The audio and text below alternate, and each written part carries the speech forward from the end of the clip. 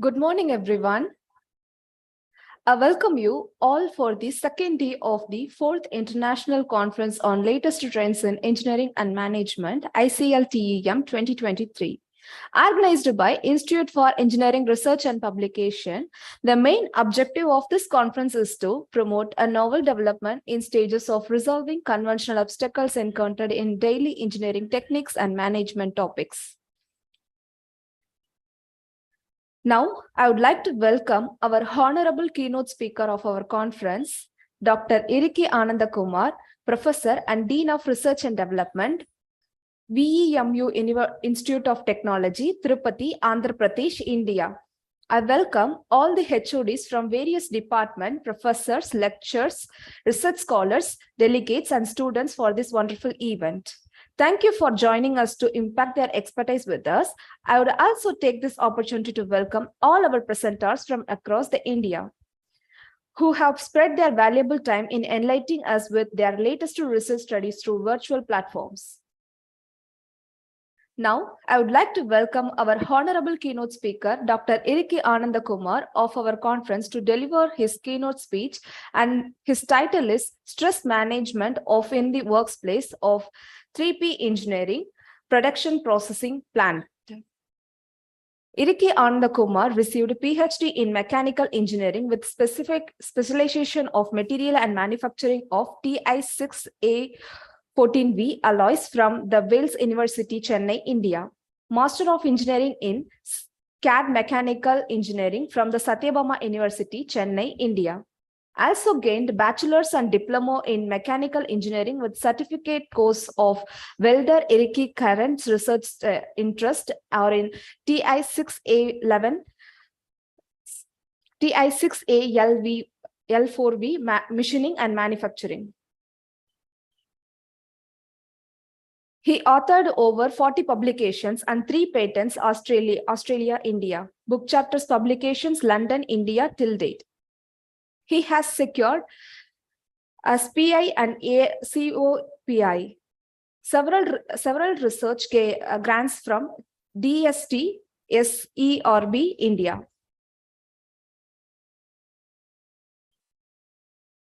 Iriki is an advisory board member of International Institute for Engineering and Research and member of editorial board of International Journey of Material Science and Applications. He is member of All India Council of Technical Skill Development of India. We welcome you, sir. Over to you.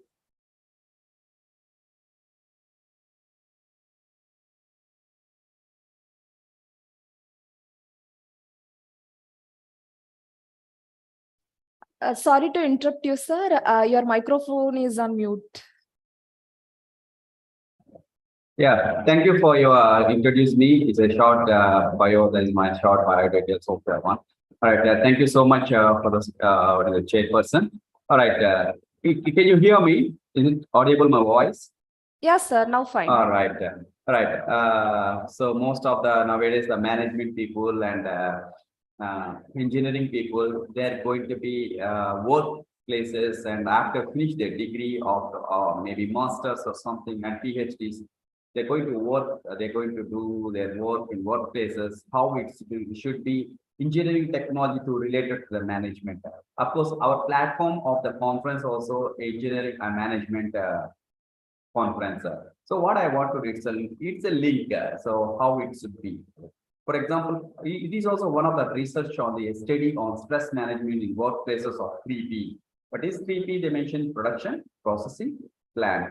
So in this case, I'm going to make, so I'm working in different sectors like Malaysia, Oman, Ethiopia. So that is Ethiopia is East Africa. So there I'm working in 1 year only. In Malaysia, I worked in 10 years. See the difference between 10 years and 1 year, and Oman 2 years only. Why? Why? What's wrong with me? So that is what I'm working in 3 years. I'm working in one place is 10 years. I'm working in one place is 2 years. I'm working in one place is 1 year, and Malay in India 3 years. How could be like that? This is all it is. I studied stress management of workplaces. That is production, process, and plants. So in this case, I'm just adding some introduction about industrial area. So in this industrial area, how could be you are going to work? For example, you're going to work under the HR department, or you're going to be working to the processing and production plant or something like that. So how you are going to stress release the management with the engineering technology. So nowadays, human resources are most strategic resources, as no other resource can be fully utilized. To generate income and wealth of nation without the activity involvement in the resource. Why we are going to work? The what we have to be generate our income and make it our life is luxury. So that in this case, the differences of level of economy development of the countries are largely a reflection of the differences, the quality of their human resources and their involvement in the nation building. So in this case, the one is the human resource accounts. That is what human resource will become, and then they will be explained. Okay, so first 1 week, maybe 15 days or 1 month, you are feel satisfied. And after what happens, they keep on put on the load on you. So it's a stress management with the production planning. So how it could be like that? So with the less experience and more load, how we can be. So these are all. So for example, me myself, example, work in Malaysia, 3 universities I'm working over there with some additional companies also. So in this case, I tie up with the companies. So I'm very flexi and luxurious. And when I got a generate some more income, so my experiences increases, and I'm going to make to manage. Then I move to Oman, and the Oman atmosphere, weather is some compared to Malaysia atmosphere, is a completely different. The weather is different. Mostly weather is not comfortable in the one. Very high temperature. Minimum is 50. But Malaysia is minimum here, sorry, maximum is 20, 21, something like that. So maximum is 20 and minimum is 50. It's not big. It's also one of the stress over there and workload. Okay, this is not suitable for me. Then what I do? And move to other country. Like I'm choosing Ethiopia, just sharing. And I was there 1 year only. After that, what happened? I feel myself, yeah, this is quite okay. The culture, okay, fine, everything. But the comparing to the knowledge wise, we are going to make it a high level, but they're receiving the only low level, not even medium level. Then what happened? It's also stress. You have to feel the stress for that. So this is the things we are going to be updated here. The human resource accounts for a large part of nation output, and there existed a wide scope of increasing nation wealth through their proper developments. So if you want to make it proper development of process and production plant or something like that, sometimes maybe existed, sometimes not be existed. It's not in the human factors will be error. So provided value of physics, physical resources and necessary dynamics of the economy. So these are all comes into the terms that this comes in terms of work balance and should be in the both work-life balance also very important. Work balance and work-life balance also very important. In this case, is just like point. It's the response of some people. They started in 1986 the research on this one. In this individual organization can imagine a quality of family life, vice versa. That means you have to balance with the work and with family also. So after you are going to be taking some responsibilities, this gives the concept of the one family work conflict. That is FWC. This is one of the research for management, stress management. FWC and WFC. Please remember FWC, WFC. What is the difference with FWC and what? FWC family work conflict, and here WFC is work family conflict. So these are all two I had to do the research for that. In this case, the form related the one, and WIF, that is work interference with family. while the later of known as family interference with work. So these are conflicts will become. So how could you manage the work-life well-being? So these policies are produced established by an organization with the goals to enable employees to efficient do their jobs and at the same time provide flexible to handle the personal concern of a problem with their family. People entertaining the workforce will be like turnover the promotions if new job means. That means what? What you are going to be do the one production and planning, you are going to be processing. These are all getting a new assignments. These new assignments will be getting a more stress. Of course, the more stress will be acting. That more stress will be acting on that, but you get promotions for that. Once you have to be make it to enjoying that workplace. So that's what I have to tell the management people and engineering people. If you do the process work the one, and you have to make it either FWC or WFC. If the conflicts of FIW or WIF. So it's based on that. These four criteria we have to make it the one. If the new job employs more to home work-life balance relation between the space of work or non-work society of the incoming promotional to generate and distributing throughout a labor market. So these are all things will be coming for that. See, they're all will be coming for that. So what I want to be here explaining. So these are all things will be happening for the work-life balance life to be make it comfortable and your work management. Sometimes it will be coming to you. What happened? So maybe relocation. Can you hear me? Uh, my dear students and research, can you hear me? Hello? Anyone respond? Can you hear me? Yes, sir, we can hear you. Yeah. So in this case, for example, so I'm throughout over 15 countries, I'm just roaming with my research at presently. So this workplace is only 3 countries, including India is 4 countries.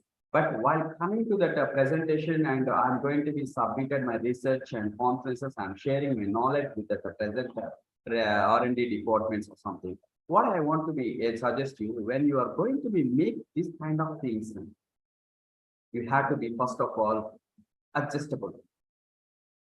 Adaptability is very important when you are going to be work in any area, the management and as well as 3P process, production process and plant. So if you are not balancing the management with the 3P, it cannot be surveyed anywhere. So you should be balanced WIF and FIW. Either should be. So once you have the commitments. For in this case, what I want to be tell the new generation, new researchers. So in my point of view, you have to balance both research and workplace. That is the workplace as well as stress management. You cannot be make it feel in the stress. That's what see some other countries the Saturday Sunday they have to be give for that the relaxation. Why they give the relaxation for that? So in this case, so they have to be stress will come down. So maximum load will be getting from the Monday to Friday and Saturday. And some countries not.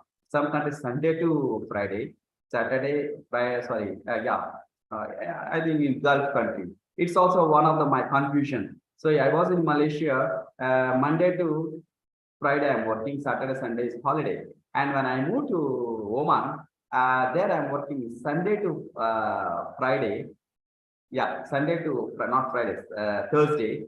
Friday, Saturday is holiday. Again, Sunday is working day. I confuse. Sometimes I mean my mind is Sunday is a holiday. Then why should I wake up and early? So these are all stress management will become. So guys, what I want to be tell in this through this platform, the stress management and 3P both you should balance. So in this case, you are going to get ultimate research and ultimately you are going to find out for that new paths and new tasks and also new higher positions. So we can get it. So that's my conclusion for this through this platform. Thank you very much.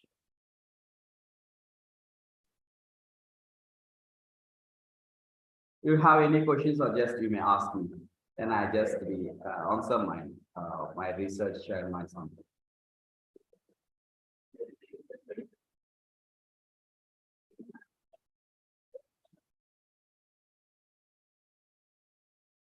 Yeah.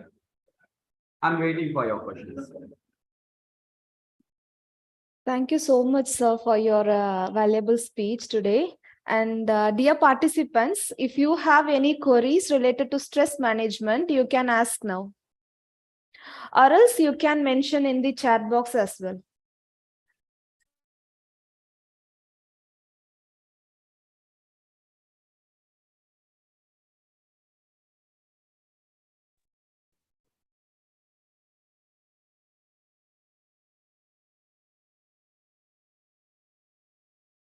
Hello, sir.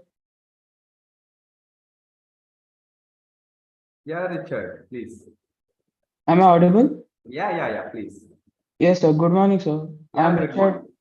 I'm Richard Nadar, and I'm from SRM University of Chennai, and I'm about to present my topic on fake news detection system. Okay. So, should I share my PPT? Wait. Yeah, Richard, please wait. Now the keynote speaker presentation is going on. Once it get over, you can start your presentation as per your agenda. Okay? Sure, ma'am. Sorry. Sir, I have one question, Yeah, sir. please. How to handle the emotional intelligence, sir? Like anger and like even laughing in front of the group of people. So I can't control my laugh. So whenever with my in my meeting as well. So like how to handle it? How to handle the emotional intelligence? Yeah, that was a good question, madam. Yeah, this is very good question also. What I want to do, yeah, when I was young, when 23, 24, I have to face it this one. When I come into 43, I have experience. I just want to be share with you. Some people, they're going to occupy a higher position compared to us without the knowledge. So just like recommendation and something like that. So maybe some luck they will get it, and the knowledge is very less. So in this case, we should, first of all, we are not giving the respect to the person. We should give the respect to the chair. In the chair, whoever sitting doesn't matter, either the comedian or hero doesn't matter. Sometimes the villain also can sit. So we cannot be sit in that villain to scare, comedian to laugh, and the hero will be just make it impress. So we can scare, impress, laugh. Depends on the person. If the person is very good and nice and receiving, we are impressed. If the person is very rebel or something like that, we are scared. If the person is half knowledge and there is no nil knowledge, people, it's like comedy. It's like a sitting comedian. So what happened in this case? Your question will become to the point. Adaptability, acceptability. This two is like your two eyes. So when you look the people, what happened, what he says is comedy. Just like he said, you do like this, why you do like this? But it shouldn't be. If you do any accountings or something like that, it won't become like that. You know already. Then what happened, you're getting a just kind of law and something like this. In front of the person, it cannot be. It's not the ethics. So as ethical issues, we are superior subordinate, we cannot be. In this case, in this point of view, you just try to convince me. That means you can't be just be, you see the one, if you immediately law is coming, right? Then, sir, you don't control yourself. That law should be come out. Then only our energy will be make it double. Sir, if you don't mind, can I want to share you some happiest news or something like that? Then he's eagerly, yeah, please. Then you can just be, you can, in that case, you can just deliver one joke in front of him like that. It depends on your relation, like the relation between like very joyal or very nice, then you can tell. Then why happen, we cannot, that kind of happiness and emotion, we cannot be inside. That's also one of the dangerous for our health. So whenever you have, sometimes myself also, when I give the keynote speaker, the spectators of the researchers or something asking silly questions sometimes. Not like your question is very good, but silly questions they will ask. So in this case, I can't be make it temper. Without this, how you can become like a researcher, something like that? It's not me. So he's just like I saw, he is a baby, like LKG, UKG baby. I just looked at the baby. So automatically my mind is calm down. Oh, you are going to teach the baby So you have to become like ABCD. Don't go for like a TABLE table and CHAT chart, something like that. You have to be tell what is this A, what is B, what is C. Then slowly I can go to explain. So in this case, it definitely, but what my suggestion is, don't control your emotions, don't control your logic. You just tell her, not an issue. But through one quote, like quote or whatever, that's not a matter. That's not a matter. Yeah, sir. Thank you so much for your answer. And from today onwards, I just accept it. And then the situations, and then I just share my point of view to in front of the people about. Not only that one, suddenly your boss is called, suddenly assign the work. It's a half an hour you have to do it. Don't worry, don't panic anything. So what the samples is there, right? That samples ratio. He also knows half an hour want to do, but he's trying. They just put a stone. It's broke. Okay, the glass is broke. If not, doesn't matter. The stone is gone. That's not a matter. So whatever you have sample, you show. But one thing, you don't say no. You say yes, I can, I do. But this is sample for this time. So definitely appreciate. You can reach top position. That's my suggestion. Thank you so much, sir. Participants, if you have any queries, you can ask now.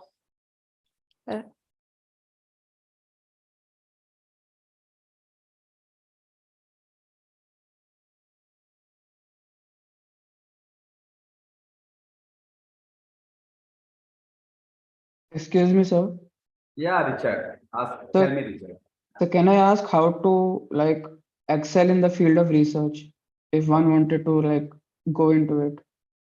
Okay, all right. So you are a research scholar for PhD or a scholar for masters, Richard? Masters, sir. Yeah, Masters. masters. That's very good.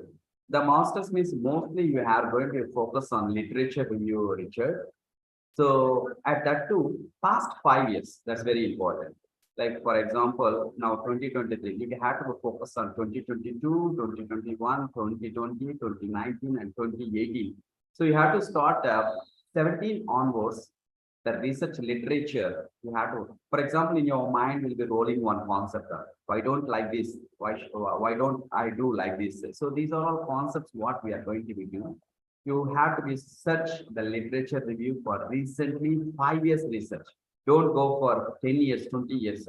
Of course, those days, there is no any kind of apps and there is no kind of softwares and there is no any kind of aid for mechanical aids for that. So that we are going to stick on that process, that technology. But now many softwares, many apps, very nowadays available in the market. So that what might have to be, what I want to be shared to you. Recently, past 5 years literature, we just go through and you got definitely one point. So in this, through this channel, you can make it one flow chart. In that flow chart, you have to make it where, when to do this kind of things. Then based on the methodology, you are getting evidence. Yeah, Okay, sir. yeah, that's right.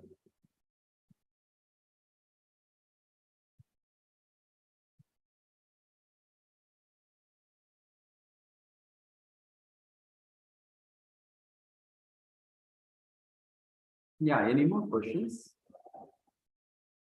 Please feel free to ask me. Then I know how. Hope you understand my management and stress release management with the 3P: process, production, and planning. My dear researchers.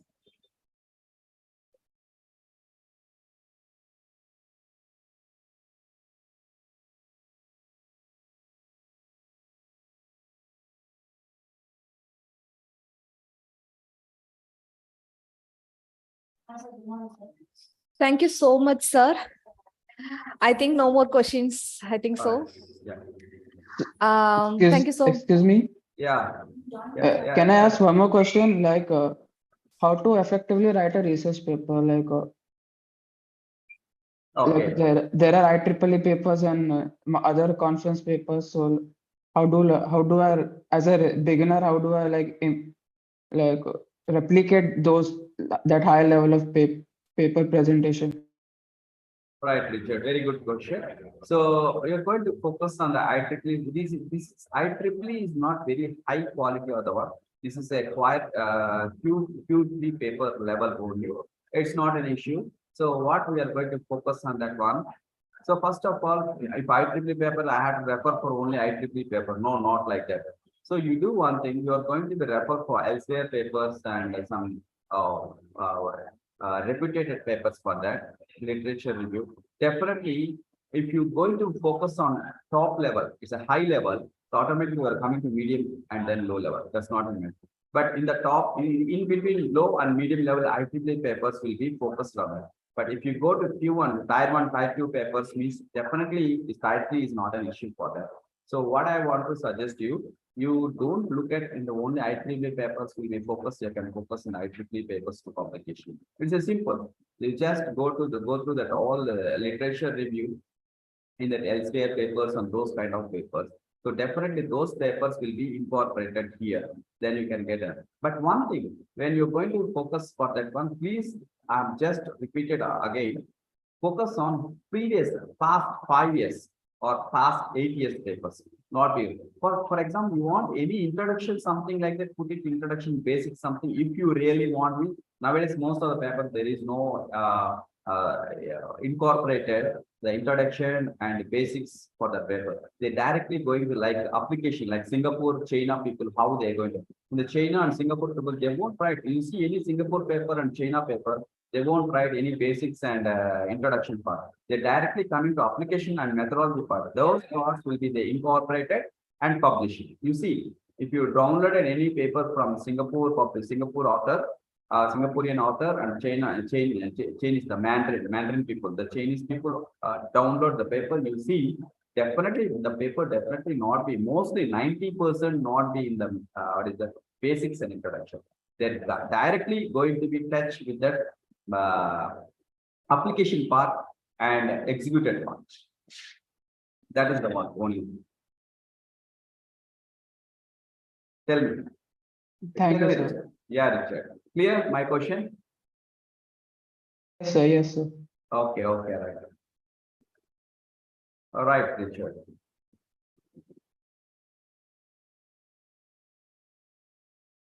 Yeah, any more questions? Any more questions?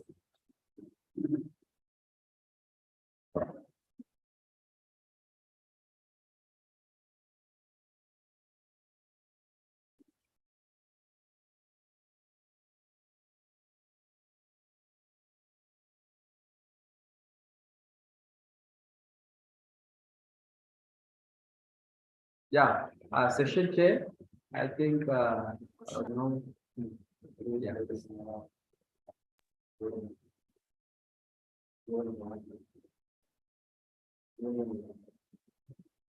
Participants, you have any questions?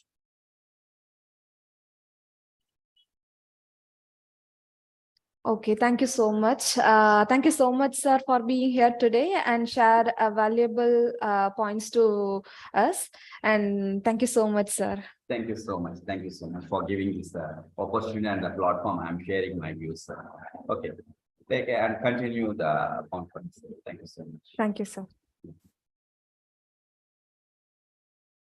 And the participants, now we're going for the short break and also informing all the participants to get back to your appropriate session, technical session on the time. You have a 15 minutes break. You can join after 10:15 a.m.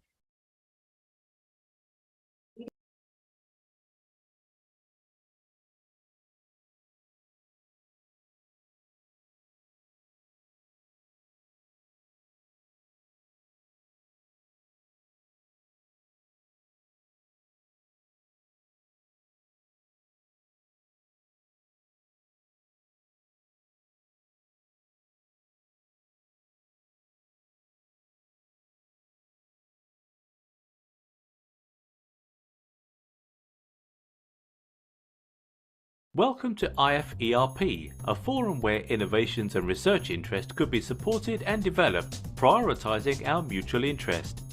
In this video, we want you to dive into our world, giving yourself a clear insight into IFERP.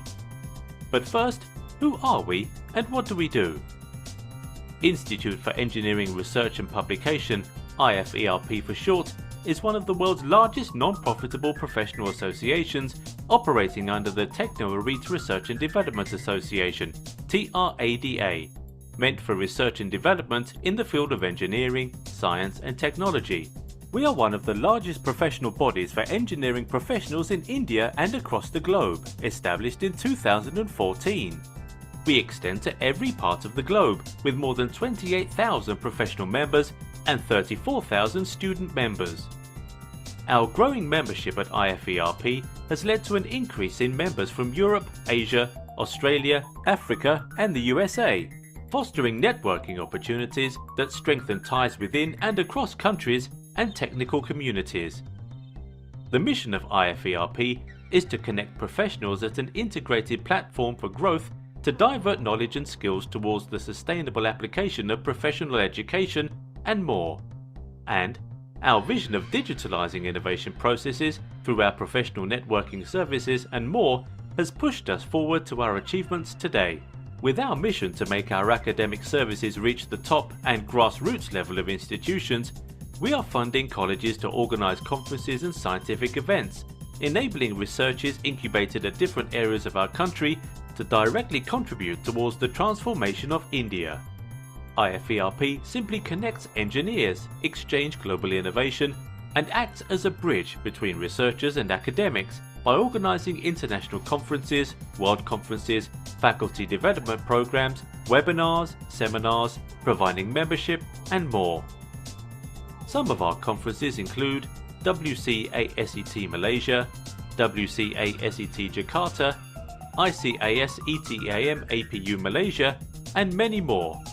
We've also organised scientific events in association with renowned universities done in the past, with over 28,593 journal publication services, creating opportunities to get your research paper published in high impact factor journals such as Scopus Indexed, Web of Science, Google Scholar Index journals, ESCI, UGC approved, L Compandax, ISI, Shimago Index journals, and many more. To make our operations smoother and more perfect, we have been supported by our associated organisation, Association of Cloud Technologists, Global Association of Nanotechnology, International Association for Big Data Analysts, International Association for IoT, International Wireless Network Association, and World Association for Structural Engineers.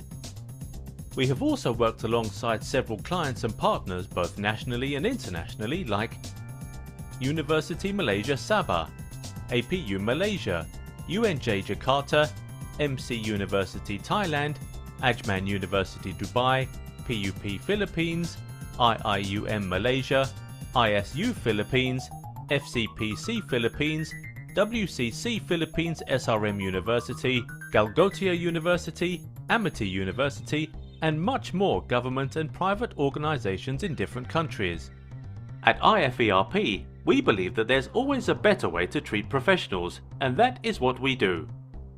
If you would like to see more or go deeper on IFERP, you can visit our website at www.iferp.in.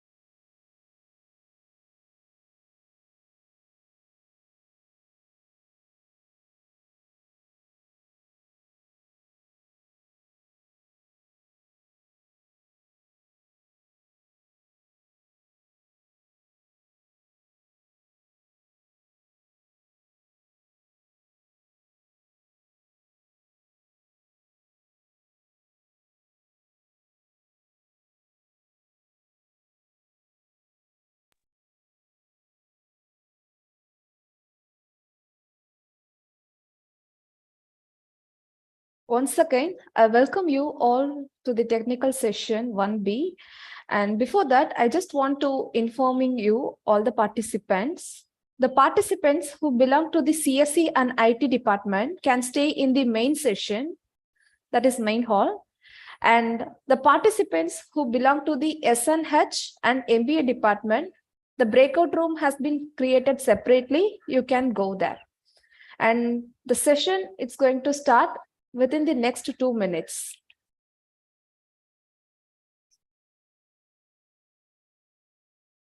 And participants, if you have any queries related to your session's allocation, you can ask now. Once again, I am repeating. The participants who belong to the CSE and IT department can stay in the main room. And the participant who belongs to the SNH and MBA department, kindly move on to the breakout room.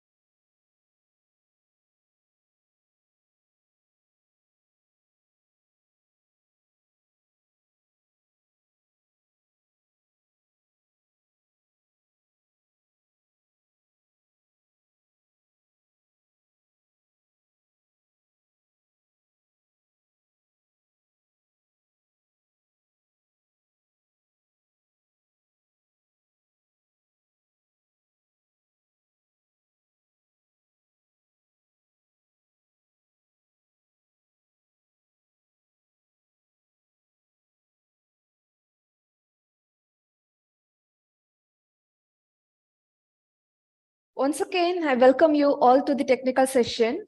This session is going to be on CSE and IT department presentations. Before that, I welcome our session chair, Dr. J. Lovelin Zima from Christ deemed to be University College will be the session chair for this session. We welcome you, ma'am. Shall we start? Ma'am, your voice is not audible.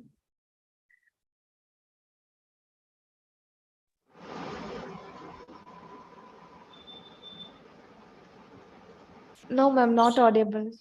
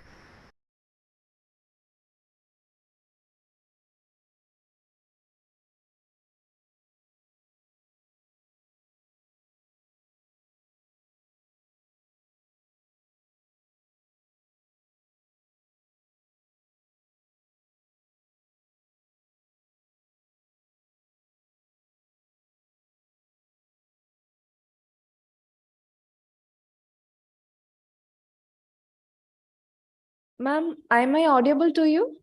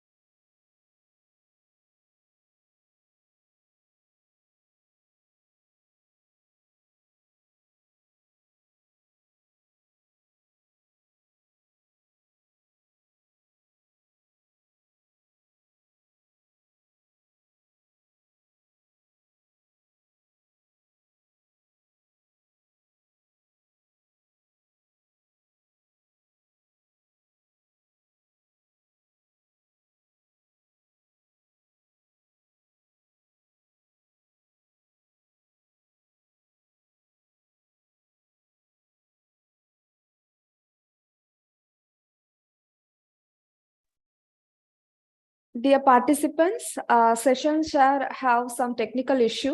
She will join within a minute. Kindly ready with your PPT, and I just want to informing you all of your presentation timing. Your presentation timing it's going to be 10 minutes, and the 8 minutes for your presentation and 2 minutes for the question and answer. And I requesting all the participants kindly ready with your PPT.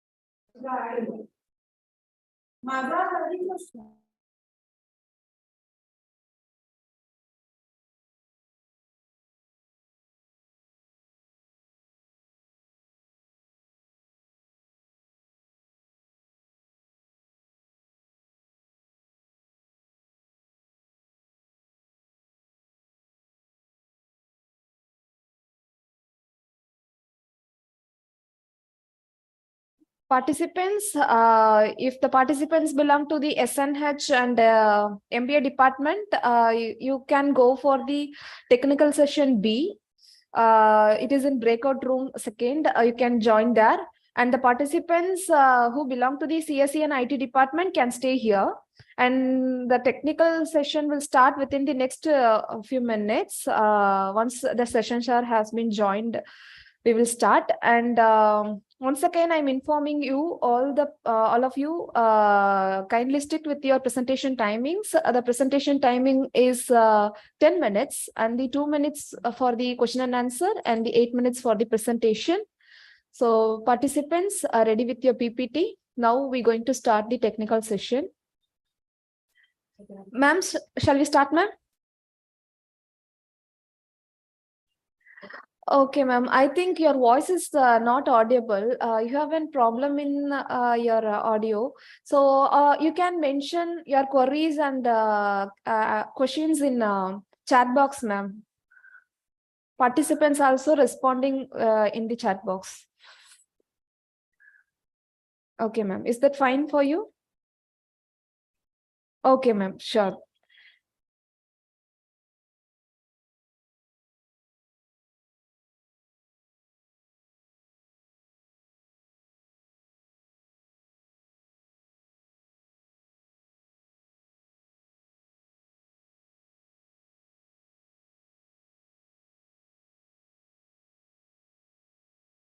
The first presenter, Rajkumar Yadav, have some technical issue and he's not available now. So we move on to the next presentation. The presentation by Rakshit Sodh. The topic is fake news detection system. Rakshit? Actually, ma'am, he is my teammate. I'm Richard Nadar, and I will be presenting on our behalf. Behalf of who? Of both, because he is not able to come. He has high fever. That's why he's not Yeah, here. I'm asking behalf of whom you are presenting. Like I'm at my team, like we both are a team. Yeah, his name. What is his name? Rakshit Sodh. Okay, Rakshit Sodh, right? Yeah. Okay, Richard, go ahead. Okay, ma'am, presenting my screen.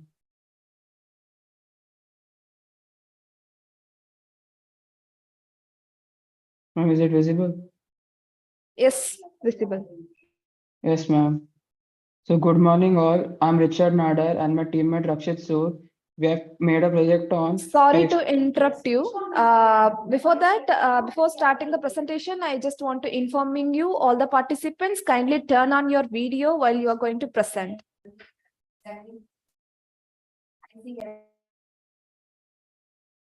Yeah, Richard, you can start a presentation and turn on your video also.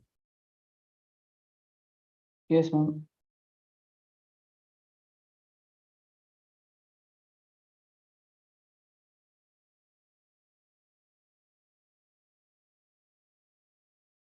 Yes, ma'am. So my teammate Rakshit Sudha made a project on fake news detection system, and our guide is Dr. Gautaman P. We are from SRM Institute of Science and Technology from Networking and Communications Department. Coming to the abstract, every year the problem of false information has been increasing. As we know that in politics and in social media, we see a lot of fake news and also on the news channels. However, there is no denying that technological advancement has enabled us to segregate true news from fake news. So that's why we came up with this idea so that people don't get fetched into fake news and accidentally click on some malicious website so that they lose their bank details or some other personal information. And this is our abstract. Coming to the scope, fake news detection, fake news challenge is very perilous and very rapidly spreading like a wildfire. It is prominent in every part of the world, in every household and in every person because of social media.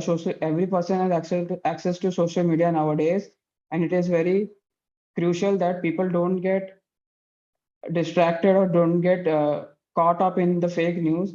So and since the last past 2 years we had COVID, and because of COVID, like people took advantage of the fake news and they posted fake symptoms of COVID so that people get panicked and they like worry for their life. But to detect fake news, we need a huge amount of data. And to get this data, we will use we can use social media websites, news headlines, and other various public websites. So coming to our methodology, we have 5 different steps. The first step is data collection. For any machine learning model, data collection is a very crucial stage because without data, machine learning is nothing. So so what we did is we took data from GitHub. Our data has four columns: title, text, subject, date, where date is irrelevant, and our data set has uh, 23,481 rows and 4 columns for both fake news and true news. The second stage is data cleansing. Yeah, this is the most important stage because once we have obtained the raw data, it has to be processed before actually feeding it to the machine learning model, because the data can be inaccurate, fragmentary, and irrelevant as well. As I said, date. So we have to remove the date, remove the null values, and also change the categorical variables, which can be like any alphabet into and convert them into 0 and 1s, so that machine can actually understand the data. So this is and coming to the third step is feature extraction. Here we only keep the relevant labels which are contributing to the accuracy of the model, because if we have multiple labels, or I can say columns, then it will be very difficult for the model to actually predict the result using dependable and correlated labels. So here is the first is raw signal, then we pre-process the data, then the features are extracted, and then we send it to the classifier algorithm. And the next step is splitting of the data set. We don't usually send the whole data to the machine learning model completely. We first split it into testing and training stages, 70% for training and 30% for testing. So in Python, we have a function which we can use to separate the data. We will send the 70% for training and keep the 30% for testing purposes after the prediction has been done by the model. This is our algorithm which we use. It is called naive-bayes classifier. It is a classification algorithm which works on probabilistic methods and hypotheses. The main two assumption in this algorithm is that all the labels of features should be equal and they should be independent of each other. They shouldn't have any dependency and all should contribute equally to the result. So Thomas Bayes was the person who actually came up with this naive-bayes classifier model, and we are using multinomial naive-bayes algorithm. This is the equation of the algorithm, and we can see that there is likelihood, prior probability, predictor prior probability, and posterior probability. The result we have achieved using this algorithm is approximately 95%, which is a very good result coming from a machine learning model, because anything above 90% is very accurate and can be used in real life situations. We can also further fine tune our model using transfer learning and tweaking some hyperparameters using the model to make it even more accurate, like making it 97 or 98% even, but we couldn't achieve that. And also we achieved a confusion matrix for the same. So here we can see true positive, true negative, false positive, and false negative results that we achieved. And the conclusion is like the social media is gonna stay here forever. It is ever evolving, and it is continuously be a going to be a part of each and every person's life who has access to a mobile phone or a desktop. So we cannot like completely eradicate false news by any means, but we can always be aware and be safe of what we are clicking or what we are like seeing on the internet, because internet is a very volatile place. Anything can happen at any time. We won't even know if we are getting hacked or we are uh, getting irrelevant information, because every site nowadays looks very uh, legitimate, and we can just be very we can be aware. Awareness is the first key. Technology can always help us to can help us in assisting us, but if we as humans are not aware, we cannot do anything. We cannot do much. And we also should know how to use the technology for our benefits and good use. And this is our real references from which we took this idea from. Thank you.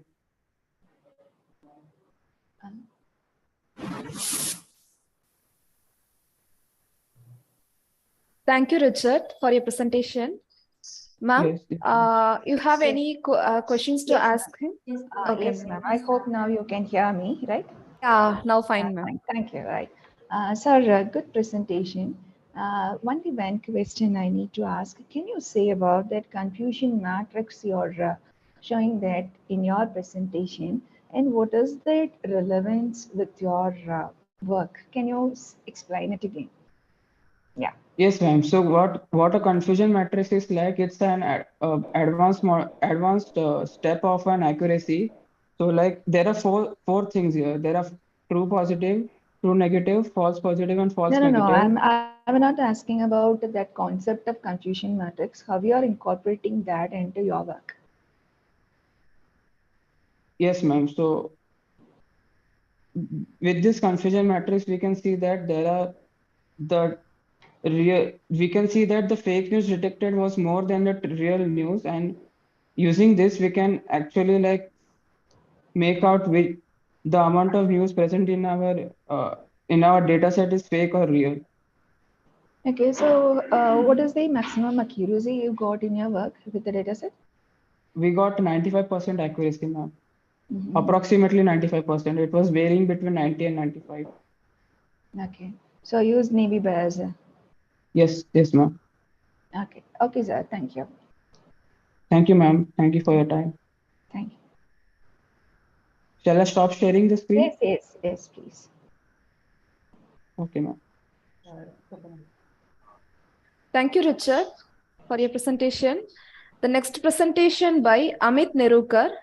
The topic is investigating the preparedness of a car manufacturing in India automobile industry to integrate intelligent robotic process automation. Over to you, Amit. You can start your presentation now.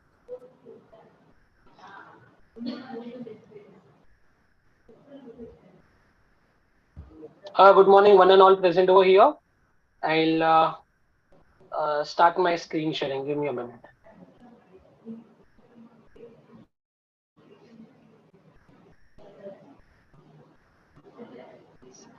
Is my screen visible? Shall I proceed with the presentation? Yes. Okay. Good morning to all the respected dignitaries.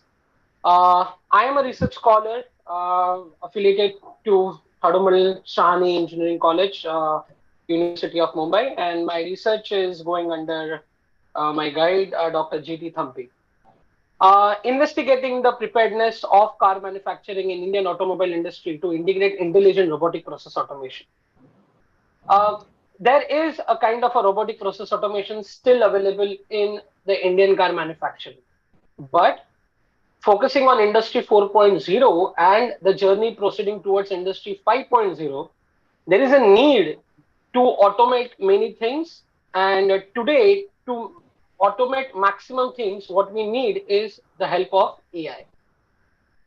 So while investigating what exactly are the challenges, see today even 28% of the seven, even today, the manufacturing hub is set up in China.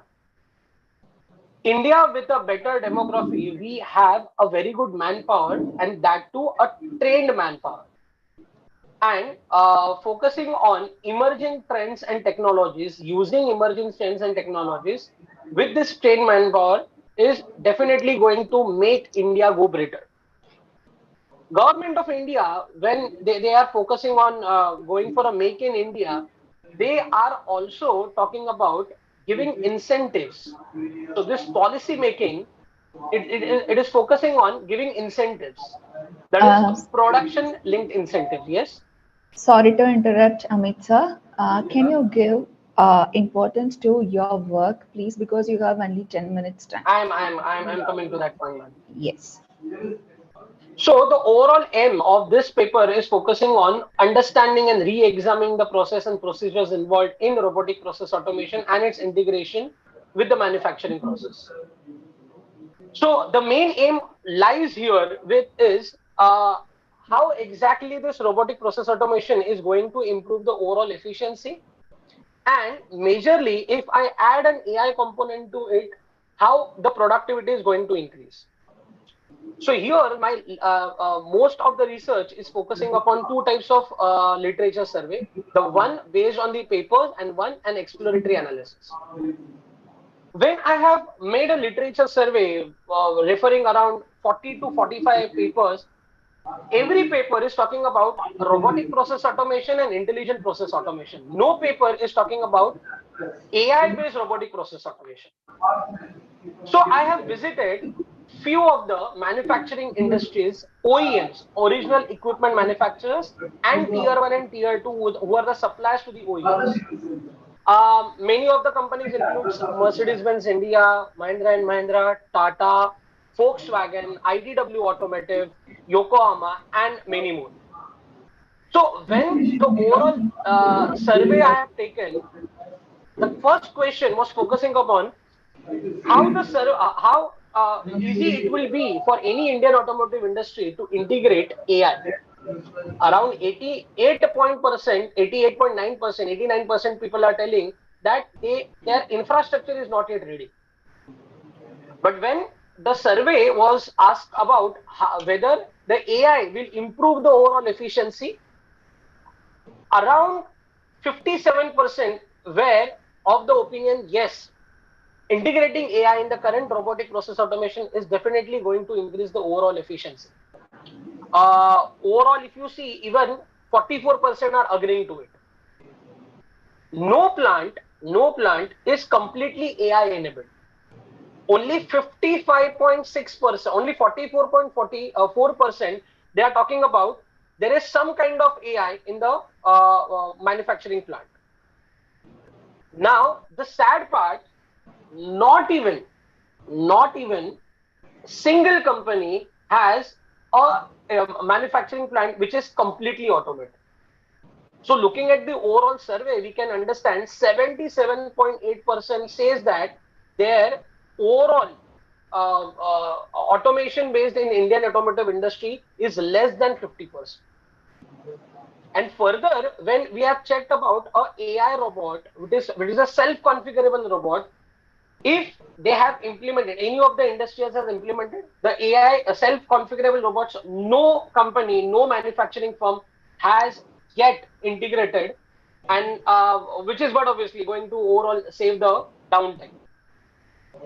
So this is the exploratory analysis. Further, to understand degree of integration for using robotic automation in automotive sector, as you can see, the paint shop. Even today, the paint shop are using robots to paint the entire car. Still, for the quality check, we are still using a manual human intervention. Here, there is a point where we can have an automatic optical inspection and an automated robot to just check the quality of the car which is painted. Assembly line, even today, not a single assembly line, not a single, is completely automated. Around 4,000 parts are still fixed by the human. Whatever robots you can see, they are the ergonomic robots whose job is to simply pick and place the things. Fixing up doors, dashboards, still there is a concept where human labor is involved in fixing up this thing. Now the main reason is we are lagging AutoSense robot. Now many a time we have to do some tweaks. How much pressure we have to apply, still that kind of intelligence is absent in the robot. So sense adopt robot are need of time, still on that the research is going on. And to overall reduce the downtime, there should be self-configurable robots. ABB company is working on this. Based on the mechanical parts, vibrations, it is trying to analyze that there will be some issue and possibly a maintenance work is needed. So overall, my research says that future prediction of Indian automotive industry is going to focus more on increasing kind of a robotic technology, but only adding robots is not going to increase the overall automation. AI has to be a part of that robot to increase an automation as well as the efficiency, as well as decrease human error. So my concluding remark is here the point is not to reduce the labor, but overall increase the efficiency. During the lockdown, many of the plants were completely shut, and we needed a remote automated system which was absent in any of the manufacturing firms. The intelligence is definitely going to yield a good result, and the information produced through the plant network is going to give a real-time tracking for any in charge who is the plant in charge over there. So these are a few important papers which I have referred, and as rightly said by Kevin Kelly, dumb parts properly connected in swarm yields smart results. That is the fact, and today AI, IoT, robotics is need of time. So this was all from my side. It was a survey paper talking about investigating the complexities, the preparedness for how AI will be integrated in the manufacturing industry. Mr. Amit, yeah, thank you for a visually nice presentation, I would say. And see, you were talking about that your OOL, right? So what you have collected a survey on automated car with the AI report, right? Okay, so my question is, how is AI trained and how long does it take? See, for the research gap which I've identified, as of now, there is a need of integrating an AI in a paint shop. So there are multiple data points where we can have a prediction algorithm, a machine learning algorithm. And yes, training such a system will take a bit amount of time, but my main aim of presentation is it is going to improve the overall efficiency. So integrating that into the existing architecture may not be that straightforward or may not be that easy, but there are systems in place to integrate AI-based software in the robots.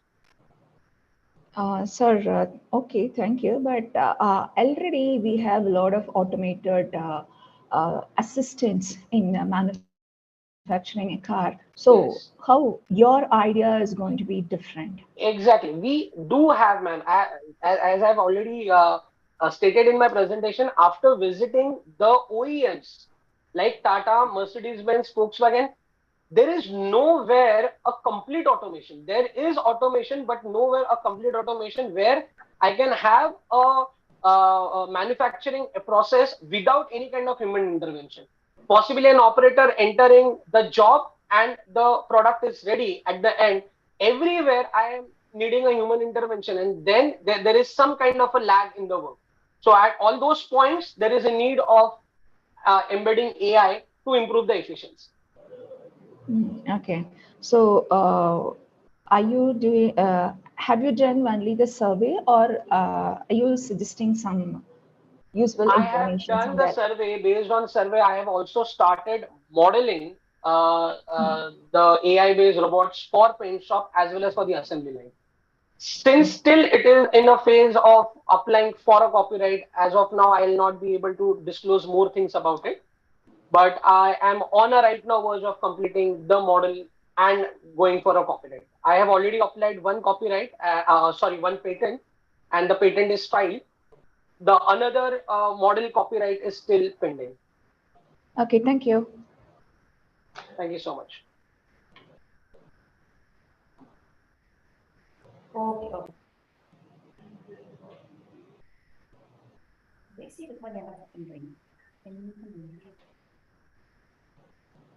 Thank you, Amit, for your presentation.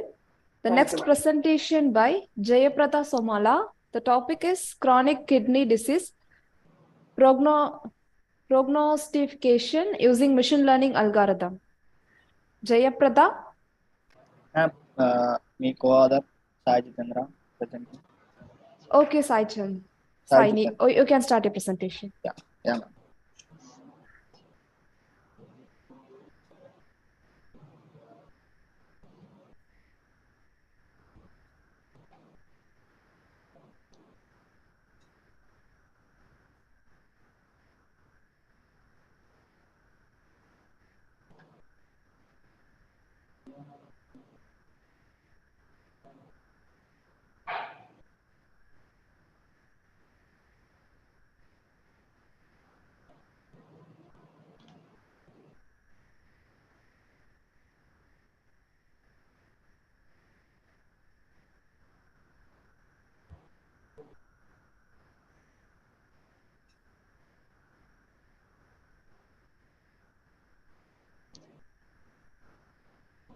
Yeah, ma'am. Sorry for the delay. Good morning to one and all who are presenting in this presentation. Today, the topic is about chronic kidney disease prognostication using machine learning algorithms. I am Sai Jitendra from Lakredi Balreddy College of Engineering, who is acting as a co-author of this project under the guidance of Dr. S. J. Prada.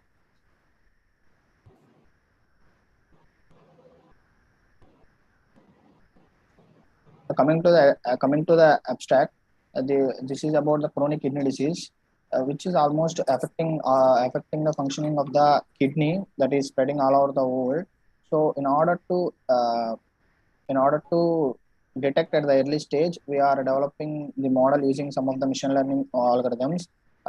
Majorly, while predicting of the test for this chronic kidney disease, after the affecting of the kidney by 25%, the doctors are able to detect the disease. So in order to predict at the early stage of the chronic kidney disease, we are using some of the machine learning algorithm models because we know that machine learning models are widely used in the diagnosis of the chronic kidney disease. So this is the description about this project. Chronic kidney disease is a global health problem with high mortalities and is also induces other diseases such as cardiovascular disease and other diseases also, which are affecting the people, which are affecting the most diseases for the people. So for this, for the prediction, we are using a voting classifiers along with the classification techniques like logistic regression, random forest, and support vector missions. This is the existing work. They taken the data set after pre-processing the data, they train the model and test the model, and they use it three algorithm: decision tree, k-nearest neighbor, and logistic regression. In our model, we proposed different classification algorithms which improves the accuracy while compared with the pre-existing models. So we took the data set from UCI Machine Learning public repository, which consists of 26 attributes. Some of them are numerical data and categorical data. After that, we split the data into trained and test data. We take 33% of the test data and we evaluate the model using these three algorithms: logistic regression, support vector mission, and random forest. After that, we use a voting classifier, hard voting, to predict effectively and most accurately. And this is the advantages over the existing system. We predict the chronic kidney disease, whether the other person is affecting with the disease or not, along with the severity levels. There are these stages: normal CKD, mild CKD, moderate CKD, severe CKD, and end stage CKD. And also we got an accuracy more when compared to the pre-existing model. And this is the data set, which consists of 26 attributes. And this is the result. As we give the input parameters, by that input parameters, they evaluate the model, and they will give whether the person is affecting from the chronic kidney disease or not, and it also predicts which stage the person is at. And while concluding at the project, we presented a prediction algorithm to predict kidney disease at an early stage. The performance of the models are evaluated based on the accuracy and prediction. So I can say that this will help the people in order to detect at the early stage, and it will be useful to cure the disease. When where the disease is easy to eradicate. So we can speculate that applying this method, the diagnosis of the CKD will achieve desirable results about the prediction and severity level of the CKD. And these are the references we took to do this project, and these are some of the references. Thank you, ma'am. Hello, questions, Mr. Sai. Yeah, hello, Yeah. Mr. Sai. Yeah, Good work, actually. But I need to clarify a few things. What is the methodology you are suggesting? You haven't talked about that. Yeah, proposed work. Okay. Yeah. So what is the? Yeah. What is there any algorithm? But the methodology I'm asking.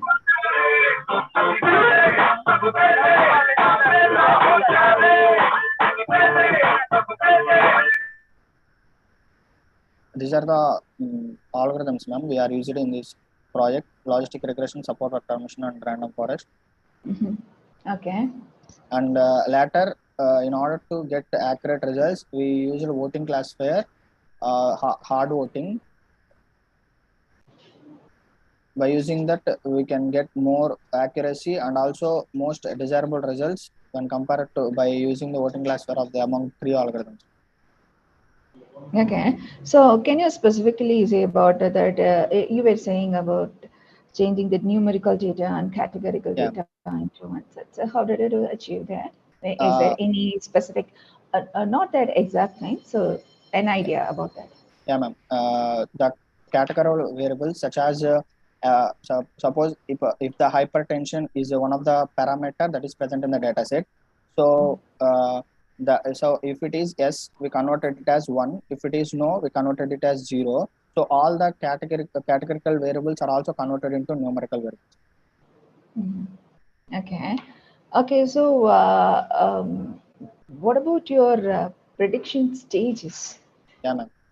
We took a formula from, and it is not in the presentation, ma'am. It is the formula from the National Kidney Foundation.org. I will show you, ma'am.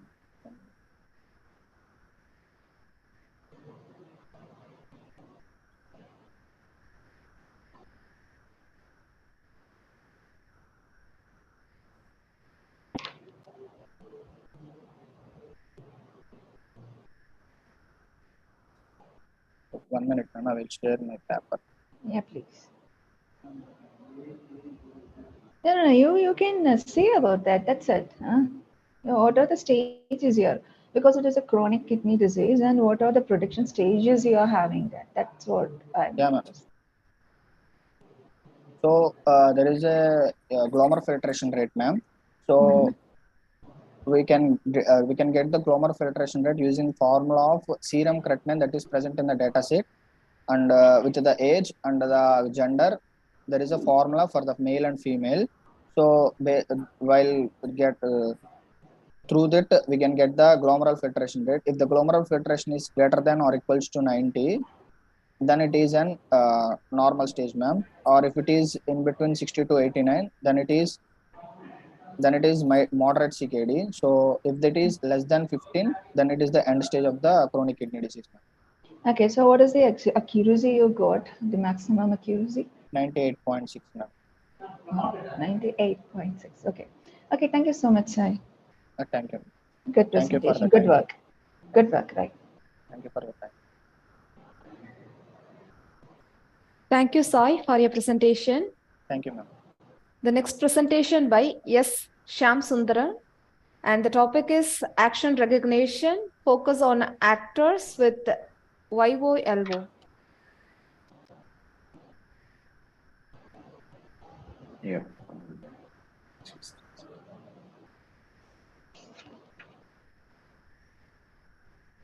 Right. I hope you can see my presentation.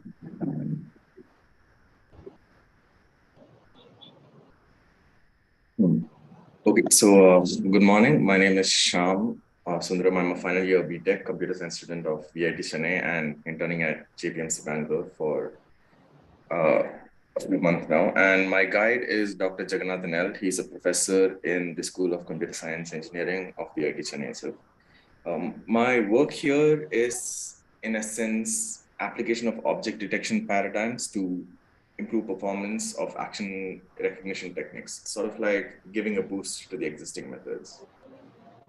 Now, video data is extremely popular. Platforms like YouTube have made them a really popular form of data, and their success itself is a testament to how much video data is preferred and favored. With such a huge scale of data, it's kind of important to find ways to organize and search them effectively. So in this paper, we explore the effect of focusing on the actor in videos for classifying them into different actions. Now, many models already tend to focus on the center of the video clips, counting on camera bias. However, this doesn't hold up when the actors themselves are moving across the frame or when the camera is in motion with respect to the actors.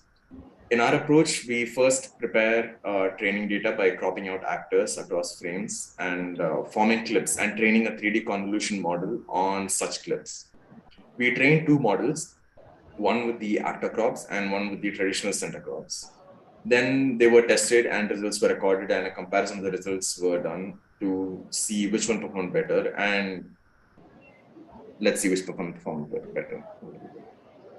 Now, as mentioned before, video data itself is huge. And I don't mean the popularity, I mean the actual size of video data is really huge. The actual contents within a video is dynamic, resulting in a single video belonging to a group of classes. This is because in addition to the 2D spatial data, we also have a temporal component too. The state of a video kind of changes throughout time.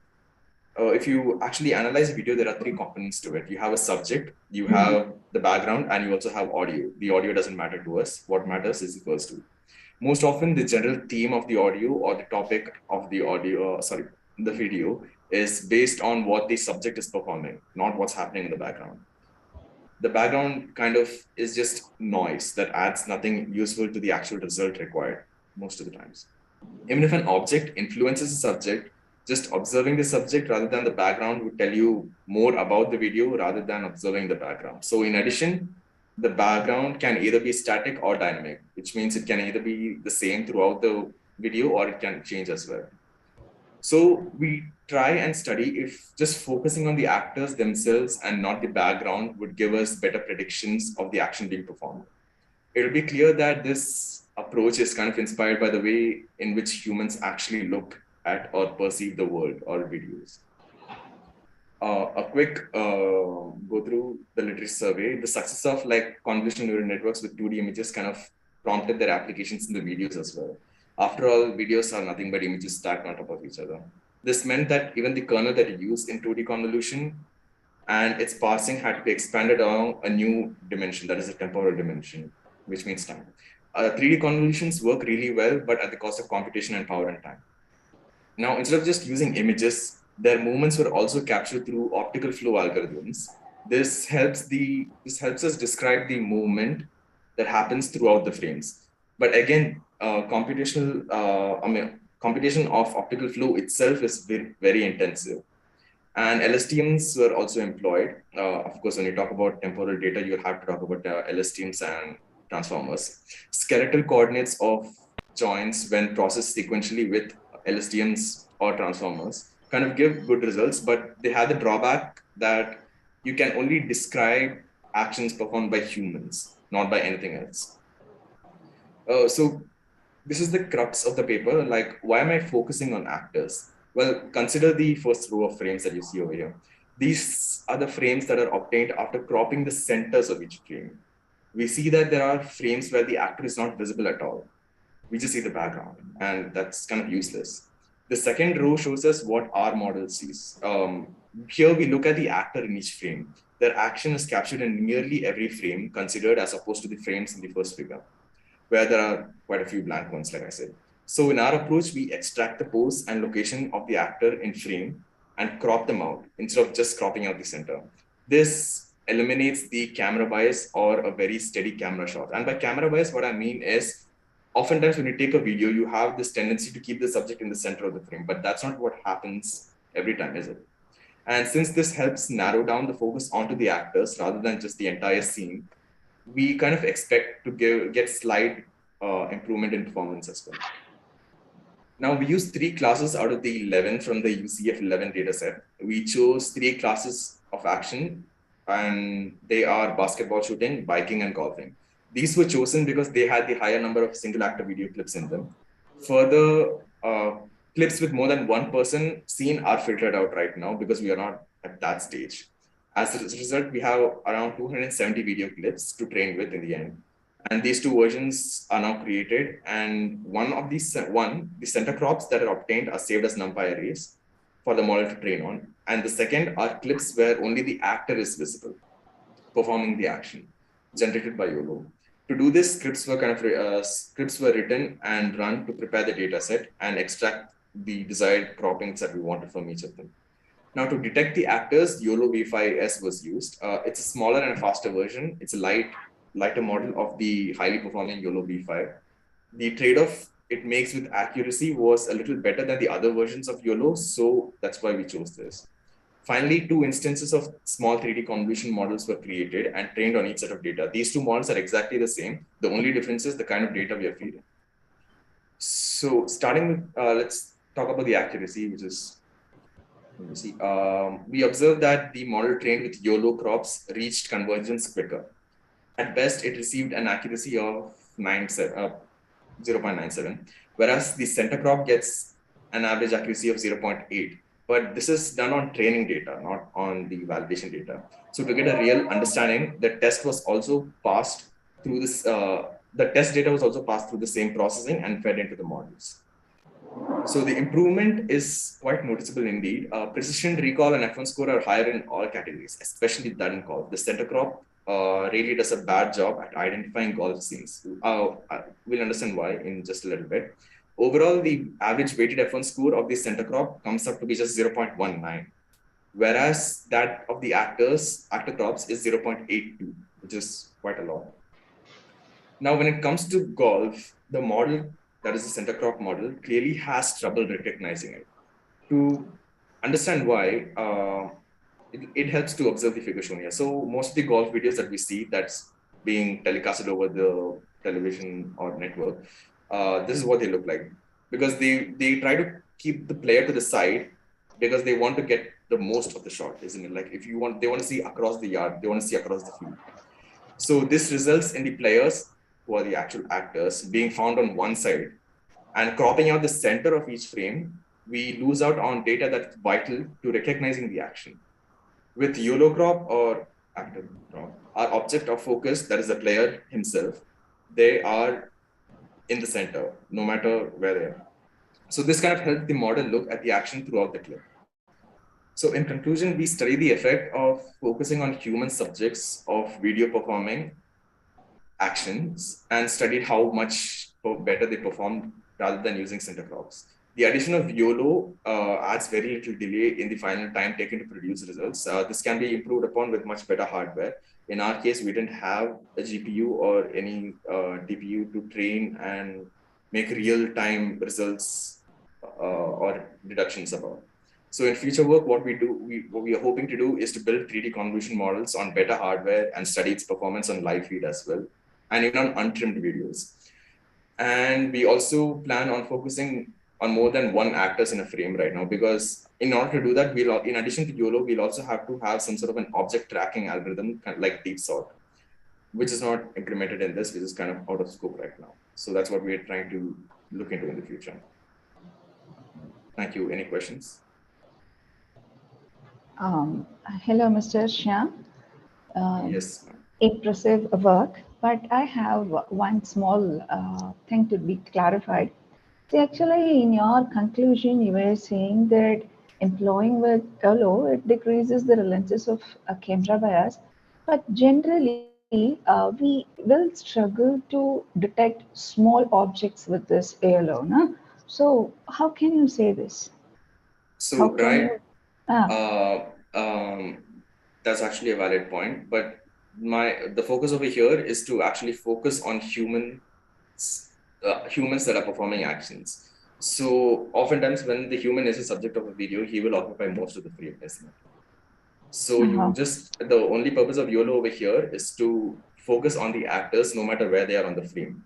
But in addition to what you had said, if there are other objects, for instance, like a basketball, and that's prominent in the frame, you can also include YOLO to detect that specific object as well in addition to humans. And this would result in a video description model in the end as well. But right now we're just focusing on humans, so it doesn't, humans occupy most of the frame, so that's not a problem. So if that's the case, then in your data set, you included the golf, right? So will it give that maximum accuracy as you said? Yeah, we are just focusing on the golfer, not the ball and the club. Yeah, fine, but we are capturing that entire actor, no? So that is why we asked. Okay, fine, but it isn't impressive. Yeah, fine, fine. So it's good work. I'm expecting more, right? Thank you. Thank you. Thank you, Shyam, for your presentation. The next presentation by Swapnil.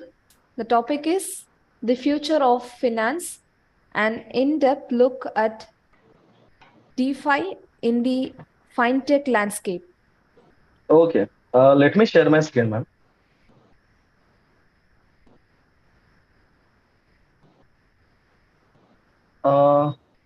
Can anyone please confirm my screen is visible? Yes, visible.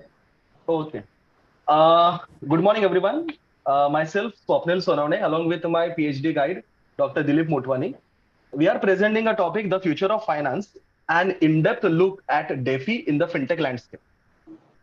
So myself, Swapnil Sonavne, I'm working as an assistant professor in Department of Computer Engineering at Vidyalankar Institute of Technology, Mumbai. And my research guide, Dr. Dilip Motwani, who is a professor in Department of Information Technology in the same college, Vidyalankar, in Mumbai. So basically, this is my survey paper, which provides an in-depth examination of the emerging field of decentralized finance, that is DeFi, within the broader context of financial technology, that is fintech landscape. DeFi is a rapidly growing sector that we can say leverages blockchain technology to provide a range of financial services from lending to borrowing to trading and asset management in a transparent, we can say secure and accessible manner. Drawing on a range of sources and case studies, this paper basically explored the key features and benefits of DeFi, as well as different challenges, opportunities to present for business, regulators, and inventors. Ultimately, this paper conclude that DeFi has the potential to transform the financial industry by providing the more, we can say, democratic, efficient, and inclusive alternative to trading financial services, and that its continued growth and innovation will be the important driver to change in the years of to come. In 2022, the worldwide market of decentralized finance, that is DeFi, was estimated to be worth around 13.16 USD billion.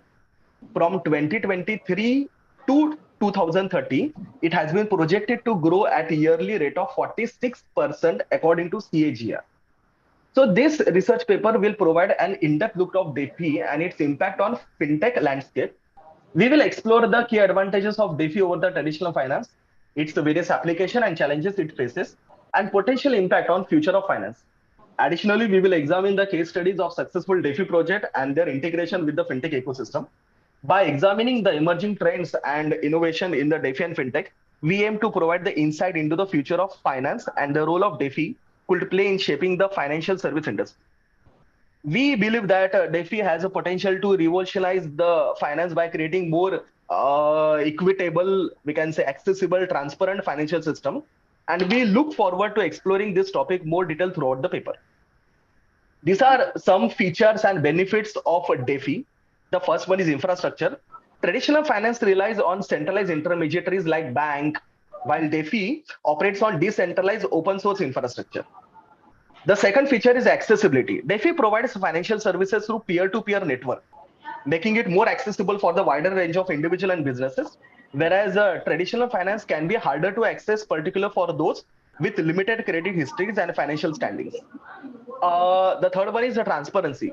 Transactions in DeFi recorded on a public ledger and more transparent, while traditional finance can be less transparent and susceptible for issues like fraud and mismanagement. The next one is security. DeFi operates on decentralized network and therefore less vulnerable to theft and cyber attacks compared to traditional finance, which we all know is more centralized. The next one is the regulation. Traditional finance is heavily regulated, while DeFi is still relatively new and remain unregulated. The regulatory landscape for DeFi is yet to be determined. The next one is speed. In DeFi, the trust of establishing through code and algorithm, while traditional finance is maintained through intermediaries like bank, government, and regulatory environments. That's why we can say the DeFi is more speedy as compared to the traditional finance. The next one is cost innovation. DeFi has experienced rapid growth and innovation in recent times, lending to the development of new financial products and services at the rapid pace. Conversely, traditional finance has been slow in adopting new technology, meaning that the introduction of new financial products and services may take longer in case of cost. Now, what is the role of my technology, that is blockchain, in DeFi? We can say trustless transactions. Blockchain allows for trustless transaction, meaning that parties can transact with each other without having to trust on a third-party intermediary. Transactions on a blockchain are validated by network of computer, and once they are confirmed, they cannot be reversed or tampered with. The next one is a decentralized infrastructure. The decentralized nature of blockchain technology means that there is no central point of failure in the DeFi ecosystem. This reduces the risk of systematic failure. The next one is smart contract. That is the most important part. Smart contract is the code of a blockchain. It is a self-executing contract with the terms of agreement directly within the code. They allow for automated transaction and can be used to create complex financial instruments such as derivatives, options, and swaps. The third one, next one is the transparency.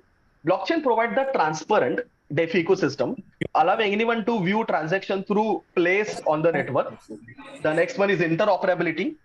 Blockchain technology allows different DeFi protocol to interact with each other seamlessly. This is the comparison of DeFi and existing fintech sector. DeFi operates on decentralized manner with no central authority, while normally fintech operates on central financial institution. As far as technology is concerned, DeFi utilizes blockchain technology and smart contract to provide a secure and transparent ledger of financial transaction. As far as the transparency is concerned, DeFi operate on public blockchain network, insurance transparency and preventing fraud. Whereas the fintech or traditional finance, normally they relies on centralized intermediary. So more chances of fraud and intransparent system. The next one is accessibility. DeFi is accessible. DeFi is accessible from hello. DeFi is accessible from anywhere with the internet connection, provide greater financial, we can say, stability. As far as innovation is concerned, DeFi is unlocked new innovation in financial such as stable coins, crypto coins, yield farming, and decentralized exchanges, DEX. Security is concerned, DeFi offers the high level of security with transaction recorded on an immutable ledger and smart contract program to enforce rule and prevent frauds. The security of fintech mainly depends upon the measure taken by the financial institution. As far as interoperability is concerned, DeFi operate on common platform, allowing seamless interaction between different DeFi applications. Whereas fintech services may have limited interoperability between different fintech providers and fintech institutions. Ma'am, I studied different case studies who basically integrated a DeFi in fintech. The first one is Visa and Circle partnership. In 2021, Visa announced a partnership with Circle, a leading DeFi platform. The partnership allows Visa to integrate USDC, that is one kind of stable coin issued by Circle, into a network, enabling Visa to offer its customer the ability to settle transaction using USDC. This integration creates a bridge between traditional financial system and a DeFi ecosystem. The next one is the PayPal and Paxos. In again 2020, PayPal announced its partnership with Paxos, a blockchain infrastructure provider. This partnership allows PayPal to offer its customer the ability to buy, hold, and sell cryptocurrencies throughout the platform. The next one is BlockFi. BlockFi is a fintech platform that allows user to invest on the cryptocurrency holdings. BlockFi is integrated with several DeFi we can say protocols, including Compound and Uniswap, to provide users with access to a higher yield of their cryptocurrency holdings. This integration basically creates a bridge between we can say traditional finance and DeFi, allowing user to access the benefits of both the system. And the last one is Celsius Network, which I studied. Celsius Network is again one kind of we can say fintech platform that allows user to interact on their cryptocurrency holdings and provide loans to the cryptocurrency as a we can say collateral. The platform has integrated with several DeFi protocols again, which include MakerDAO and Compound, to provide user to access the higher cryptocurrency holdings. Again, this integration also create the bridge between traditional finance as well as the DeFi. As far as future outlook is concerned of DeFi in fintech, I can say the future outlook is DeFi and fintech is very promising. Both industries have experienced rapid growth and innovation in recent years, and this trend is expected to continue in coming years. Here there are some trends we can say. The first one is increased adoption. DeFi and fintech are becoming more mainstream as more people around the world embrace digital financial system. Regulatory framework is concerned, as DeFi and fintech continue to grow, regulators are like to develop the regulatory frameworks and govern these industries. integration of AI and ML is also one kind of special things that we are looking forward. Artificial intelligence and machine learning are like to play increasingly important role in both DeFi and FinTech. These technologies can be used to automate, we can say, process, detect fraud, and improve the overall efficiency. The next important one is cross-border transaction. DeFi and FinTech are likely to facilitate greater cross-border transaction, making it easier to people around the world to access, we can say, financial service and conduct business with one another country. And the last one is the decentralization. Decentralization is a key feature of DeFi, and this trends likely to continue. More business and individuals which embraces their technology. Decentralization offer a greater transparency, I can say security, as well as autonomy, one can say, which is important feature for rapid growth. As far as conclusion is concerned, so in conclusion, DeFi has the potential to revolutionize the financial industry by providing more transparent, accessible, and secure alternative of traditional financial services or fintech. While still it's very early stages, DeFi has already demonstrated impressive, we can say, growth and innovation, and is likely to continue evolving and expanding in the years to come. As such, DeFi represent the major opportunity for business and individuals like participants of global financial system in a new and existing way. So these are the paper which I referred to for my survey paper. Thank you. Hello, Mr. Swapnil, sir. Yes, ma'am. Yeah. Sir, you have given a complete in detail view of DeFi. That's fine. But I just want to know, as you were talking about blockchain here, so what is the connection? DeFi itself implemented using a blockchain. So the main agenda of this survey paper is to integrate DeFi in existing financial system or existing fintech sector. DeFi, decentralized finance, is implemented using a blockchain technology. Blockchain is, one can say, distributed ledger technology using which we can implement different dApps, distributed applications. Okay, fine. So you were saying about artificial intelligence and machine learning in this DeFi, right? So how can you incorporate all these things, sir? Or in any particular sector or the overall idea? If I give you one example, to build a customer profile, which is the most important part of any fintech sector. Nowadays, they are building the customer profile. So what is customer interest? What is he's going to pay? Or what is his overall expenditure? For building that customer profile, we can use a different artificial intelligence tools. So that gives the overall idea, whether that particular customer is actually, one can say, prospect or not for that particular financial sector. Okay. Okay, thank you for the presentation, sir. Yes, ma'am. Thank you.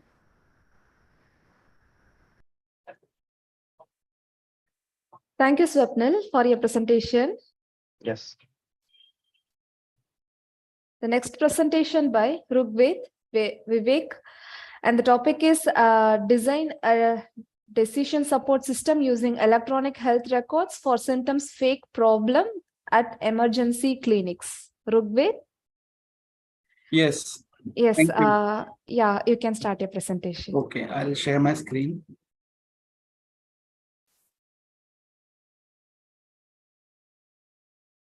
I hope my screen is visible. Yeah. Okay, thank you.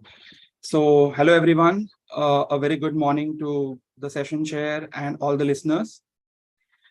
I am Rugved V. Devrekar, and my co-author is Dr. Sunil Wankhede, who is my research guide, and I'm currently doing my PhD. I'll be presenting our paper titled Designing a Decision Support System Using Electronic Health Record for Symptoms Faking at Emergency Clinic. So, this is the broad outline of my presentation. So we'll start from the purpose, we'll introduce the topic, then we'll talk about the proposed design, and finally, we'll brief about the significant references that I had used, and then the conclusion. Now, our focus is on the problem of symptoms faking by the patients at the emergency clinic. Often, patients come to such clinics complaining about a set of symptoms that they have been carefully crafted to get a particular drug prescribed by the doctor. Now, most of the time it happens in the Western countries where the drugs are only given with the prescription. And many of the cases, the drugs are to be used for recreational purposes.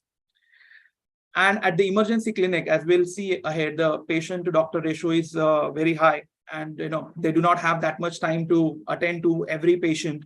So that advantage is taken by these patients. So the purpose is to develop a system that can be used in the medical clinics in the identification of symptoms faking of the patients.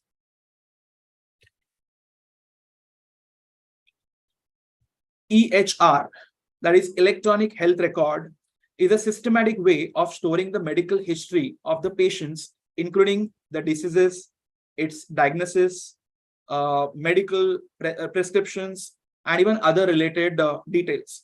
So that's the reason we would be getting the complete history of the patient when we are going to use the electronic health record of the patient.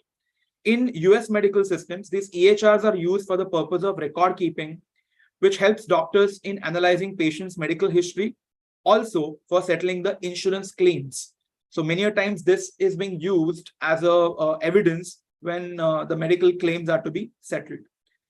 Generally, such emergency clinics prescribe strong pain relief drugs. Okay, our proposed system is for the addicts which are in the medical clinics. So when we say medical clinics or the emergency clinics, they are the one who prescribe the strong pain relief drugs because they are not concerned about the in-detail treatment of the patient, but they are the emergency clinics.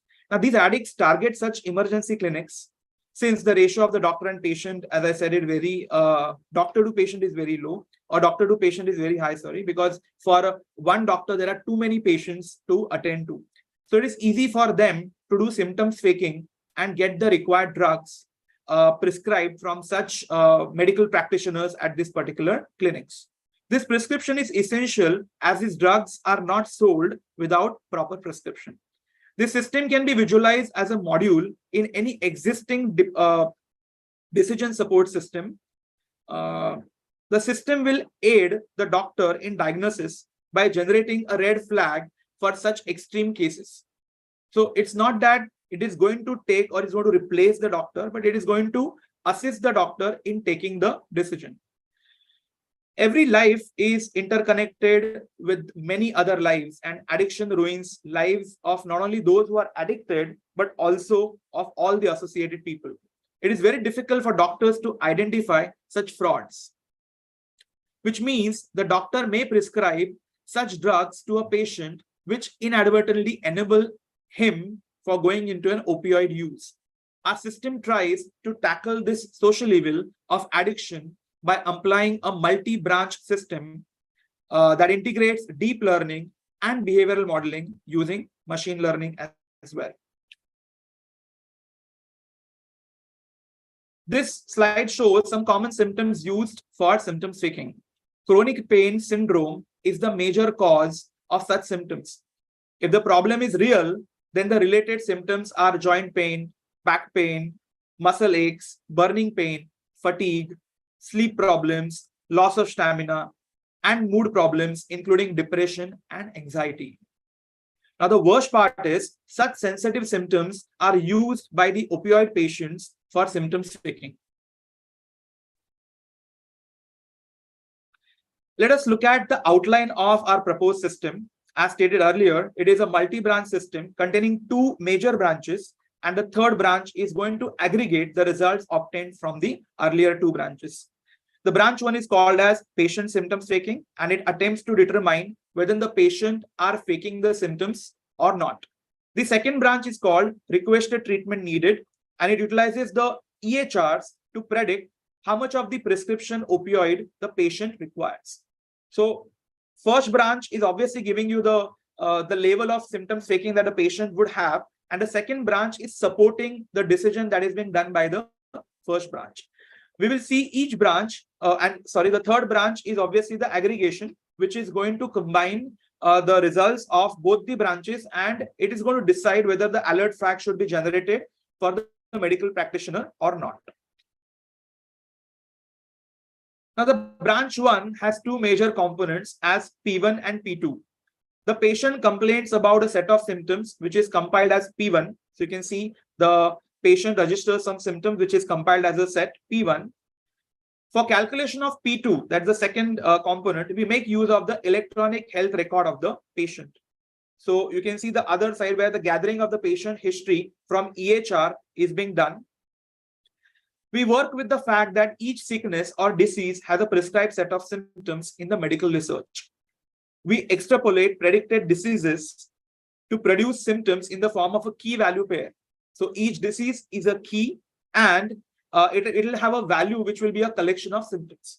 So the idea is first to identify the set of diseases that the patient had or the patient could have based on the electronic health record processing. Then each disease would obviously have some set of symptoms, and then that set of symptoms would be combined to form a set of symptoms that a patient ideally should have. The set of symptoms can be understood as a normal space, that is P2. So P1 is what the patient is complaining about, and P2 is what the EHR is suggesting that the patient should have. The set difference between P1 and P2 is calculated by the trained deep learning network. This set difference is then transferred to a function analyzer, which would rather come up with some sort of result in the form of a suspicion flag. Now, so that was the first branch, which was mainly focusing about the symptoms taking of the patient. The branch 2, our machine learning model is prepared for the prediction of substance abuse. Now, this second branch is mainly concerned about the substance abuse treatment. So we are actually trying to identify whether the patient has taken or is being advised or can be advised to have a substance abuse treatment. Now, for that, there are various factors. Okay, so that particular data set is used, and the model is supposed to be trained here, so that given an EHR of the current patient, then the model would be able to decide whether that particular patient would require the substance abuse treatment or not. Now, obviously, this is going to help our decision taken in branch 1, because if the symptoms taking suspicion flag is generated and the patient EHR is showing the attributes that it would need a substance abuse treatment, then together it becomes easy to conclude the decision that yes, the particular symptom patient is doing the symptoms faking. Now let us look at the aggregation step. Now the aggregation step is to combine the results from both the branches. The results of branch 1 and branch 2 are referred as OP1 and OP2 respectively. So we can see the results being taken from the previous branches here. OP1 signifies the chance of the patient is lying and is expressed as a number between 0 to 1. That would be in the form of a suspicion flag. OP2 shows the likelihood that the patient needs the opioid treatment. That's the result of the second branch. The alert flag may be parameterized as a linear correlation between OP1 and OP2, and that is something a designing challenge where we can have some sort of a linear aggregation or maybe a non-linear aggregation that can be used, and that would rather result into a final decision of the decision support system. So the same is being proposed in the form of the algorithm, where step 1 says identify the list of diseases by analyzing the patient's EHR.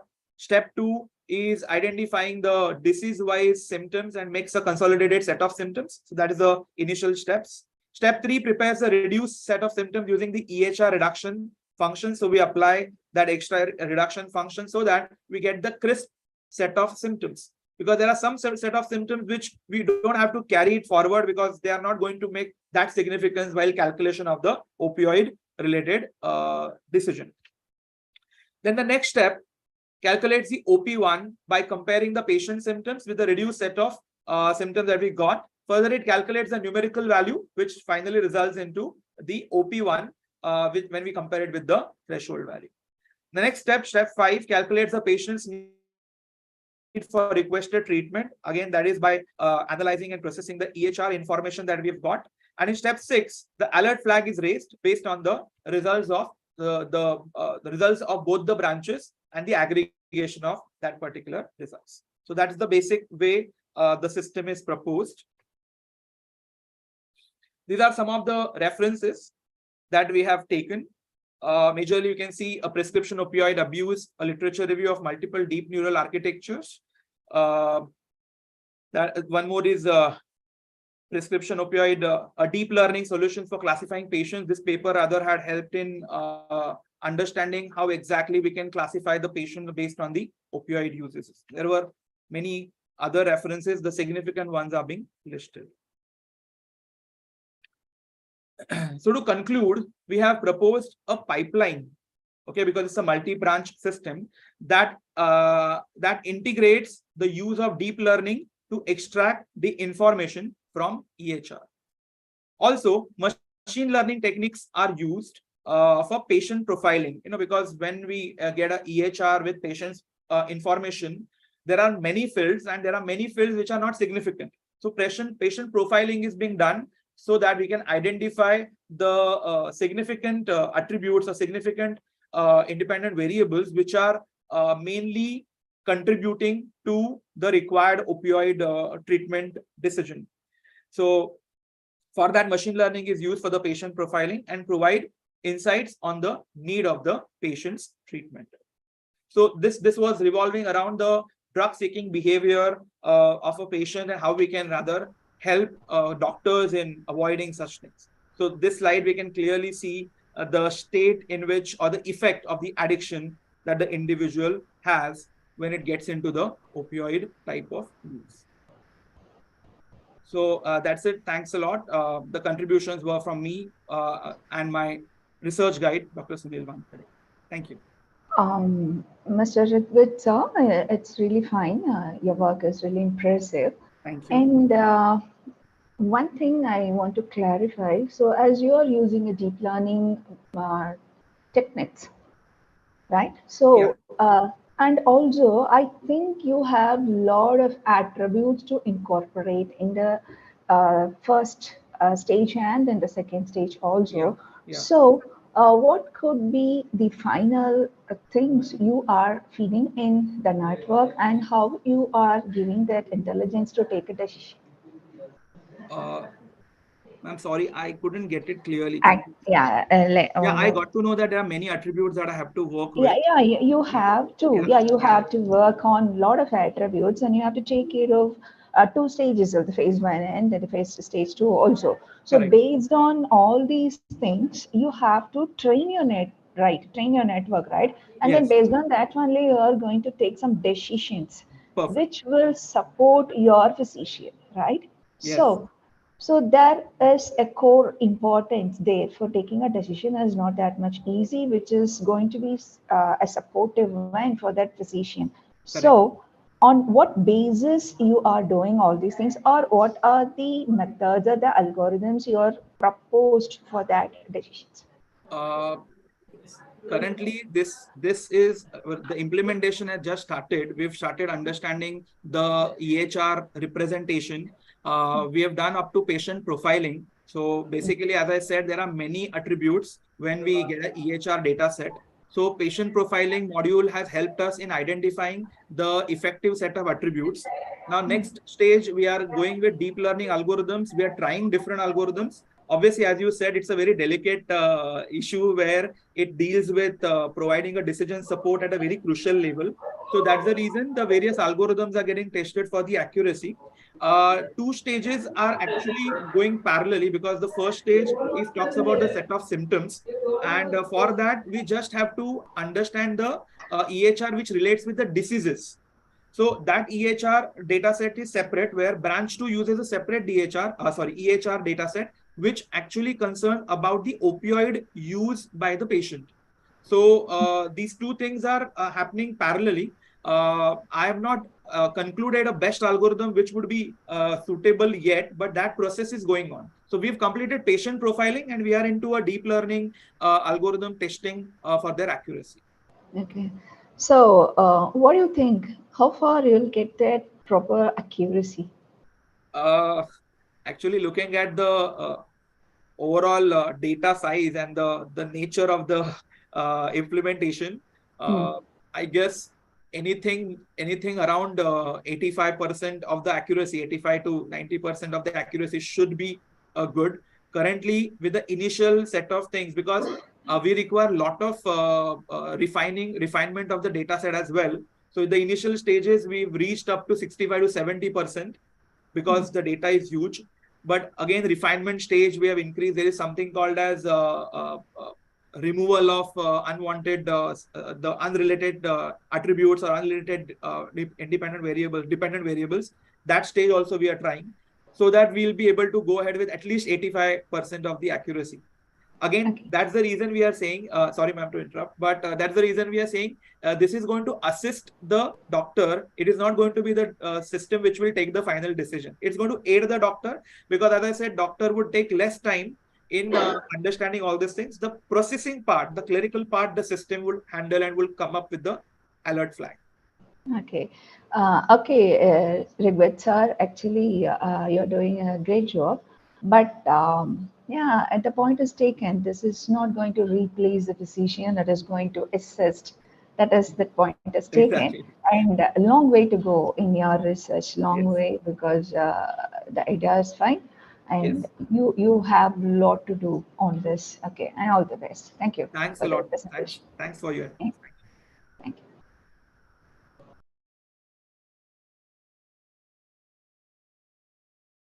Thank you, Rugved, for your presentation.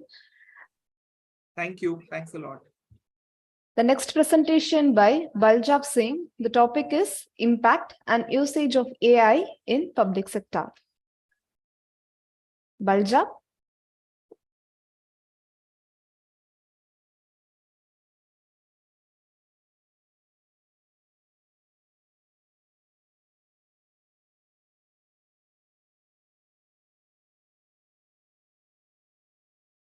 Hello, am I audible? Yes, audible. Okay, so first of all, good morning to everyone. So, am I visible to right? Yes, visible. Okay. Let me start with it. So, I am Baljab Singh and I have my co-author Ashwin Tomar. He's also present here. And our other co-author is Dr. Monica Singh. She's our guide for this research. Mr. Baljab, sorry to interrupt. I think we can't hear you properly.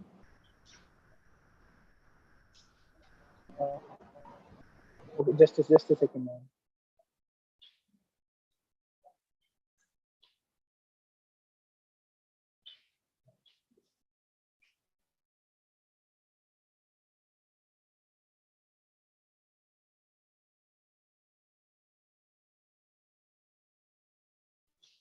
Am I audible now? Yes, you are audible. Ma'am, his voice is audible to us. Yes, ma'am, it is audible, but clarity, I think it should be little. Okay. But I think Yes. from Yeah, our we'll manage. Yeah, from our side, it is fine, I think. From his side. Sir, it's okay, sir. Baljab Singh, sir, you can continue. All right, and now my coach is gonna share this video to save my bandwidth.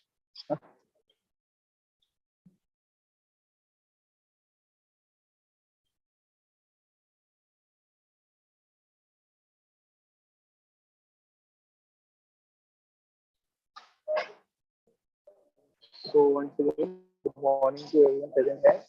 I am Baljab Singh and my coach is Ashwin Tomar and Dr. Monica Singh. So we are here to present a paper that is impact and use of AI in public sector.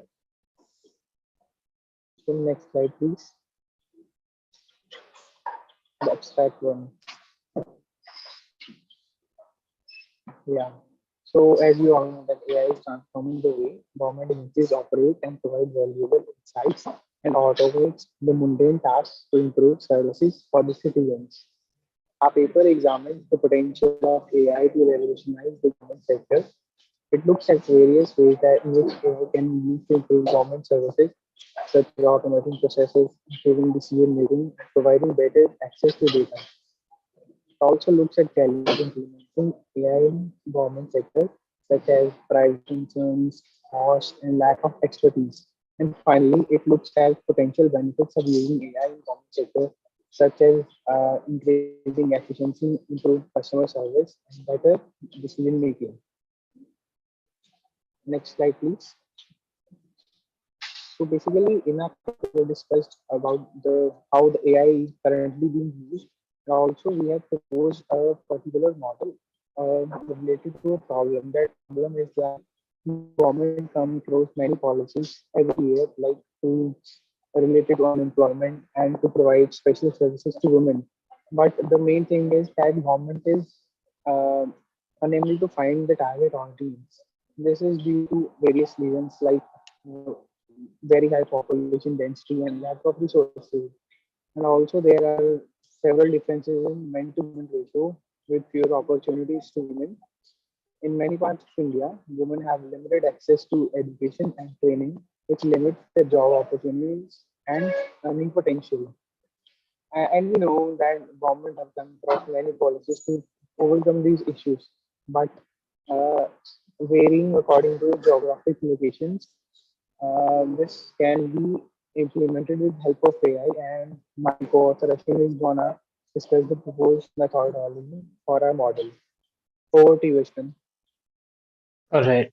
I hope I'm visible and audible. Yes. Yes, thank you very much.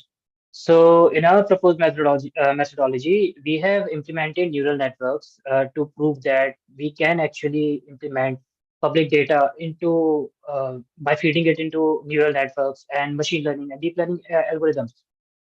When we were trying to create a network, we were trying to find out which algorithm we should apply on this particular data, as it is a used data that government is providing openly for people to use and improve their own data set by outsourcing it. But when we were trying to improve it by regression, we were having troubles because it is a huge data and it is taking a lot of time. And regression algorithms sometimes with used data, they have a lot of inaccuracy. We have to fine tune it a lot.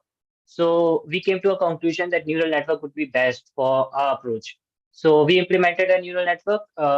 Particularly, we have applied neural network with ReLU and sigmoid activation functions with two hidden layers and one final layer and a input layer.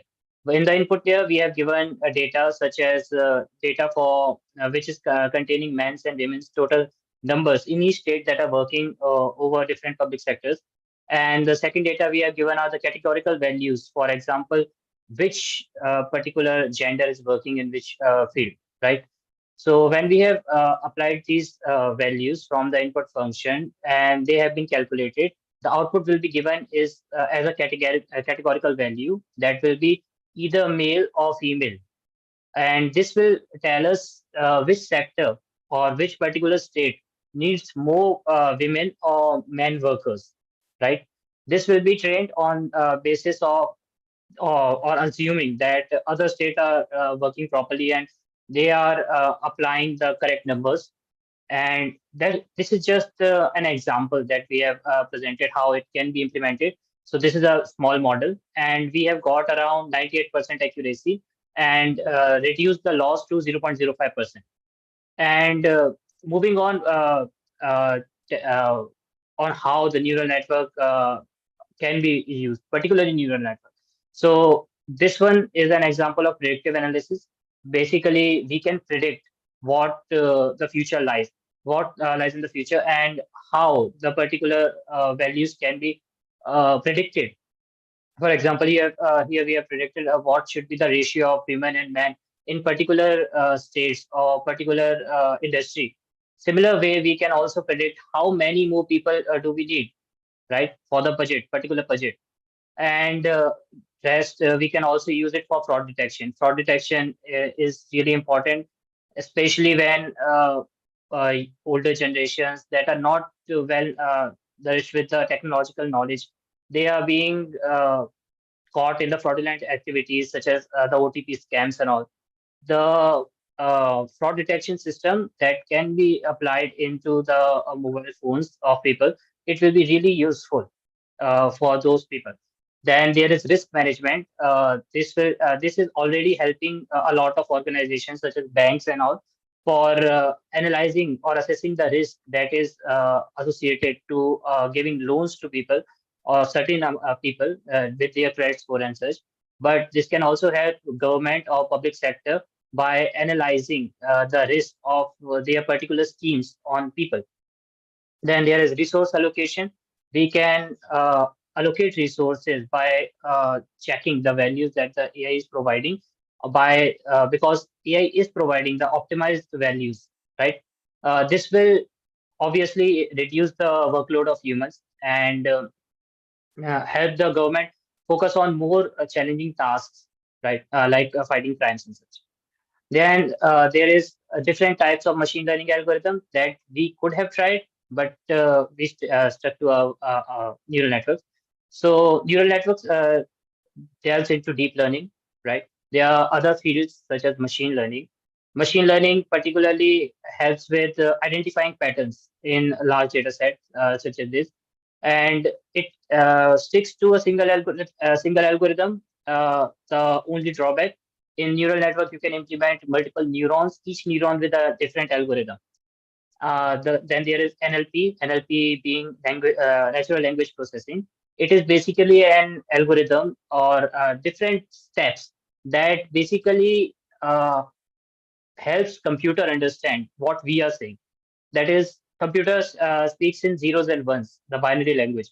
But we as humans speak in different languages such as English, Hindi, and anyone's language that they are particularly fluent in. But our language have a different sense of difficulty, such as grammatical features, and different syntaxes, right? So making computer understand what we are saying is a difficult task to handle, and NLP dwells into that. By going into an NLP algorithm, we can analyze different text data, and you might have heard of sentiment analysis. It is a popular term used with NLP, mostly for Twitter sentiment analysis. But with this, government can help understand the feedback that the citizens are giving from their schemes. Then there is computer vision. Computer vision is already widely used in the traffic system, uh, basically to detect the nameplates of people. But it can more so ever be used in other fields also for to enhance the security of people. For example, detecting people who may be harmful by detecting what objects they are carrying, or detecting if a particular society is familiar with that person or not. Then there is also reinforcement learning. Reinforcement learning is basically when you provide a particular feedback to a system, but you have to manually do it. Basically, you are given with two choices, that is positive feedback and negative feedback, and depending on the answer of machine, you can tell it if it is doing good or bad. And with this, we can train our own models that can't be trained by other algorithms, and automate the future. Then this coming to the conclusion, we can tell that AI is helping a lot in different fields already. But in public sector alone, government uh, can be using this fantastic and amazing opportunity, because AI is improving every day. We have already seen GPT-3 that can do a lot of things. It was written by some coders, right? And it can already write codes because it was trained on that particular data set. Now GPT-4 is launched, Google is launching its Bard AI, and there are a lot of scientific improvements in the field of AI. All of these improvements can be applied to each and every sector, and government itself can help its citizens by optimizing its policies and optimizing its budget side by these AI algorithms. And that would be it. Thank you.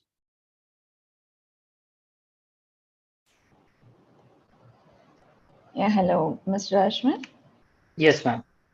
Yeah, so you have started the work right now, right? Okay. Yeah, yeah. Are you starting this work in recent days? Yes, ma'am. Okay, fine. So, okay, keep going. Good work. All the best. Thank you very much. Yeah.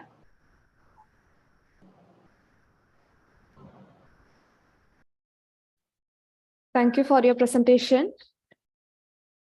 The next presentation by Abdul Riaz. The topic is machine learning based helmet detection and automatic license plate recognition. Abdul? Hello. Yeah. Yes, ma'am.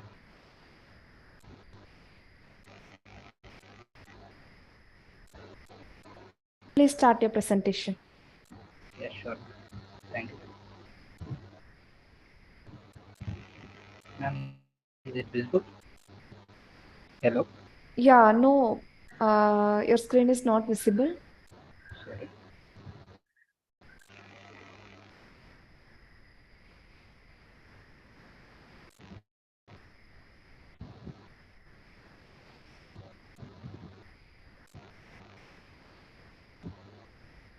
Is it okay? Yeah, now visible. Yes. Hello, everyone. And my topic is machine learning based helmet detection and automatic license plate recognition. And my college name is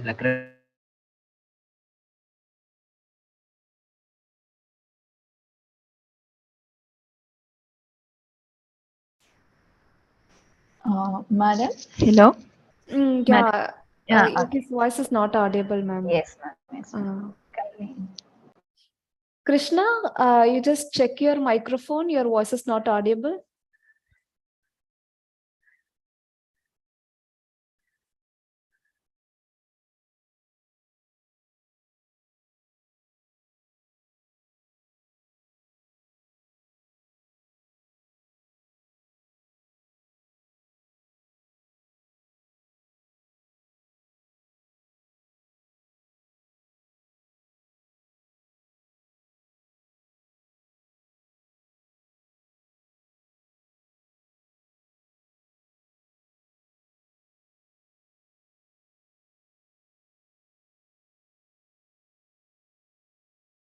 Krishna,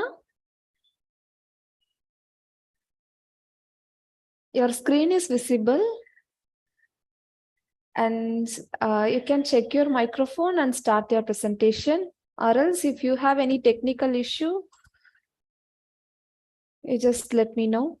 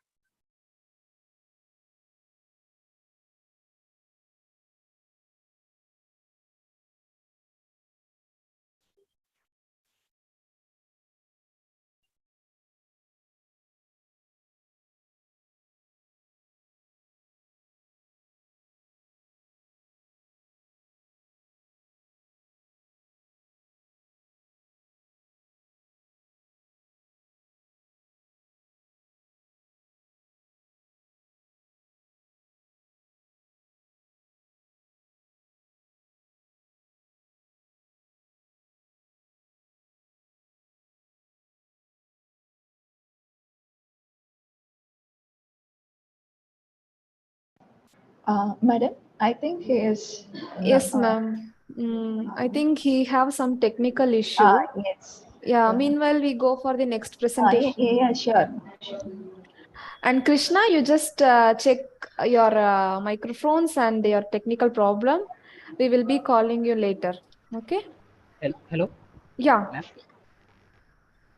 Yes, tell me. What happens, ma'am? Hello. Now you can able to present Krishna? Yes, ma'am. Okay, please. Is it visible, ma'am? Yes. Okay, ma'am.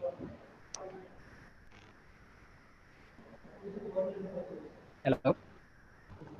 Yeah, your screen is visible and your audio also fine. You can start now. Okay, ma'am.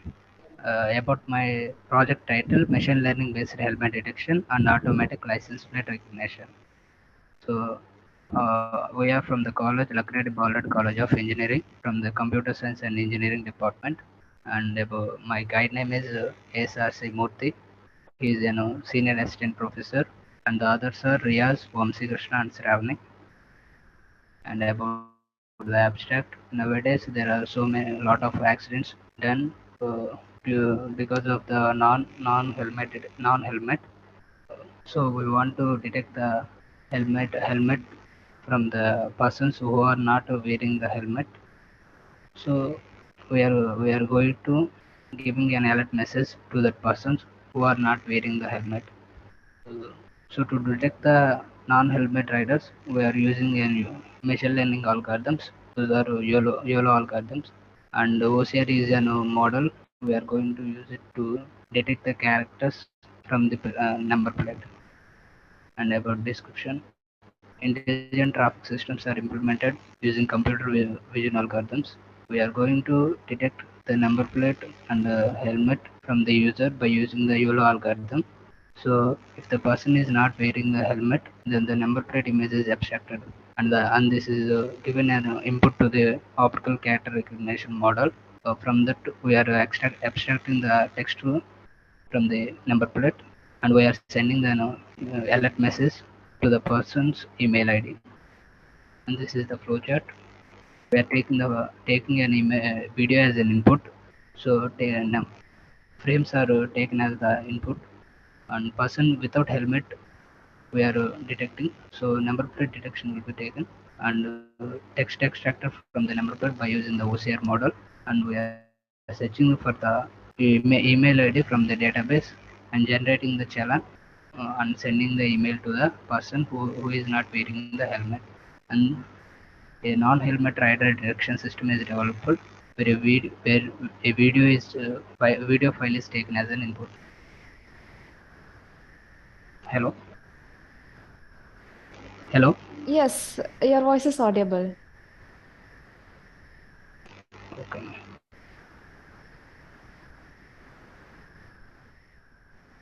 And it is it's an output. If the person without having a helmet, we are detected and making a generating a challan for that person and sending an email. Thank you. Hello? Yeah, thank you for your presentation. Yeah. Yes, Mr. Vamsi Krishna.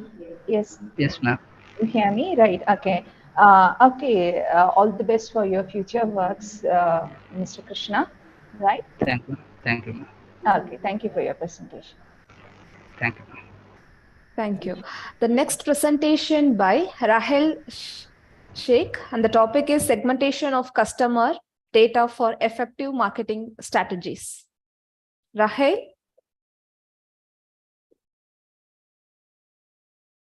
Please start your presentation.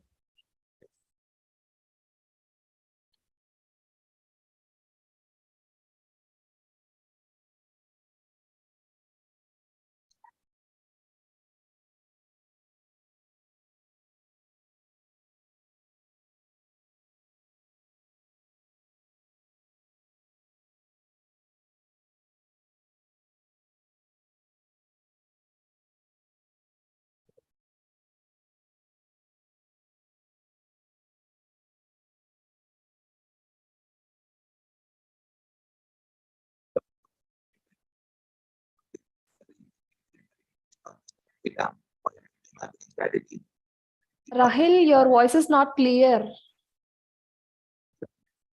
No, it's not clear. And it is also not audible.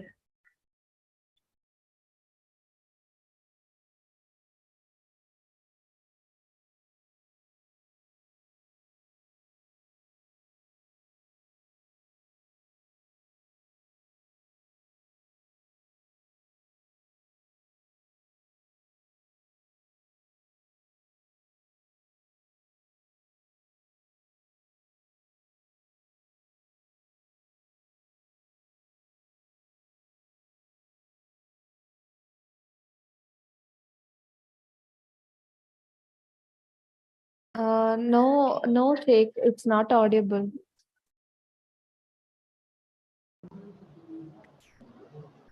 Mr. Rahul, I can help you in this because check your browser address because sometimes it may be blocked. Audible?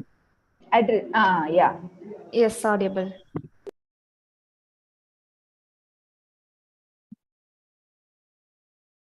Hello. Yes, your voice is audible. Okay. Okay, good afternoon, everyone. My name is Rahil Sheikh, and our research paper topic is segmentation of customer data for effective marketing strategies. The author of this title is myself, Rahil Sheikh, and my co-authors are Rehan Ansari, Pratik Desai, Khalik Sayyed. This project is guided by Ms. Aditi Rao. For our designation, we all are students from computer department, and we are all from St. John College of Engineering and Management here at Palghar. And for our, as for our guide designation, she is the assistant professor here again at St. John College of Engineering and Management, Palghar. So coming to our abstract, we all know that currently data is one of the most important, I should say, element that we humans have, because with the help of data, we can analyze patterns and trends, and we can also target customers based on that value. Because this kind of data is very much helpful for organizations and businesses, so that they can target the right kind of audience and can gain more profit and generate more revenue. So in this case, machine learning algorithms such as k-means clustering and agglomerative clustering can be used, which can be used to be unravel hidden patterns in the customer data. And with the help of these algorithms, we can make informed future decisions.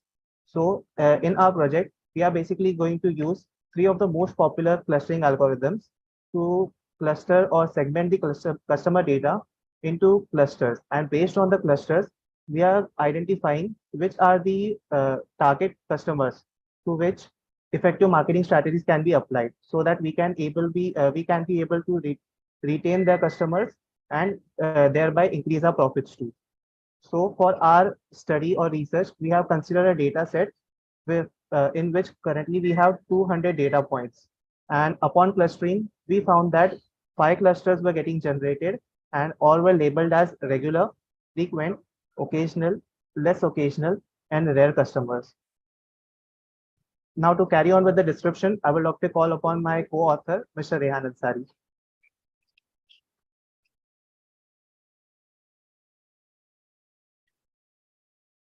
Good afternoon, everyone. This is my name is Rehan Ansari, and as the PPT continues, as my friend rightly said, we have used three algorithms, which are k-means algorithm, DB scan, and agglomerative clustering, in which you can see the clustering distribution, in which we have seen the k-means, which is like by far the best, give the best result, in which all the data points are evenly distributed through all the clusters.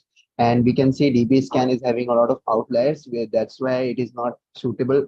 It is not suitable for our model. And agglomerative clustering is not evenly distributing the data points throughout the clusters. And we can see the silhouette scores of each algorithm that we have tested in this, and in which k-means algorithm gives us the best silhouette score. And you can see the figure 1, which is basically a scatter plot of all the data points and their clusters.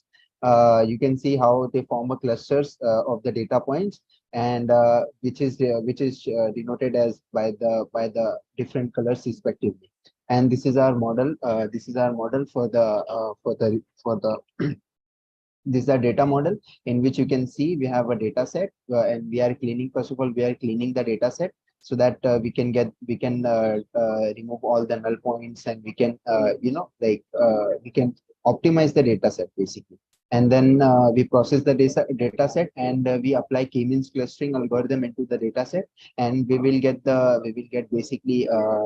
our clusters, in which we can use that clusters later to optimize the customer segmentation and customer recommendation part of the project. And basically we can optimize the overall customer experience. Now I would like to call upon my co-author Pratik Desai for the continuation of the presentation.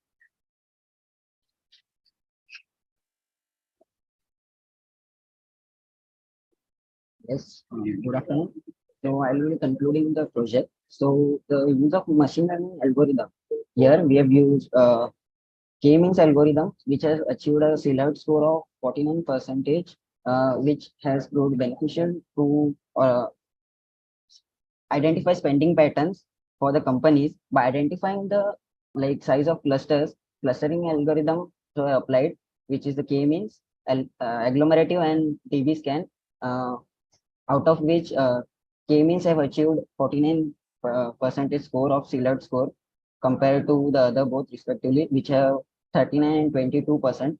So these clusters will basically help the marketing team to determine the type of potential customers and to focus on them to increase the sales and revenue, and to also determine appropriate product pricing, develop customized marketing strategy, which could be useful for the marketing team to create more strategic patterns, also to prioritize new products.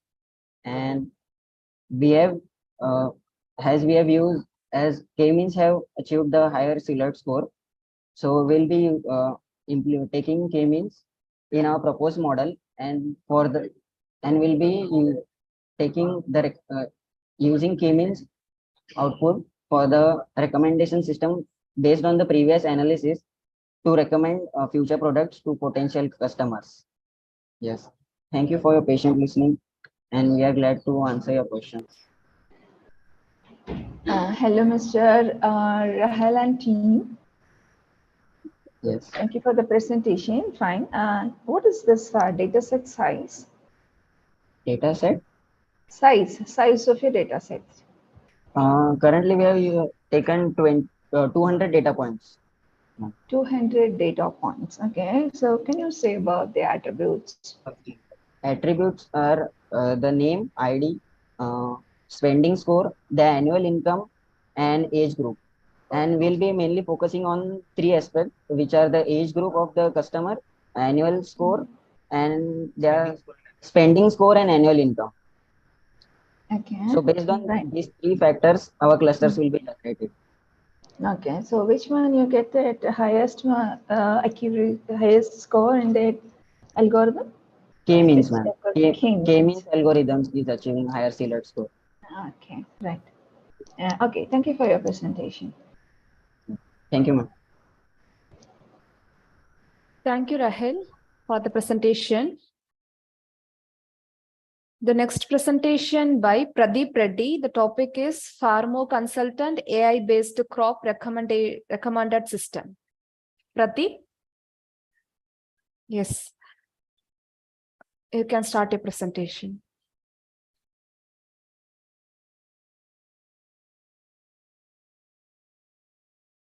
Your voice is not audible, Pradeep.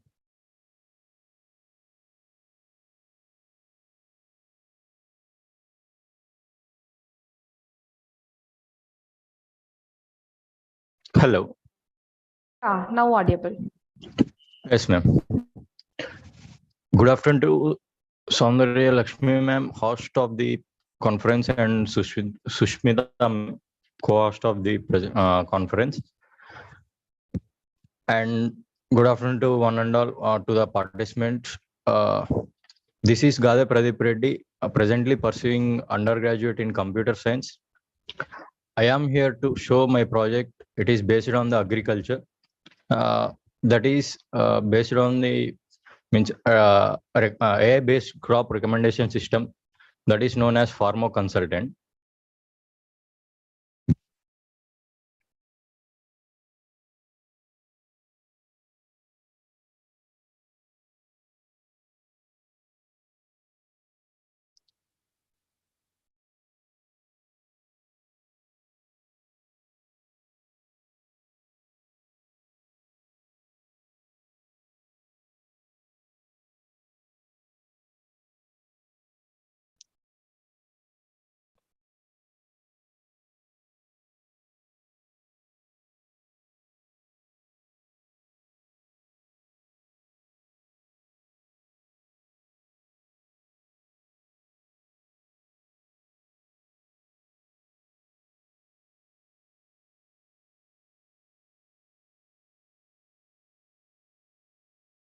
Yeah.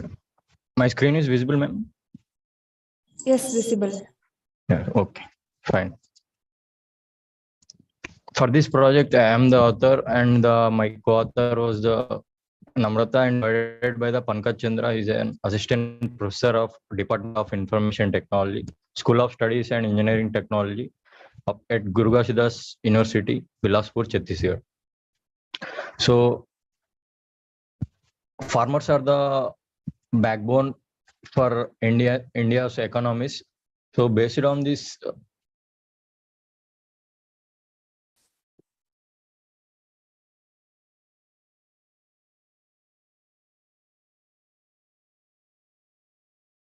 yeah.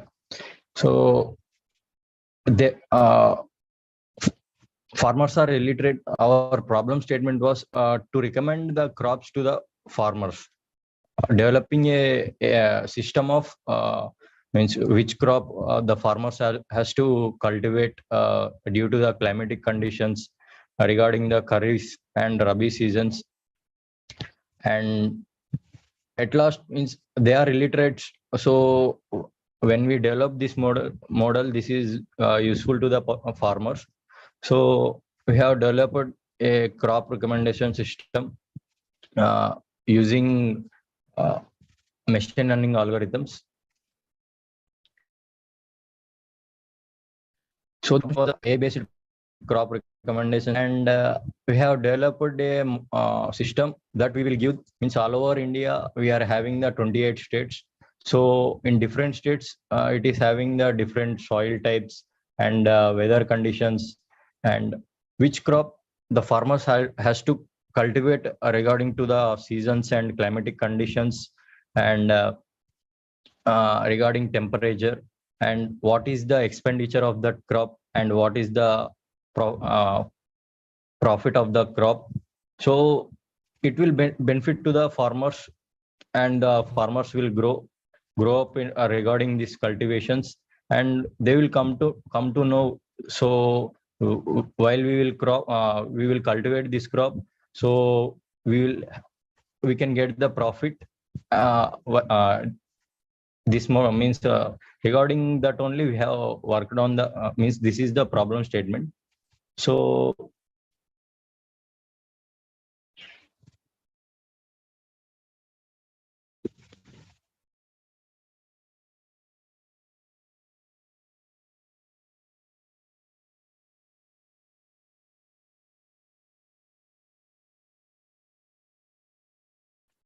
we have proposed the methodology was the first we will take the data set of characteristics of soil type, soil characteristics, and whether temperature of the all 28 states, and crops, which crop means we will analyze which crop they have to cultivate. Means our system will recommend the which crop they have to cultivate regarding kharif season and rabi seasons.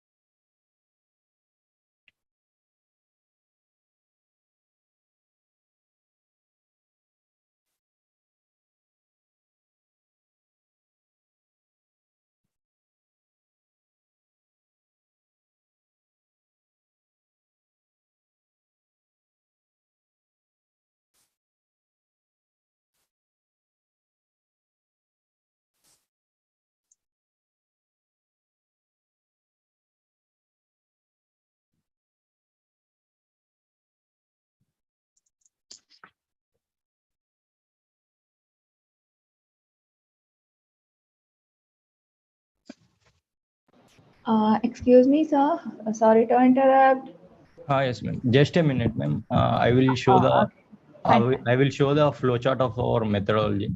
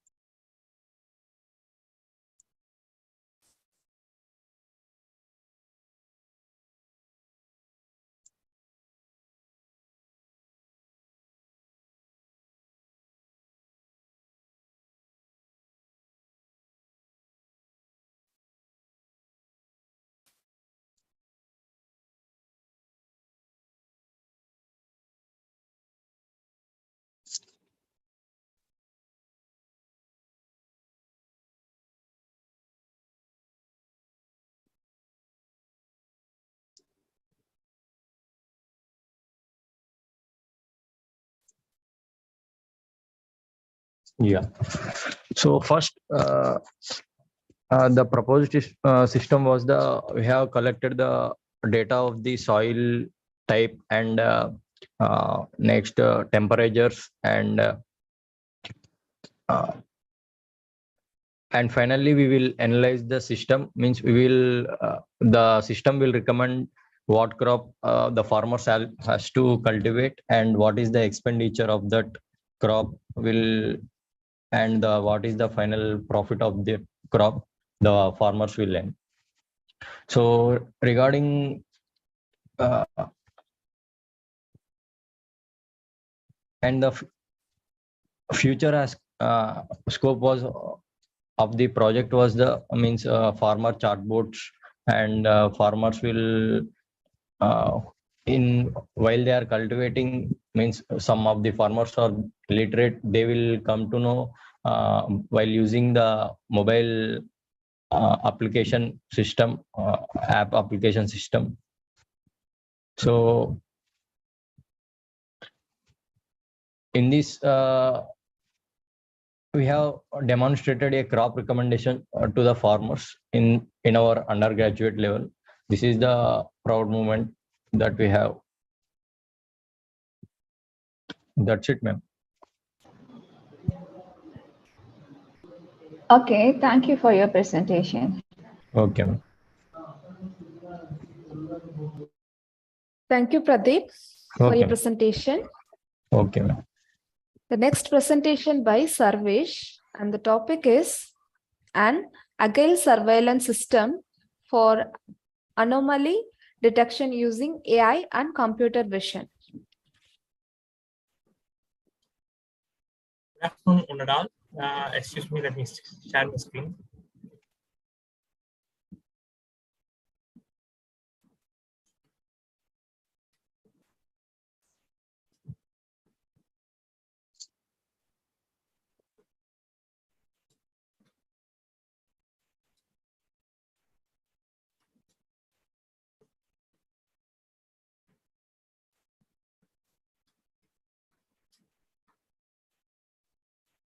I hope the screen is visible and my voice is audible enough. Yes. Let me proceed. Here we come with the first of all, we come with the AI-based and intelligent system like an agile surveillance system for anomaly detection using AI and computer vision. And our authors and co-authors are myself, Sarvesh, and hereby I have Mr. Rahul. And Rahul, as we are UG students from studying Bachelor of Engineering from K. Ramakrishna College of Engineering, Tamil Nadu. And our guide name is Shiva R. Dr. Shiva R. He is an associate professor in our department of CSE. Along with, this is the biography which I have mentioned recently. Coming to the introduction, first of all, we have all heard about this viral topic like security threat of the weapons in public places. Like recently, we have learned in newspapers and Twitters like gun attack in America, gun threat to robbing in ATM machines and malls, properties, etc. All these happen because of this usage of weapons and threatening of weapons. To avoid this, we have developed a system which automates a surveillance camera. When an incident occurs like robbing or any threat, first of all, the incident will get happened, and then the police or department will investigate it to get the video surveillance of the footage. It will not be much easy.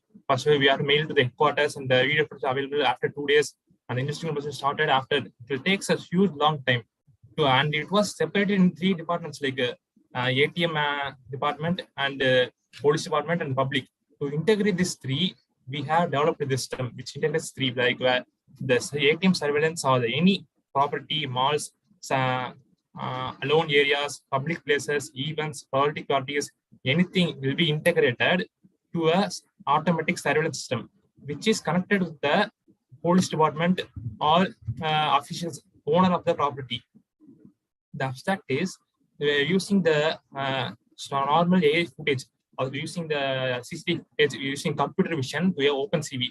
We feed that footage to our system. The system is made up of AI and deep neural networks, which identifies the algorithm uses the deep regional convolutional neural networks, such as RCNN, which is famously fast for object detection recently, which allows the monitor the surveillance 24 hours. Why we are monitoring using AI? Because we are not discriminating the people or the workers. Even though workers work hard, but there is a chance for tiredness for humans, because human naturally tired. To avoid even shift, there are 2-3 shifts available also. There may be tired for 2-3 hours. In the meantime, any violation can happen. To avoid that, we are providing this AI system, which provides guidance for 24/7. So the system will monitor the footage 24/7. It will be checking for the object detection of weapons or any knives, explosive devices, guns, firearms, anything which have previously trained in that. Once it identifies such kind of activity, it captures this frame and makes a alarm system, like alarm system beep sound around the area, which actuates a security system which sends a message of the security alert in this particular area with the location to the nearby police station or the owner of the property. Along with it, we have a face recognition system which identifies the face of the individual using that weapon. If the individual is a previously criminal activity or a new individual, once face is captured, is compared with the criminal database of the police or the Aadhaar database once linked with it. The name of the image captured and sent to the police. This will make easy of the investigation process. So the criminal can be captured so easily. Let me show you the block diagram of first of all, here is our property or a lonely area or army borders or anything. It's captured with the computer vision. From the camera, the computer vision is going to the OpenCV, our system, where our more deep learning and deep neural models available. In this model, there are different layers which classifies the images, like image classification, data segmentation, and object detection and frame bounding and particular object detection. Once the weapon is detected, the parallel process of 3 items is running on. One's face recognition, another one is alert SMS to street officer, third one is alert sound towards the area. This all occurs parallelly and in the meantime of fraction of seconds. This is some little description of the convolutional networks, how it happens. Like, first of all, the 1080 into 720p image is provided, segmented into each layers for boundary boxes are provided. Previously has a trained system with the what is a weapon, what kind of weapons we have wanted, like knives, guns, pistols, we have trained previously. The system will searches for that kind of object. We have defined the boundary settings and the future extraction. It will searches for that kind of items. If it find out that, it will detect and provides us. This is a flow chart of how our system works. How our system works. First of all, everything needs training. Like even say a system, it needs a training. The methodology is run based on the 2 things. Training is 2 things: object selection, data selection, and construction.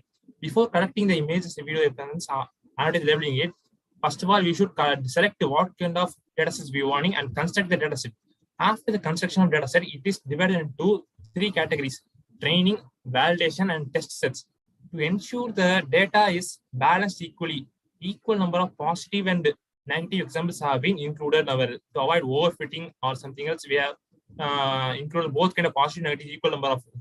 The pre-processing of data includes image labeling, data scaling, data augmentation, filtering the image. And once it's done, the training was completed, we run it to test. These are the testing results of our data. These are testing results of our data, where the precision is about 86.38, and the FA score has been significantly increased to 87%, along with the improving the training data sets. This is the highest precision we acquired in our system. Finally, I have to conclude that using this imaging device artificial system, successfully weapon detection is performed. One thing. Second, the security message is sent to the professional officer. So he acknowledged about the threat happening in this area and will arrive as soon as possible. Third thing is face recognition is done and compared with the database we are having. So the identification of individual also captured. So investigation will be more easy. So it helps the policeman, security branch, criminal efficiency, all to the main cause of this to ensure the public privacy and safety of our environment. That's all. Like, these are the references I have been used to acquire the knowledge of this system previously. And thank you. Hello, Mr. Savesh. Yes, ma'am. Yeah, actually, can you show me your result slide? Yeah, this one. Okay, so this precision, recall, and FI score. FI, right? FI score, Yes, right? font score. Yeah. So, fine. Can you interpret this once again? Actually, first of all, we trained like six training sets and testing sets. Training we used about like 800 images, and testing we used like 100 images, which resulted in a precision of 94 something, which is like a overfitting. Because we have to only use training data set, testing is not much done. After this, we have to check the recall and the FA score, how it's raining. So we increased the testing data set also. By increasing that, the precision came to 86% for all these thousands of images, and the FA score has significantly increased, like 87%. Okay. Thank you for the presentation. Okay, thank you. Thank you, Sarvesh, for your presentation. Thank you, ma'am. Yeah. Now we're moving on to the short break. We will be getting back to you by sharp 1 p.m. and also informing all the participants to get back to the appropriate technical session on a time. It's 1 p.m. The technical session 2 will going to start.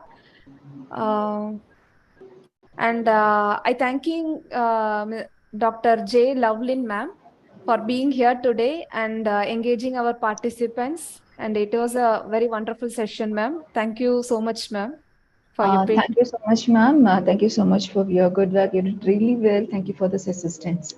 Thanks a lot. Thank you, ma'am. Bye, ma'am. Bye.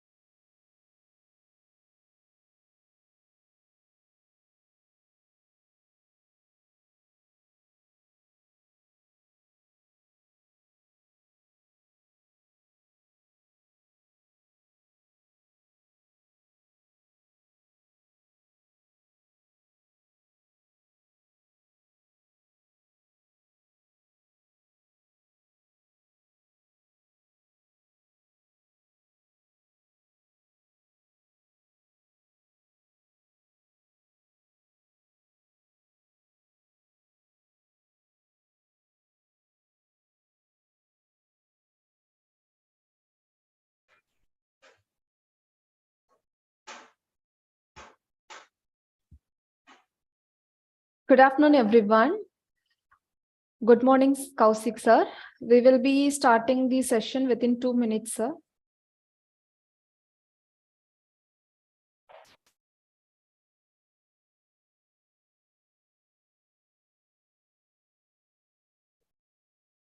Good afternoon, ma'am. Whether my voice is audible? Yeah, sir, audible. Okay.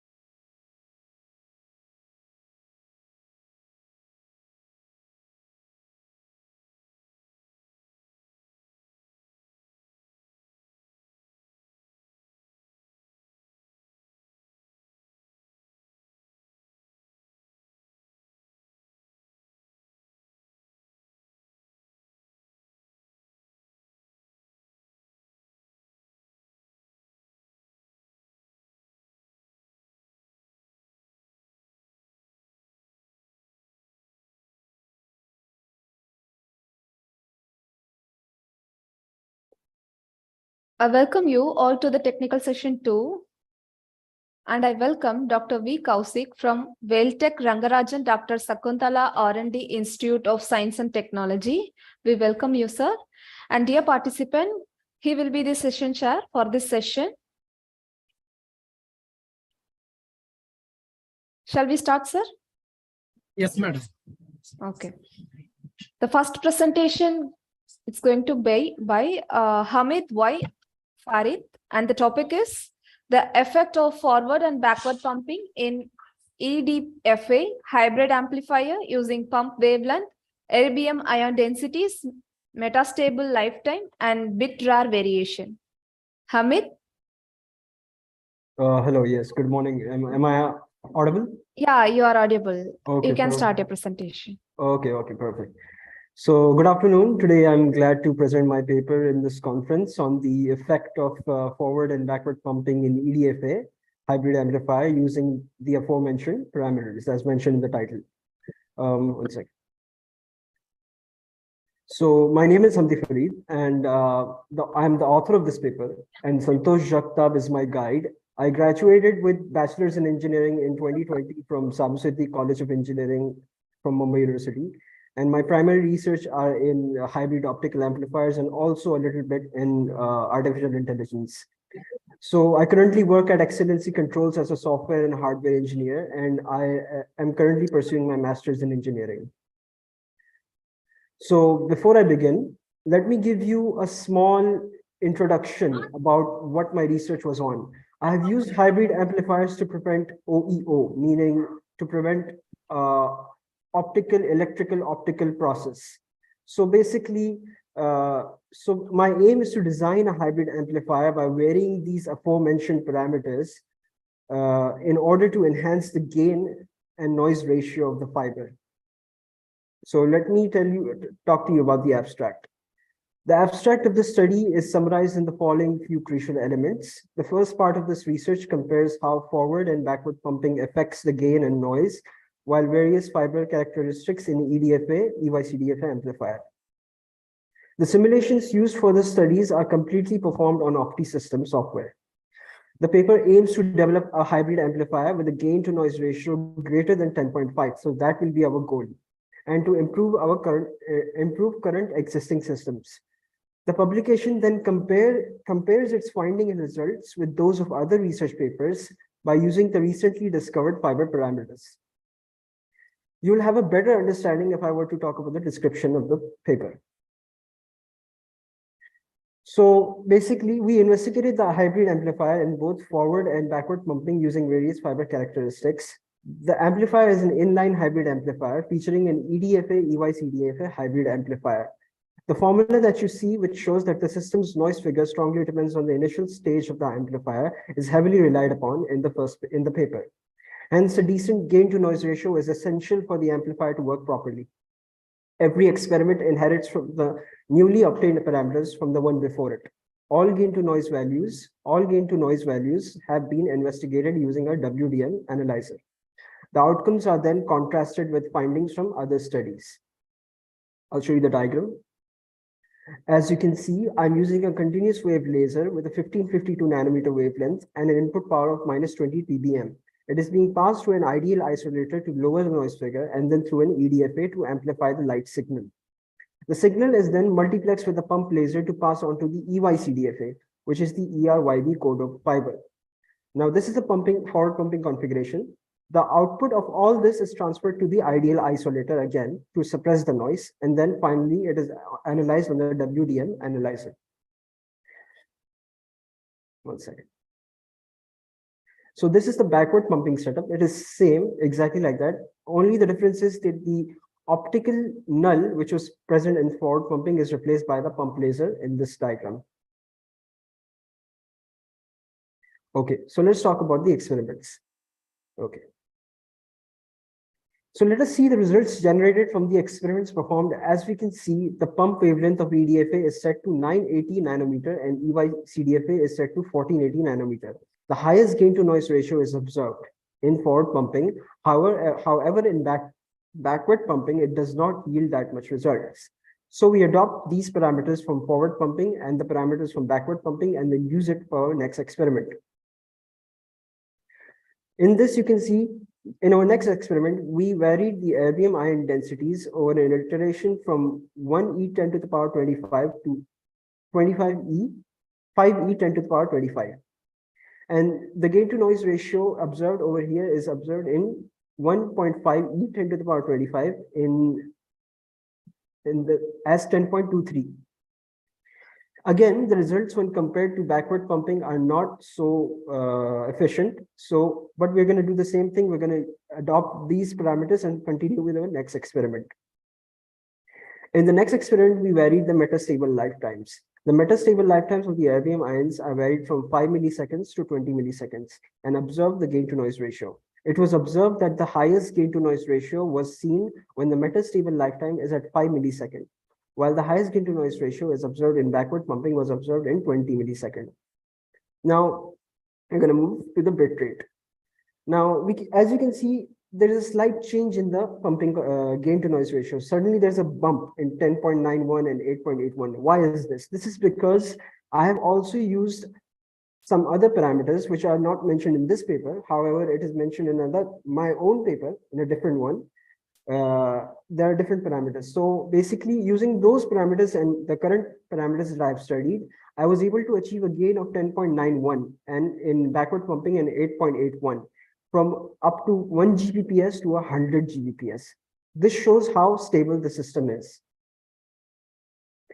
Finally, one of the most interesting thing was that when comparing it with other papers, when comparing it with other papers, it shows that in the research mentioned over here in the first reference, it claims to obtain a gain to noise ratio of 8.57. However, when the parameter values acquired through our research are deployed for their system, we were able to get a gain to noise ratio of 8.9. Similarly, in this paper, where it claims to achieve a gain of 70 dB and a noise figure of 7.72 dB, meaning a 9.06 gain to noise ratio, we used the same design, but with our parameters, we were able to get a gain to noise ratio of 12.22. However, as you can see, the gain is 44 dB and noise figure is 3.6.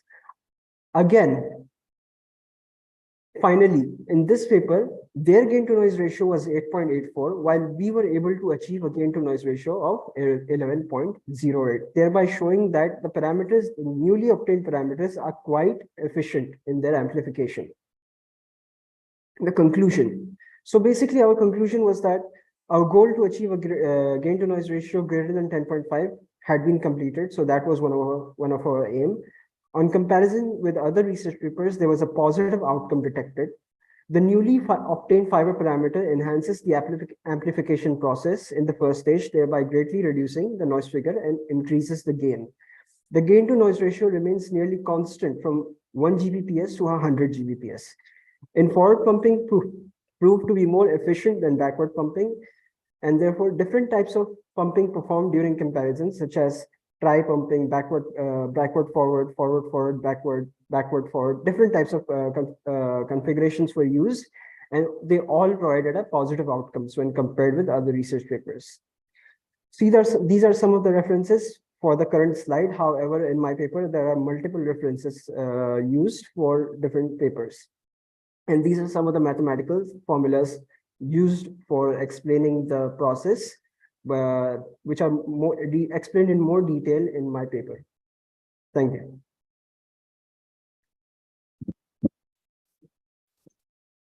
Yes, Mr. Sari, very good afternoon. Good afternoon.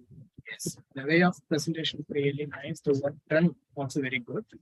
There are Thank two you. questions from my side. Yes. According to your slide, that you are verified with along the several bit rates from 1 gigabits to 100 gigabits. Yes, But yes. the signal to equation to noise ratio in the forward pumping is very high compared to backward pumping. May I know the reason why it provides maximum one in the forward pumping compared to backward? Unfortunately, I believe that it is due to some kind of a pump wavelengths, or it might be due to the inefficiency of EY-CDFA amplifier. I believe EY-CDFA amplifier is more efficient in forward pumping than backward pumping. That was the only outcome that I could come up with, the only solution. I did not go into the excess mathematical details for it. That's fine. Then what is the major role played by noise figure in your work? Noise figure is basically the main aim of my work is to reduce the noise figure and to increase the gain. The better this ratio, the higher this ratio, gain to noise ratio. I'm sorry. The higher this gain to noise ratio, the better the result. So my aim was to reduce the noise figure of the entire system rather than increasing it. So basically, if you look at this formula over here, you can see that the noise figure in the first stage is the most crucial. If the noise figure of the first stage is the least, the overall system noise figure decreases as the gain increases. This is adopted from a different paper as mentioned in the references. Thank you. Okay, thank you so much.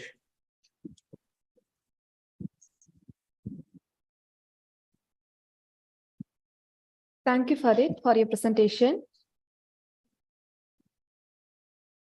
The next presentation by Dr. A. Narendra Babu, and the topic is an IoT-based pesticide spraying robot.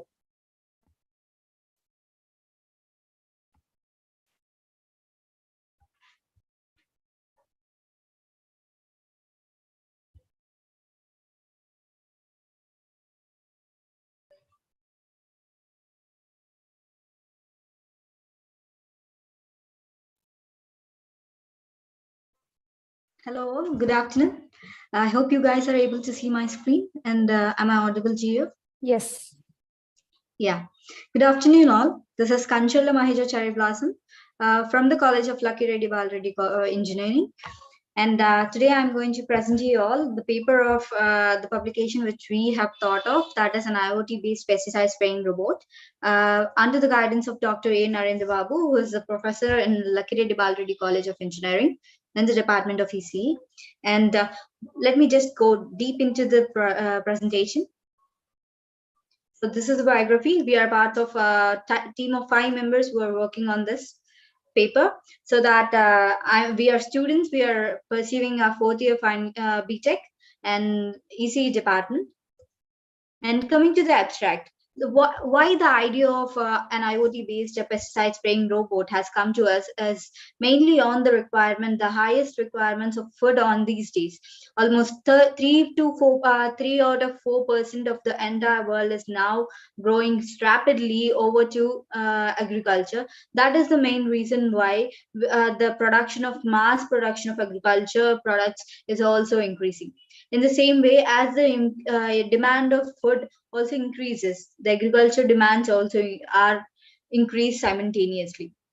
We know that there are many circumstances and many subsequent quantities on which the agriculture is based on, and amongst them water, soil fertility, and the amount of pesticides and nutrients which are applied to the crop or the agriculture field is also mainly important. In keeping that in mind, we know that pesticides or insecticides or spraying different kinds of nutrients like NPK are also important. But in such case, when this is happening, there is a damage for the human health also, as well as there is a damage if excess amount of pesticides or all these kinds of materials are sprayed on the crop. In that case, we have thought of getting an IoT-based pesticide spraying robot, which can not only be used for pesticide spraying, it can also be used for sanitization of your area. It can be used for gardening, watering your garden, or in many more applications it can be used. So, but the main reason why we have thought it's to eradicate and minimize the amount of exposure that the human people have while spraying or applying the pesticides. This is the main reason why we have got this ideology on.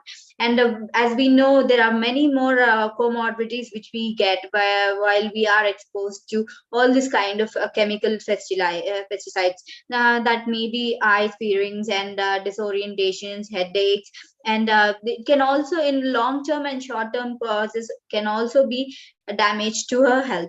Mainly infants or the people who consume this food are also being affected by all excessive consumption of excessive application of this pesticides and insecticides. So in such case, we thought of minimizing that by using an IoT based pesticide spraying robot. This the robot which we have thought is works entirely on the Bluetooth module, which can be controlled by the user interface of an Bluetooth in accordance with an ARM7 processor, which we are connecting with the Bluetooth module. Now, let me just go to the description. As we know, the conventional method, which we already is there, is carrying the backpack over here, the back of the farmer, and in which he carries the liquid and then sprays it all around by walking in the field.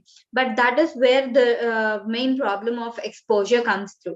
So in order to eradicate that, we have proposed a method in which a ARM7 controller is used, which is connected to the robotic platform, which can be commanded by using an user interface using the Bluetooth module.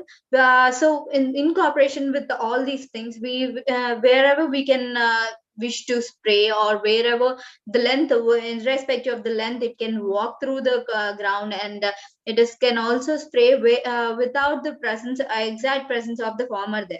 So that is the reason which we have found. And even the navigation system can also be controlled by the Bluetooth module, like giving commands like go forward, backward, when to spray, when to stop spraying, and when to take a turn, and all these kinds of navigation systems can be proposed, were present in the proposed method. Now, as you can see, these are the two different ways. That is the existing way, which is already there. It is a conventional method, and the proposed method is where we have thought is this robot spraying, which is entirely running on the Bluetooth module and the ARM7 base.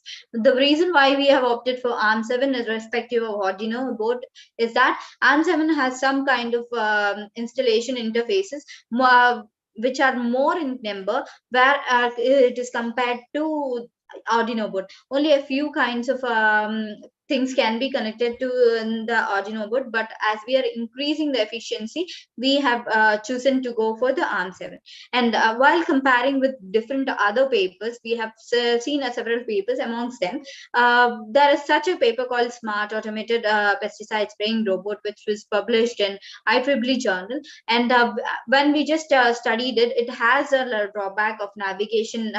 Navigation control is not perfect in it, and even the pesticide spraying is also not specific, because it goes on spraying but not at the specific amount. So that was the drawback, and we thought of getting a controlled navigation there. So that we have achieved by using the Bluetooth module. We have achieved the control navigation part. And next, coming to the another paper called Smart Agriculture Robot for Spraying Pesticide with Digital Image Processing, in which the disease classification technique is used. It is totally on the machine learning process, where also a navigation control is not up to the mark, and even the process of obtaining and capturing the image of the crop is also not up to the mark. So we thought of, as we have suggested before in the paper itself, we got of thought of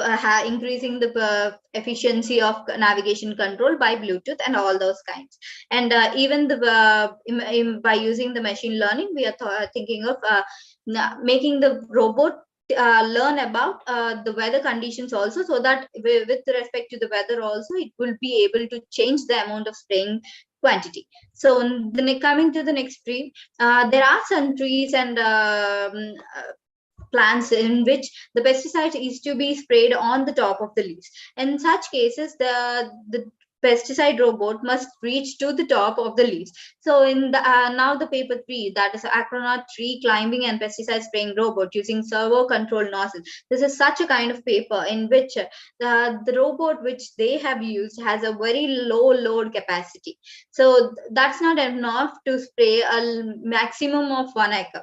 So in that case, we have thought of increasing the load capacity and keeping it optimized. And next, coming to another paper called Agriculture Robot Vehicle, based on the pesticide sprayer with efficient optimization. In this kind of, in order to get the efficiency, they have used a large kinds of equipment, which improves the circuit complexity. So we thought of making our robot a small size, and keeping the size in optimization can be achieved by this from this paper. And another one is other reference paper is design and development of autonomous pesticide spraying agriculture drone. Why have we not thought of a drone? Because there are some situations where the pesticides or the nutrients are to be sprayed on the roots but not on the leaves. When drone comes down towards the crop in order to spray towards the roots, it may then damage the blades, may damage the crop, or even it may hurt the crop. So in such cases, in order to avoid such circumstances, we thought of having a robot which walks on the ground itself. The space between all the crops, in between it can walk, so it will not damage any kind of leaf of the crop. In such, we have thought of that ideology, and we have written it into reality. And in this, we have found an issue of complex issues during the selecting materials which are used for designing the circuit, so which is to be placed on the drone. So in order, we have made the selection criteria well, and we have made it for the ground itself. So these are the comparison with the other papers. And coming to the conclusion, finally we have made out of using a Bluetooth module and an ARM7 Pro controller, we have used in robot which has an higher spraying capability, and which also uses minimal power utilization, and which is also economical for the farmer or any kind of agriculture person to use. And even having a control navigation using Bluetooth, and using and incorporating the IoT-ness, that is Internet of Things-ness, so that it can be controlled from anywhere. Once she can control it with the mobile phone itself, and even keeping the size optimized. So this is what we have thought, and these are the few references which we have thought of when we are doing in the project. So thank you all. If you have any queries, thank you. Yes, cherry blossom. There is a few queries. Hello. Yeah, yes, sir. Yes. Even nowadays we are using UAV, that is unmanned area vehicle, for spraying these pesticides and take care of landing and agriculture. But how your work is more efficient than UAV because you are using robot now. It is a little bit cost effective compared to UAV vehicle. So how your project is, your work is more efficient than UAV? Actually, sir, unmanned vehicle, as you have told us, it has some drawbacks. When we have researched it before, we got that a few circumstances that is control spraying. The amount of pesticide to be sprayed on the specific area is not controlled, and another drawback of that is it cannot spray with respect to having the weather in mind. It cannot vary the spraying quantity with respect to the weather. So we have developed this project keeping these points in mind so that we could overcome those also. As we are also having the requirements of UAV unmanned vehicle, even that. In addition, we have been incorporating this weather condition and even the controlled spraying capacity. Fine. Even the farmers know how to spray the pesticides, everything. But how you are going to teach to the robot? How it will be done?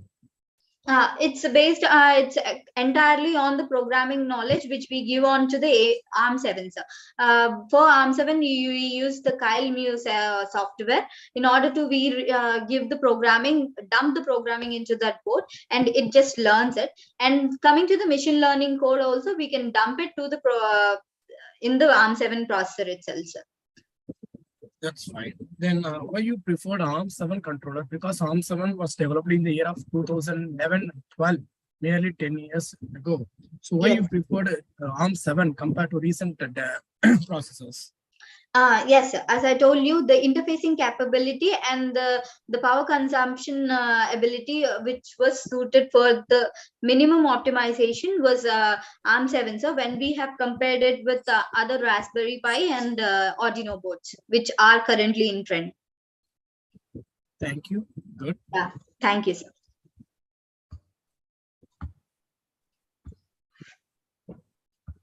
Thank you for your presentation. The next presentation by Prashant, and the topic is solar-based automatic irrigation system. Good afternoon, everybody. Ma'am, is it I am audible? Yeah, audible, sir. Thank you, ma'am.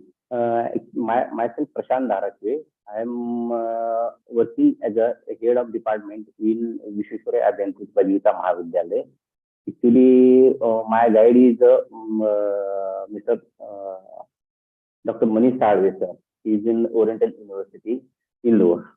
My basic qualification is electronics telecommunication engineering, master degree in electronics communication engineering, and research is going on solar-based automatic irrigation systems. Recently, I am working on this topic because day by day, the agriculture playing a very important role in any country, and agriculture is not use any type of the internet activity or IoT based activity. Means rational old methodology is used here, so that it will be a wastage of water as well as a wastage of pesticides, and all these are we are not getting a exact output or not getting the expected output, and it having all the agriculture is work on the human base. Right now, day by day, it is very difficult to work agriculture by humans because humans are not getting proper and work is not proper. Also, is the electricity problem for the agriculture because only 8 hours electricity is given, and one this shift should be a changes, and in day activity and evening activity, night activity. In that night activity of light, it's very difficult to give water to a crop. So it is very difficult for the farmers. So basically, it should be a totally agriculture should be work on the IoT base. Means it should be given all the information to the farmers through the IoT base by using the cellular phone. In that, we are getting the exact whatever the soil contents, moisture contents available in the soil, as well as the weather conditions, and whether your cutoff level is going on, then automatically motor is turned on. So it will be the definitely increase the agricultural the production. So definitely it should be better for the any country as well. And automatic irrigations are essential for the conventional water system because the India, it should be a rainfall is a different in the different states. In some states it should be a very poor rainfall, and some states it should be a very high rainfall. So then it should be a farmer should be given water to the crops by randomly, and he is not getting the exact idea whether the it is required for the crop or not. By using if you are given the continuously water to the crop and the soil, then it should be a performance of this soil should be a decreases day by day, so that it should be a know that exact soil moisture water in a soil, then it should be a getting a very good for the farmers. And agricultural technology also linked with the atomization. So we should be getting the exact the whether the rainfall is in the future or in whatever the in factors affecting for the crops. We should be given intimation to the farmer through a mobile phone. So also pesticides should be given a farmer is not in the proper manner. Means they will be given a pesticide to the crop randomly. So it should be affect for the crop also. Yeah, as per the required ratio, if you are given a pesticide, then definitely it should be good for the health as well as the for the production also. On this all this category, I am work on that automatic solar irrigation system. In that design systems, actually I have in this smart irrigation system, it should be a correct data. Whatever the fault and diseases is arises, it should be given intimation. Also a data processing, a wireless communication by using cellular phone.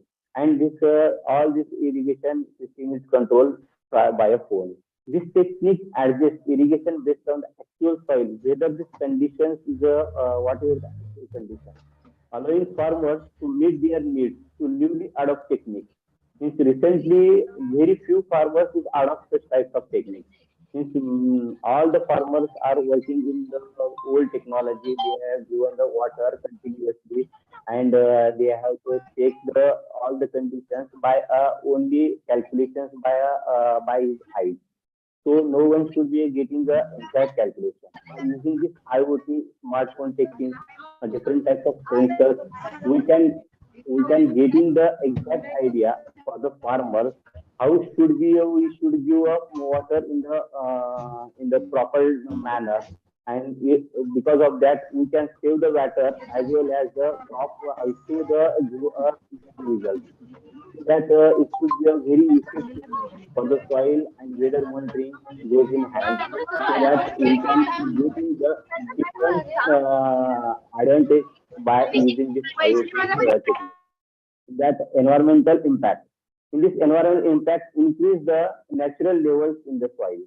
Means if you are given the in the proper manner water to the soil, then it should be increase the natural levels. Also, the ecosystem protection.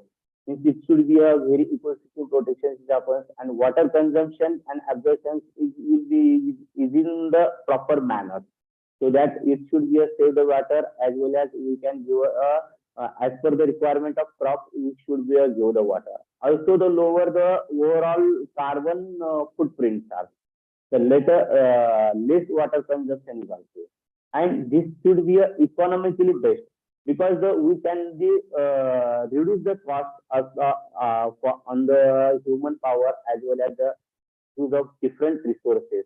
Also, the reduced transportation, storage, and packaging costs, increase the productivity and season farming, and significant cost saving in this water use by using this IoT based technique system is used. Also, it should be helpful, yes, helpful for the social impact.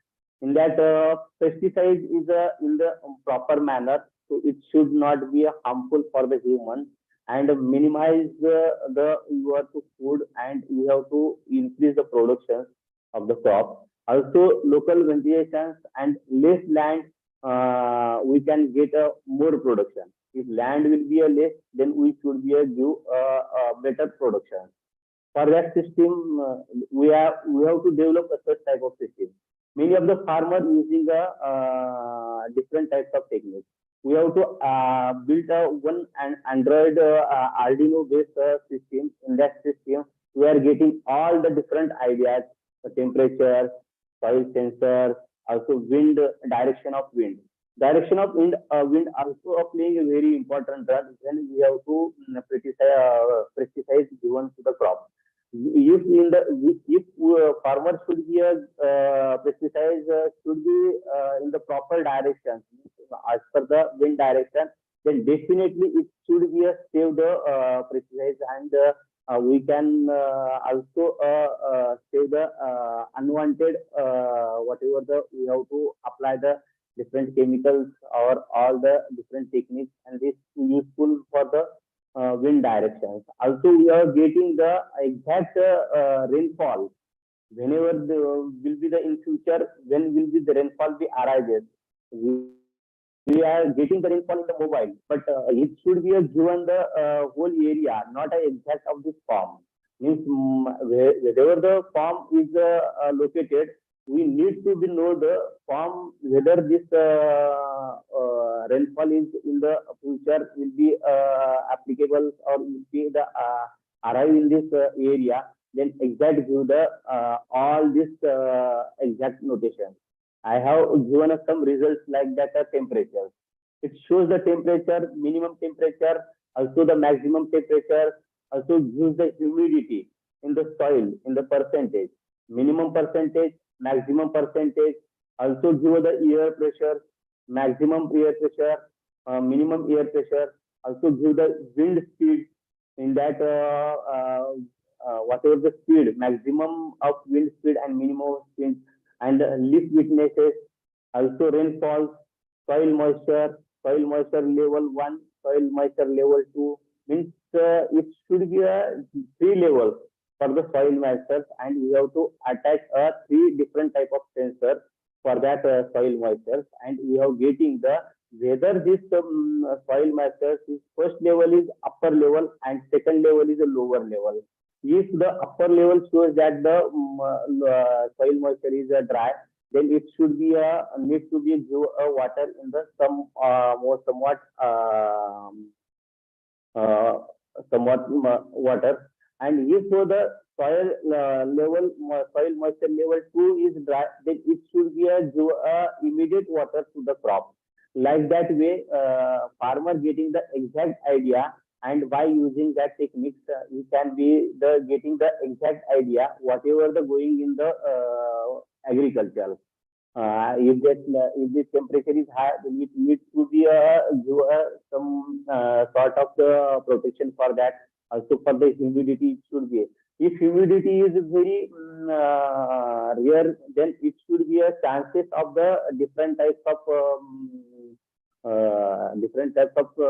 chances of affection of the crop. So it needs to be given precise to the crop. Like that way, we have to given a exact idea by using IoT systems, and this system should be planted area wise and as well as different agriculture wise.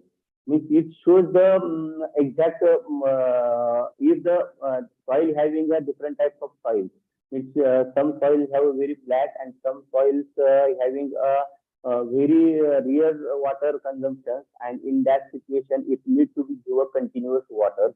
So it needs to be analyzed as per the area of the agriculture. It should be a exact percentage, and that way we have to getting the exact idea whether the water should be given for the soil or not. Also whether the any impact is arises in the crop. All these techniques are using this IoT system.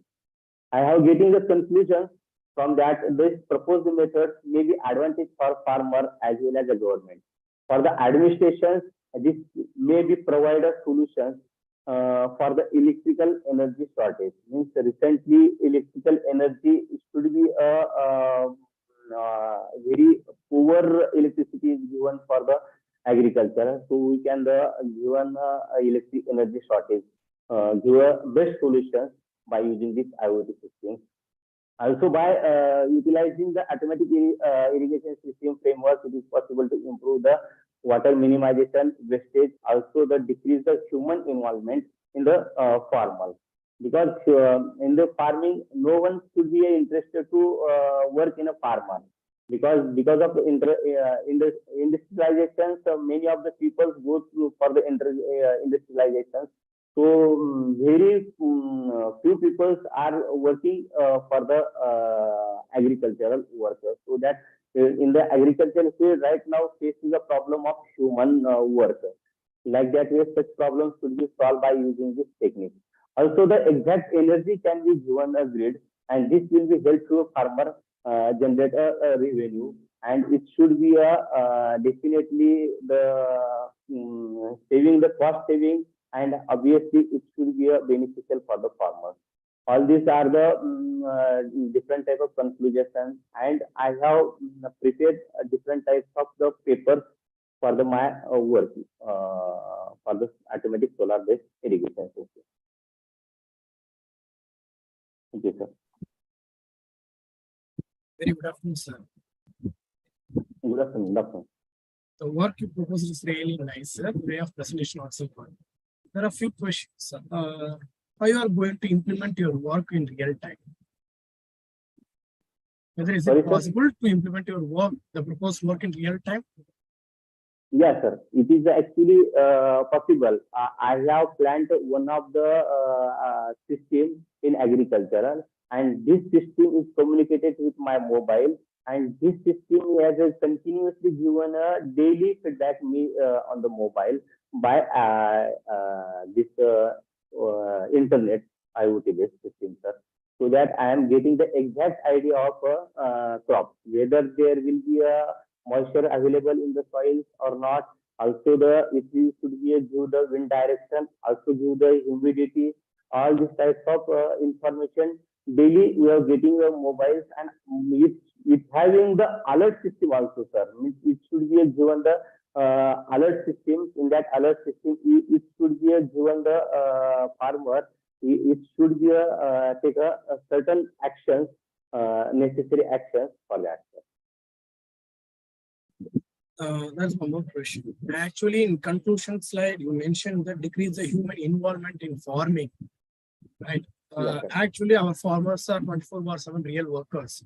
How they will accept to implement this? Sir, actually, what happens, sir, the total whole work is going on the different machineries. But for the irrigations, whenever we have to give on the water for the crop, there is only one technology like we have drip system. But drip system is the work only you have to on and off. With drip system, whenever you have to on the drip system, it gives the water, and whenever you have to off, then drip system should not give the water. And farmer only judge that whether the conditions, this drip system is given inside the soil. So exact he is not getting the exact idea. So that by using the sensor, it gives there is a two type of sensor, sir. Sensor 1 and sensor 2. Sensor 2 is the base root, and sensor 1 is upper one. It should give the exact idea. Many of the times farmer is doing only one job. Means after 2 or 3 days, it has to start the motor and given the water to the crop. And this process is continuously going on. They have only just that after 2 to 3 days, we have to give on the water to the crop. But by using this system, it gives the whether it is necessary or not. Then it is given the alert, it is necessary, then it have to start the motor. And whenever it is not necessary, it should not no need to start the motor. So it gives the exact idea. And right now in the farming, only worker is required for the given the water for a crop, so that it is a very helpful for the farm worker.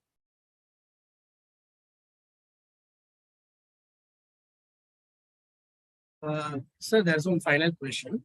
Actually, in your results slide, you mentioned about some temperature and wind speed, all those things. But for example, during the summer season, the temperature is maximum up to 45 degrees Celsius. In rainy seasons or some cyclone time period, the wind speed will be maximum up to 40 to 60 kilometers per hour. Even though in rainy season, the soil moisture level also get increased. How you are going to fix the threshold level of the sensor? What are the ways you are going to fix the threshold level? Sir, actually, threshold level is already decided, sir.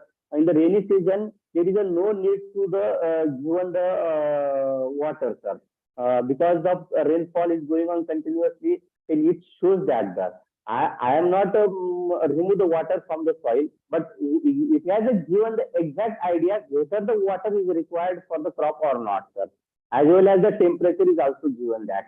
And as per this temperature, it needs to be a good decision by a farmer. Means this system give only information, sir, to the farmer. What is the exact status in the farmer? Means whatever you have to choose the farm or agricultural land, in that land it gives the exact situation, what situation is going on, whether the temperature is high or low, also the humidity is low or high, max or minimum. If this humidity is maximum, in this situation, we can't change the threshold level, but it should not, no need to be given the water level. And many times what happens, sir, the air pressure is affect to the farm, so that if any precautions will be the arises, or any precautions should be a farmer will be take, then he can be taking this, sir. Means this system is only useful to give the indication to the farmer what is the exact situation of the agriculture, so that farmers should take a decision on this, whatever the result is given, sir. Thank you, Professor. Thank you.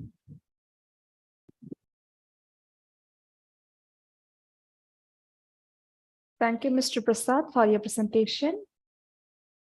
The next presentation by Ramanujalu Ningampalli. The topic is a review of PVT analysis of various CMOS current mirror configuration in 180 nm technology. Ms. Soundaralakshmi madam, yeah, sorry for interruption. Actually, Ramanujalu Ningampalli going to present the 3 projects, I think so. Serial number 4, 5, and 8. Yes, sir. Yes, please ask the participant who continues the 3 projects should be presented at the same time. Is it possible? Okay. I think ask to him. Yeah, I will ask to him and let you know, sir. Okay. Yeah. Good afternoon, ma'am. Yeah, sir. Good afternoon. Could you able to? Yeah, you have 3 projects, right, sir? Yeah. Yes, ma'am. Yes, ma'am. Could you able to present at the same time? Yeah, yes, ma'am. It is better to me also, ma'am. Okay, sir. No problem. Good afternoon, ma'am. Good afternoon, Kaushik sir, and good afternoon, Susmita madam. Okay, my research work is basically design and analysis of CMOS based circuits, sir. Okay, current mirror circuits. Okay, total my work divided into 3 categories. Okay, here the circuits are simulated and analyzed using 180 nanometer technology, that is first paper, and 90 nanometer technology, second paper, and 45 nanometer technology, third paper, sir. Okay, this is the review papers. We are not designed any new circuits, already existing circuits in the literature. We are once again simulated and verify the parameters, and we give some conclusion to the researchers, sir. And this is about a brief introduction to me. Myself, Ramanujalu, obtained PhD degree from JNTU University, Kakinada in the year 2019. And my guide, Dr. D. Satyanarayana, PhD, JNTU University, Hyderabad. And both our current research working is design and analysis of CMOS based circuits. And of course, my guide is versatile design is basically a background from image processing and signal processing background. And coming to the abstract here, basically current mirrors, why I am choosing this current mirror topic is after PhD also means, okay, basically while designing any analog block, okay, compulsory it require a major block is current mirror circuit. So basically current mirror is a current amplifier circuit whose output current is directly proportional to the input current. It may increase some gain, output current is some gain times input current. Okay, here in my first paper, okay, we simulated the different CMOS based current mirror circuit using 180 nanometer technology. The tool is Cadence Virtuoso tool, and we analyze the circuits using PVT method. Okay, PVT means process, voltage, and temperature. The process means once we convert into any CMOS or resistor or any component into the original layout, the component did not give the correct exact value. Suppose we can take a 1 kilo ohm resistor. When we convert into 1 kilo ohm resistor into a layout form, the value once we measure the 1 kilo ohm resistor, it may be changed to 1.1 kilo ohm resistor or 900 ohm resistor. So that's why we have to perform the PVT analysis of any circuit. Then only we can give the conclusion whether the circuit is operated in all temperature conditions and all process conditions.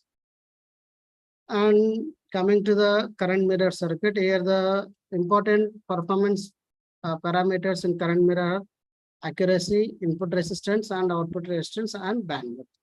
Basically, current mirror is a current amplifier whose input resistance is very low, output resistance is very high, exactly opposite to the voltage amplifier. Okay, this is an outline of my project: analysis of CMOS current mirror circuits in 180 nanometer technology, 90 nanometer technology, and 45 nanometer technology. Okay, this is a brief introduction. A current mirror is the unity gain current amplifier which provides output current proportional to the input current at high impedance output node. Okay, here in CMOS, there are basically two transistors, NMOS transistor and PMOS transistor. By using these two transistors, we can make any circuit. In this current research, I am using NMOS transistor acting as a current source. Okay, here is the brief idea. What is meant by current mirror and current out? Okay, let us consider this is the one transistor.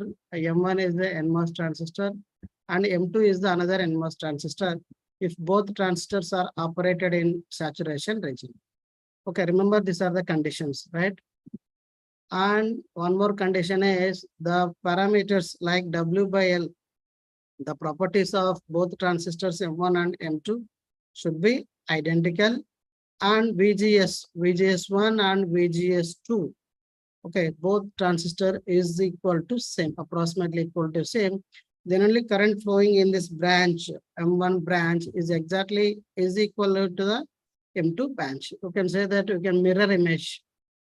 Okay, the condition is, once again, the condition is the transistor must be operated in saturation region. That is one condition. And second condition is W by L values of both transistors should be identical. And VGS of both transistors should be same. Then only the input current is exactly approximately equivalent to output current. The input current is transferred to the output current, or you can see in another way, output is mirror image of input current. In this structure, like that, we may connect n number of devices. Not only M2, we may connect another one is M3, and whose M1, M2, M3 transistor W by L values are same, and VGS1 equal to VGS2 equal to VGS3. Then only current I1 current, I2 current is equal to I3 currents. That is the basic idea. And here these are the parameters: accuracy, percentage of accuracy, output current minus input current by input current, and input and output compliance voltage. This is the minimum voltage required at the input and output nodes. Okay, of a current mirror for appropriate operation. And remember this, the operation, you know that MOSFET operates in three regions: cutoff region, active region, and saturation region. While current mirror operation, you must maintain that both transistors M1 and M2 operated in saturation region only. And another two parameters, input resistance and output resistance. For current amplifier circuit, input resistance should be small and output resistance should be high so that the loading effect should be minimized. And coming to the supply voltage, depending upon the technology nodes, supply voltage varies. If it is a 180 nanometer technology, we are using 1.8 volts. If it is a 90 nanometer technology, we are using 0.9 volts, and 45 nanometer technology also we are using 0.9 volts. And there are basic current mirror circuits. Okay, all these current mirror circuits are analyzed using some corner analysis, NN. This is both transistors are operated in normal, and fast, slow, fast, and slow configuration with different temperatures. Okay, these are the structures. These are the available in literature itself.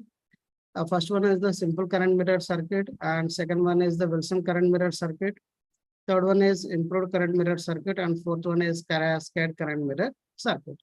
In all these configurations, observe here the two transistors in first case, both transistors are operated in saturation region only, and whose W by L value is also same. If it is a 180 nanometer technology, L is fixed, all L values are 180 nanometer technology only. So these are all the simple current mirror, and there is some drawbacks in simple current mirror, as we know that, okay, whatever we maintain the constant W by L values, there is a channel length modulation. Due to channel length modulation, you may not get I output is equivalent to I input. And also R0 output resistance is not very much high. So that's why what happened means I0 or I output is not equivalent to I input. That's why most of the researchers are proposed different current mirror circuits. Okay, approximately they achieve the 90% of the accuracy. So I output approximately equivalent to 0.9 times I input. Okay, then these are all the four basic current mirror circuit. Then these are all the, again, another category of current mirror circuit, self-biased high swing cascade current mirror circuit, active cascade current mirror circuits, active feedback cascade current mirror circuit, simple current mirror with resistive compensation technique.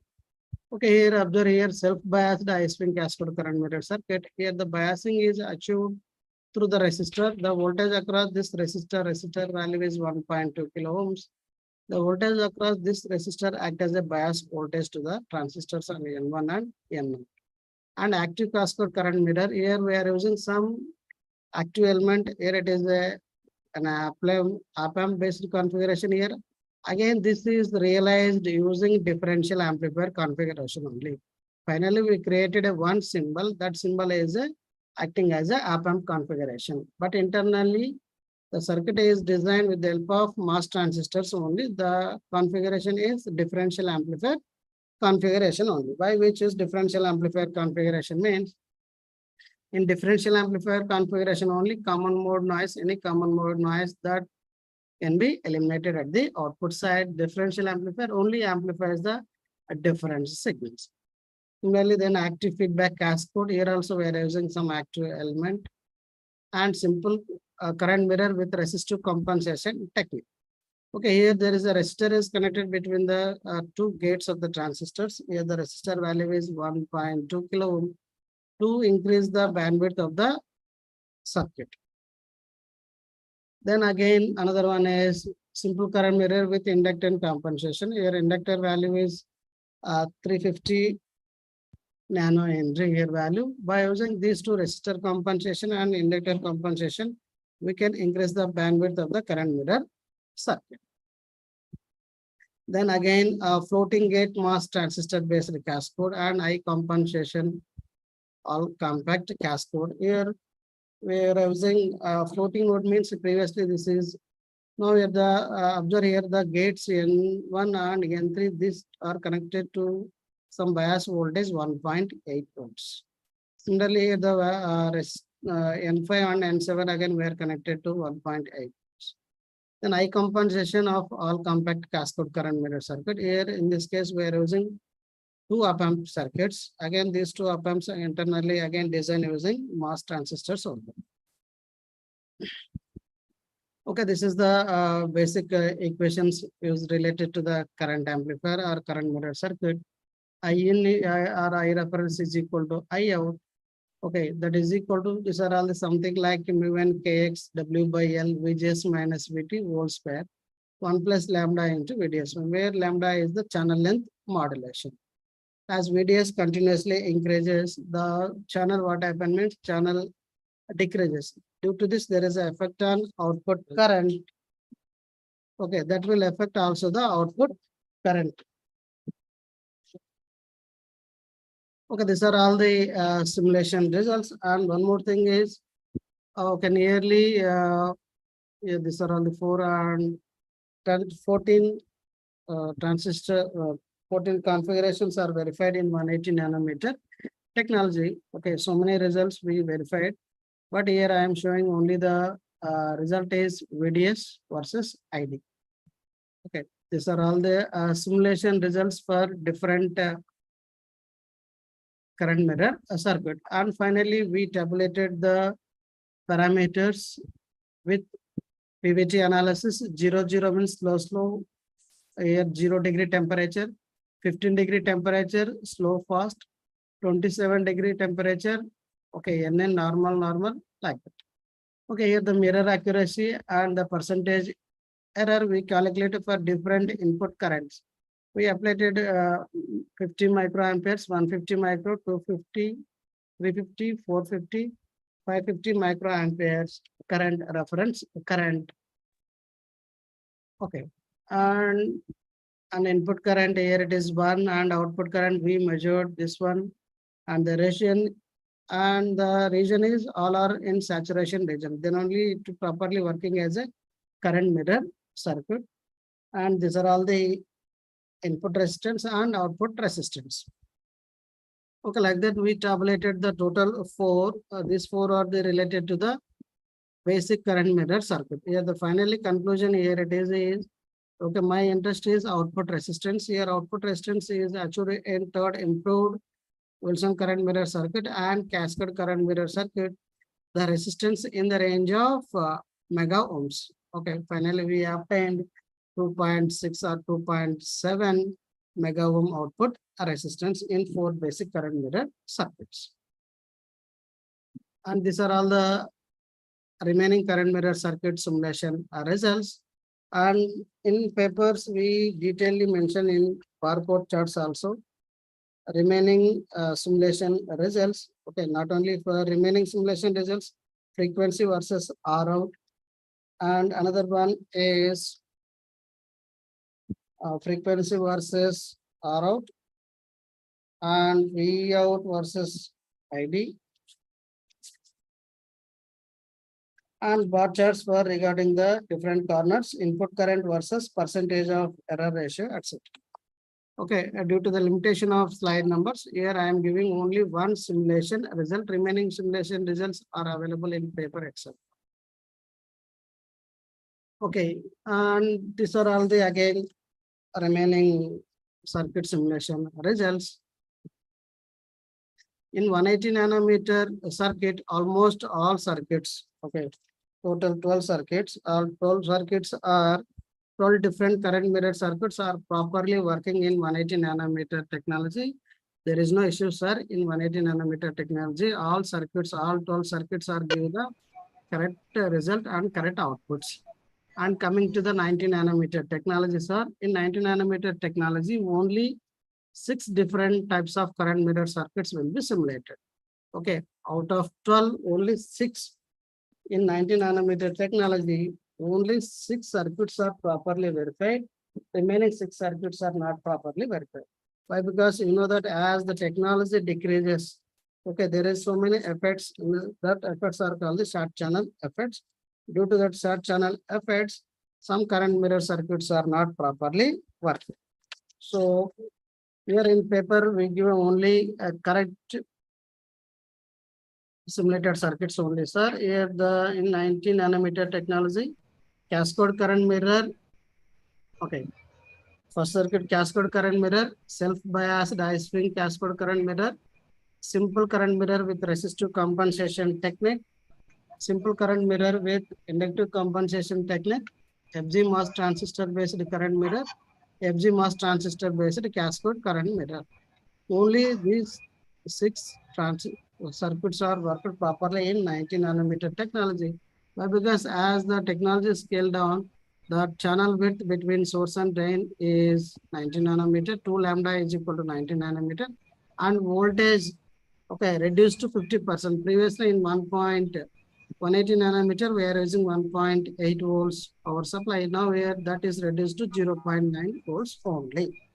Okay, due to these changes, out of 12 configurations, only 6 configurations are properly worked. So these are the results related to the 6 current mirror circuit that are operated in 90 nanometer technology, sir. And these are all the tabulated values. Okay, here in this case also, all the circuits are give good results. Here, coming to the output resistance here, observe here, and third and sixth circuit. Observe here, the output resistance is in the range of giga ohms. Okay, is in the range of giga ohms. Okay, remaining 4 circuits output resistance are in the range of only kilo ohms, but circuit 3 and circuit 6, the output resistance in the range of giga ohms. Among these two, again, third circuit, good results are nearly 600 giga ohm resistance. As output resistance increases, our output approximately equivalent to input. Sorry. And coming to the 45 nanometer technology, sir. In 45 nanometer technology, again the channel length again reduced to 45 nanometer. Okay, compared to 180 nanometer and 90 nanometer technology. Here in 180 nanometer technology, total 12 circuits are properly worked. In 90 nanometer technology, 5 circuits are properly worked. Whereas in coming to the 45 nanometer technology, only 5 circuits are properly worked. Remaining circuits are not gives the good results, sir. As we expected, I output approximately equivalent to I in at least with 90% efficiency. But remaining circuits are failed to obtain I output approximately equivalent to I input. Okay, here the circuits are. First circuit is cascade current mirror circuit, sir. And second circuit is self-biased high swing cascade current mirror circuit. Simple current mirror circuit. Simple current mirror with resistive compensation technique. And simple current mirror with inductive compensation technique. Total 5 circuits. These 5 circuits give the good results in even though in 45 nanometer technology also, sir. Okay, these are all the simulation results, VDS versus I output current. And these are all the tabulated, all these simulated results are tabulated. Total 5 circuits. Okay, here in 5 circuits, observe here. Okay, output resistance is I in cascade type of current mirror circuits. So comparison between, okay, all these 3, 180 nanometer, 90 nanometer and 45 nanometer technologies are. In 180 nanometer technology, we will give the I mirror accuracy and give the I output resistance. In 180 nanometer, 12 circuits, whereas in 90 only 6 circuits. In 45 only 5 circuits are properly worked. Okay, all these transistors are size 2 micrometer width, sir. And the channel, this one depending upon if it is a 90, 90, 45, 40 and 180, 180 nanometer. W is fixed, W value is 2 micrometer and length is 180, 90 and 45 micrometer technology. Okay, among when we compare, when we see the results, comparison results, a cascade current mirror gives the I mirror accuracy and also I output resistance among all these circuits.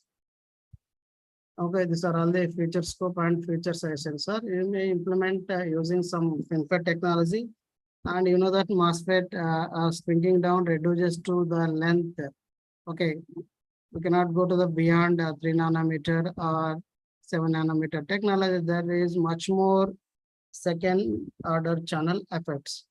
Even in observe here, in 180 nanometer, 12 circuits are properly worked. Come to the 45 nanometer, only 5 circuits are properly. If it is again still reduced, if you come down to 12 nanometer or 10 nanometer, only 2 or 3 circuits only properly work. Okay, that's why we have to go for new circuits, new transistor circuit like CNT-FET, FinFET technologies or dual gate technologies. That is the one future scope. Okay, these are all the references, sir. Major references, first one. Okay, Bhagwan Agarwal and Gupta, analysis of various current mirror circuits, Microelectronic Journal, 2016. Okay, this author is completely analyzed all these circuits, but he did not give the PVT analysis. He gave the only the analysis. He considered the only one process kernel. In my analysis, I implemented the all process kernels in Cadence Virtuoso 2. Nearly it will support 5 process kernels. I verified all 5 process kernels for each and every circuits, and I tabulated the results. And thank you, sir. Finally, thank you. Now you have any doubts, please ask me.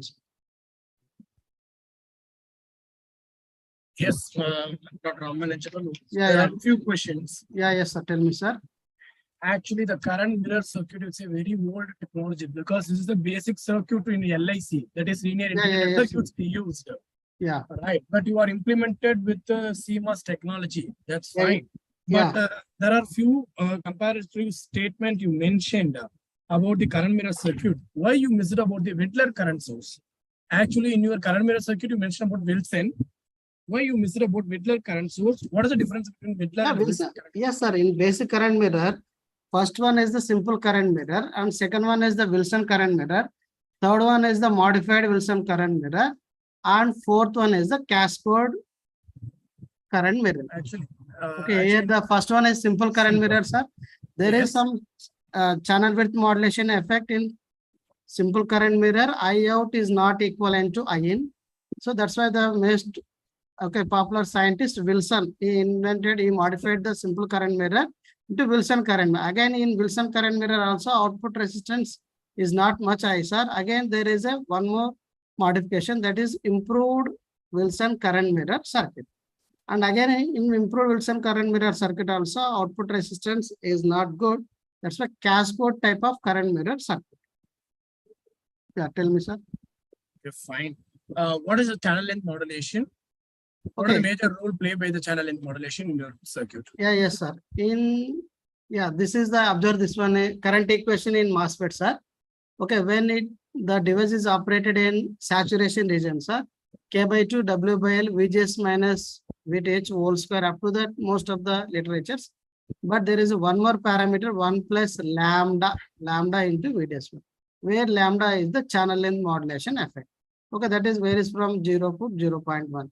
Due to this, in physical, what happen means, as VDS increases means the channel length between the source and drain decreases. As we decreases at one point, what happen means the current not enter into source to a destination. Okay, that is the effect of the channel length modulation.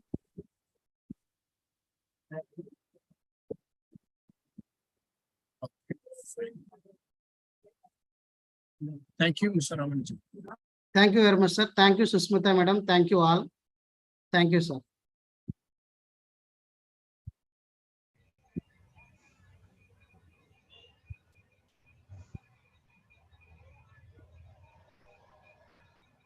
Thank you, sir, for your presentation. Thank you, ma'am. The next presentation by Bhagyashree, and the topic is Intelligent Accidental Detection and Prevention System for car using CAN FD protocol.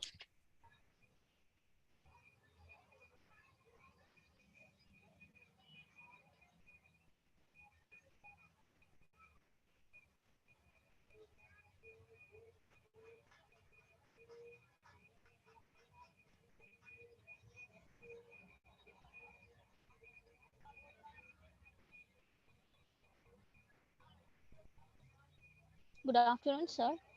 Hello. Yes, you are audible. Can you view my screen, sir? Yes. Yes. Good afternoon, sir. Good afternoon, ma'am. The topic on which I have presented my paper is Intelligent Accident Detection and Prevention System for Car using CAN-FD protocol. And my name is Bhageshri Shivaji Kadam, and my guide is Dr. Sanjay Patil. I'm working currently as an assistant professor in Dr. Daulat College of Engineering, and I have pursued MTech in electronics. And my guide is Dr. Sanjay Patil, who is professor in Dr. Daulat College of Engineering, Karad, and even he has pursued PhD in signal and systems. Here I'll introduce my project. Here the controller area network is an extensively used burst protocol in automotive distributed embedded systems.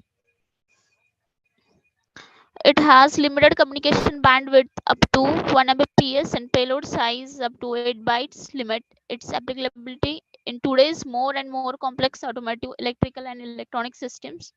The amount of electronic systems in any kind of machinery grows, the system becomes more complex and multifunctional, and due to the increasing number of devices connected to the network and complexity of their functions, the current controller area network becomes overloaded, and CAN with flexible data rate emerges as an alternative. The controller area network with the flexible data rate is an improved CAN based protocol communication protocol with a higher communication bandwidth up to 8 Mbps and increased payload size up to 64 Mbps. In order to reduce the point-to-point winding harness in vehicle automation, CAN-FD is suggested as a means of data communication within the vehicle environment. Here's the description. The control area network is a bus vehicle bus standard protocol. It is designed specifically for an automotive application. By using the CAN-based protocol, ECUs of a vehicle can communicate with each other. It is a high-speed bandwidth efficient network. In order to reduce the point-to-point wiring harnesses in the vehicle automation, CAN is suggested as a means of data communication within a vehicle environment. The benefits of CAN bus based network over traditional point-to-point schemes is its increased flexibility and expandability for future technology insertion units. This is the system without CAN. In these systems, the number of electronic devices are connected to the dashboard, which has no proper connections. And the next is the system with CAN. The number of electronic components are connected on a single CAN bus and on a single bus at various points, and it is centrally controlled by a dashboard.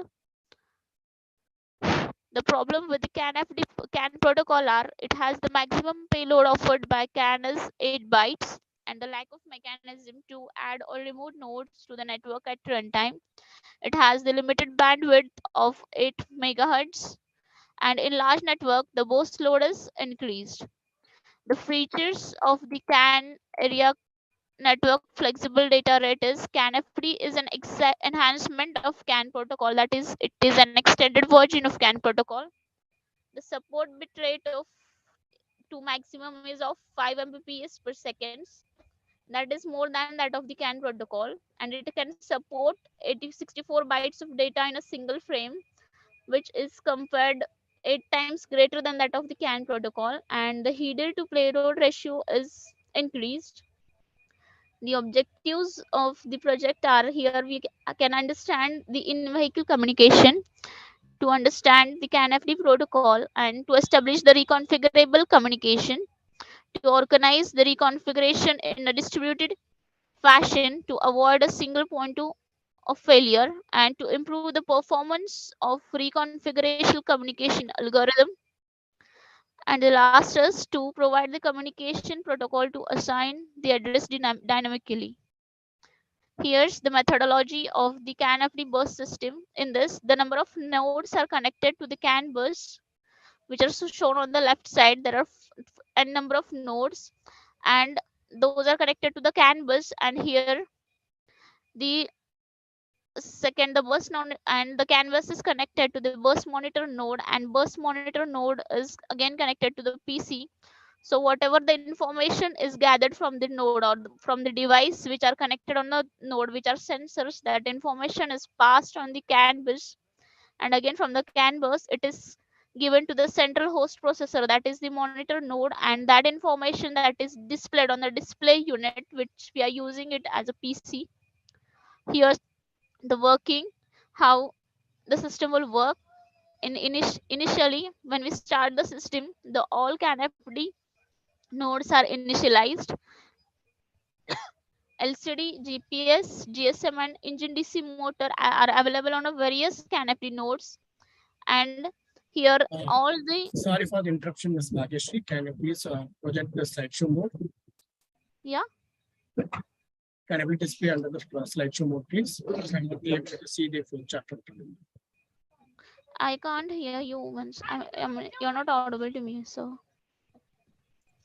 Can you please project your slide in the slideshow mode? Yeah.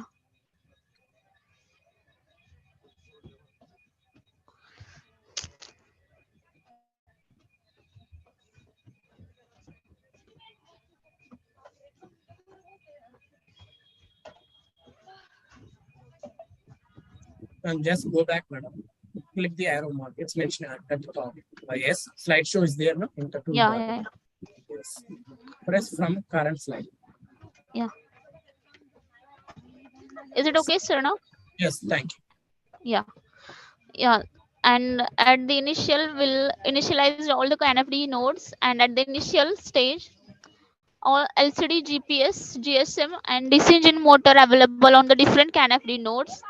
And at the first, they will read the status of the sensors from the sensor node and read the GPS data from the GPS node. And here the CANFD messages are created and transmitted over the CANFD bus. And we have here received the initial CANFD messages only on each node and taken appropriate action according to the send SMS using GSM. Again, the messages are received on a display node and the display sends GPS data on a LCD display. If the sensor is triggered, the data is passed and the end of the operation is done. And if the sensor, we have not received the data from the sensor or it is not triggered, then again the cycle repeats and the process repeats. Here are some advantages of the CANFD bus protocol. The advantages are as below: the improved data rate, the second is extended user data, the third is real-time compatibility, data security, and backward compatibility. In improved data rate, has an improved data rate as compared to the CAN protocol. It has a real-time capability, that is, if one node fails in the system, it switches automatically to the another node, means the system does not fail and any node can act as a monitor node master, which are the slave and from any of the slave nodes, and it has the data security.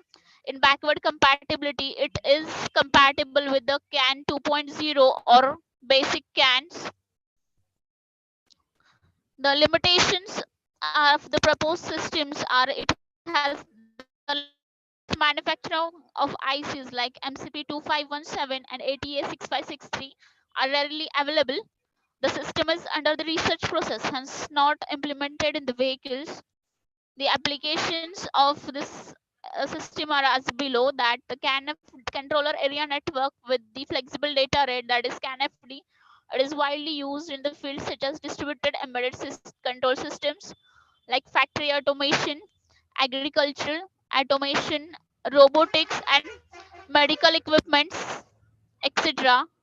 The future work of the system is as below.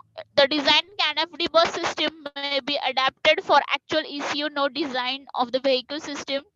We can adapt GUI design to make CANFD analyzers more powerful, versatile tool for the development, testing, and servicing of controller area network with the flexible data rate based systems.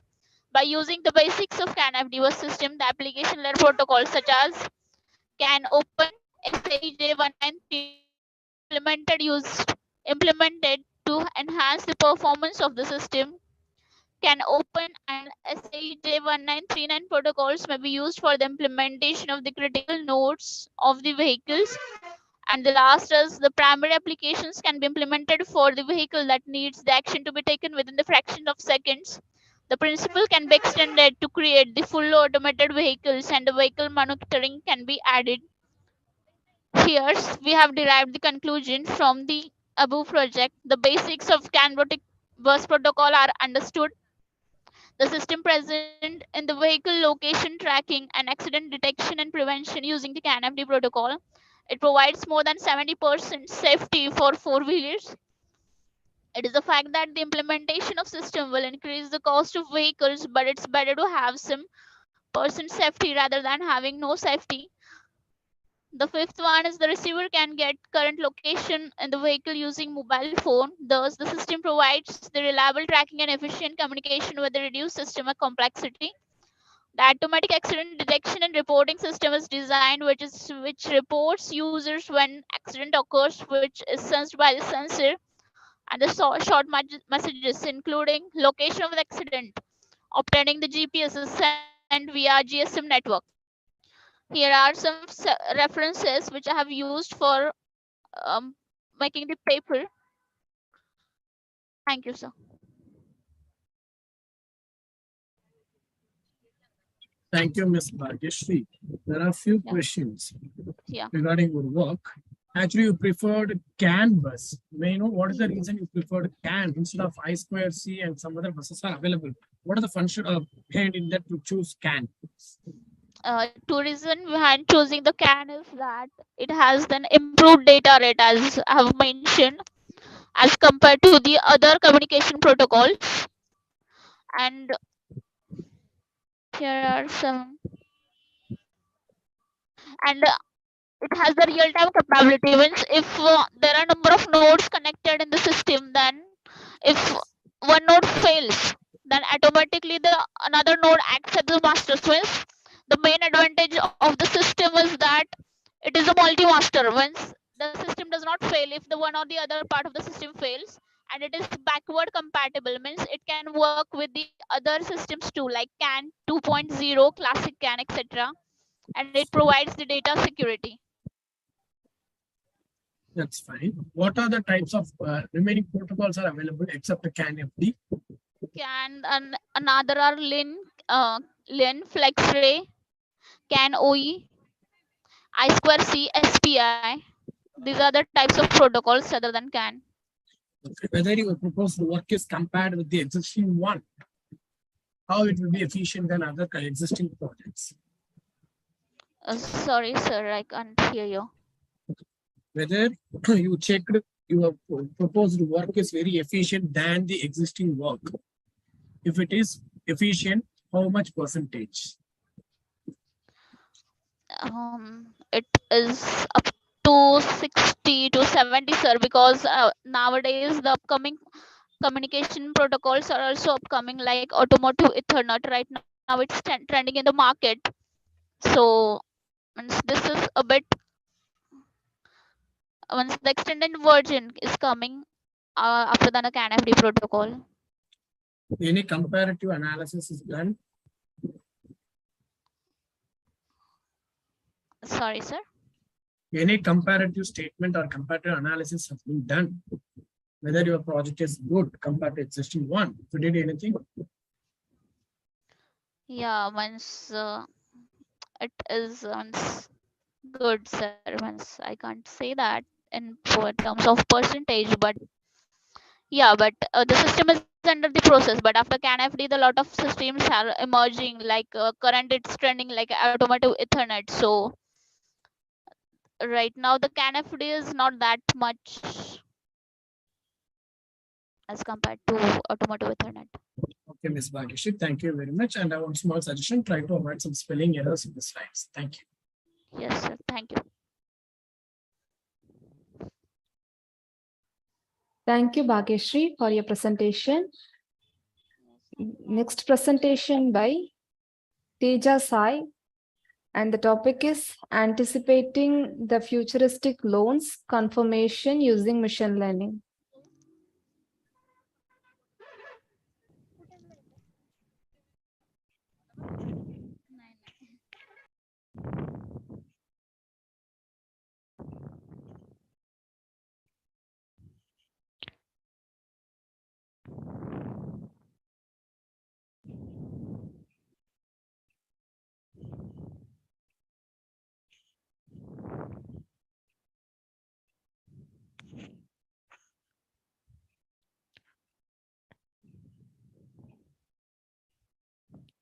Good afternoon, sir. Very good afternoon. Sir, is my voice visible? Is my Yes, voice audible and my video is visible? yes, madam, your voice is audible. You can proceed now. Good afternoon, everyone. And title of my project is Anticipating the Futuristic Loans Confirmation Using Machine Learning. I choose machine learning because it is a branch of artificial intelligence and computer science which focuses on the use of data and algorithms where it gradually improve accuracy day by day. And I am from Lakreddy Balreddy College of Engineering from the Department of ECE, and my name is Tejasai. And coming to the main origin of the problem is I have already conducted a review of the previous research papers in the field. So in the advancement of technology, there are so many improvements are happening in the banking sectors day to day. So there are some bank policies it is a problem for them to select an applicant for giving a loan approval. So in our project, we will observe some parameters and we will decide from the bank side for the people who is best for the approval. So it is very tough and risky to check out equally every person and then recommend a loan approval. So in this technique, we use a machine learning algorithm. So it will directly predict a person who is eligible for a loan based on the previous records of the person. Who the loan amount, how much is credited and how much is shared and how much is given. So the main work primary objective is to predict whether the loan approval for a specific individual is safe or not.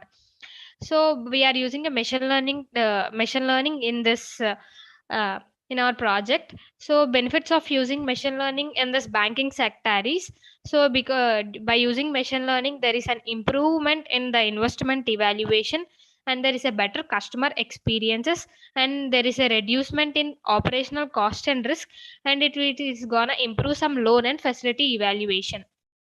Coming to the abstract of my project is, nowadays bank is gonna invest a lot in marketing, so this related research has become very mainstream in this academic literature. So in this banking system, bank will be offer a variety of goods, so the primary source from the income is from the bank credit lines.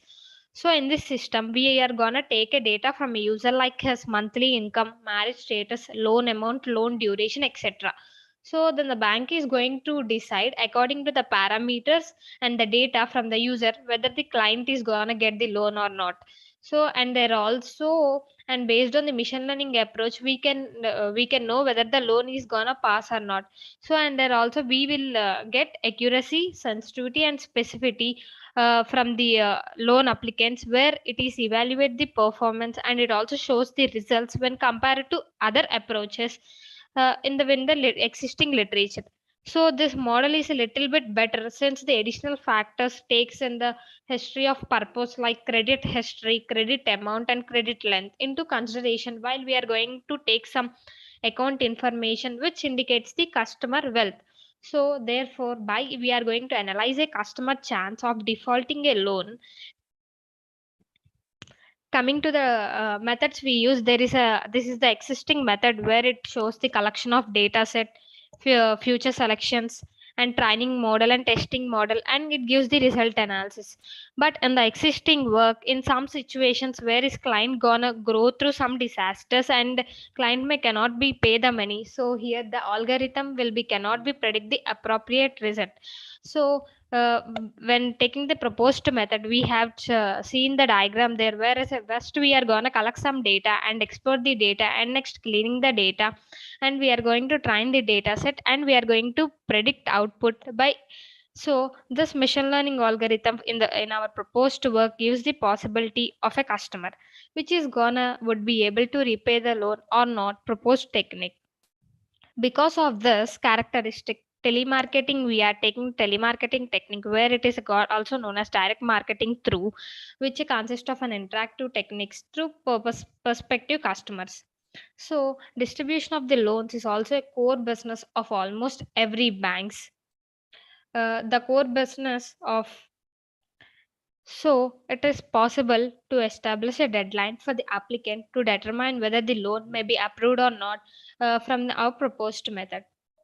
When coming to the literature survey, I have worked on a previous papers regarding this theme, and in the first theme, loan approval prediction using machine learning, and the mechanisms used were logistic regression, random forest, and they were examined and graded. And the results were here. Accuracy is from 83.1, and the limitation is here is accuracy is less than logistic regression. When coming to the second paper, an approach for prediction of loan approval using machine learning algorithm. Here, the working mechanism is also taken from logistic regression, but the accuracy here we got as 81.1. The limitation here is credit risk assessment as a crucial issue faced. So this is the disadvantage on this. And coming to the paper 3, predicting customer response to a bank direct telemarketing campaign. Here we have used a cluster analysis to perform the goal, and the accuracy was 84.7. And coming to paper 4, they have by bank direct marketing analysis of asymmetric information based on machine learning. And the working mechanism here we have seen is the SMOT method is used to modify data, and it also improves the accuracy of the prediction. And the accuracy here we have gotten is 79.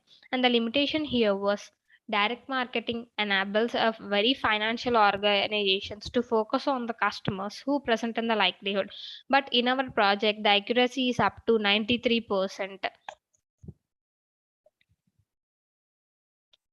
And we and the methodologies we are used in our project is logistic regression, random forest,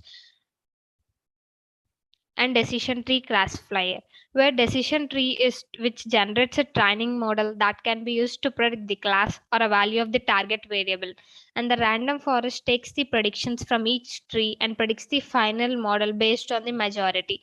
And coming to the logistic regression, it is used to predict the categorical independent variable from a given set of independent variables.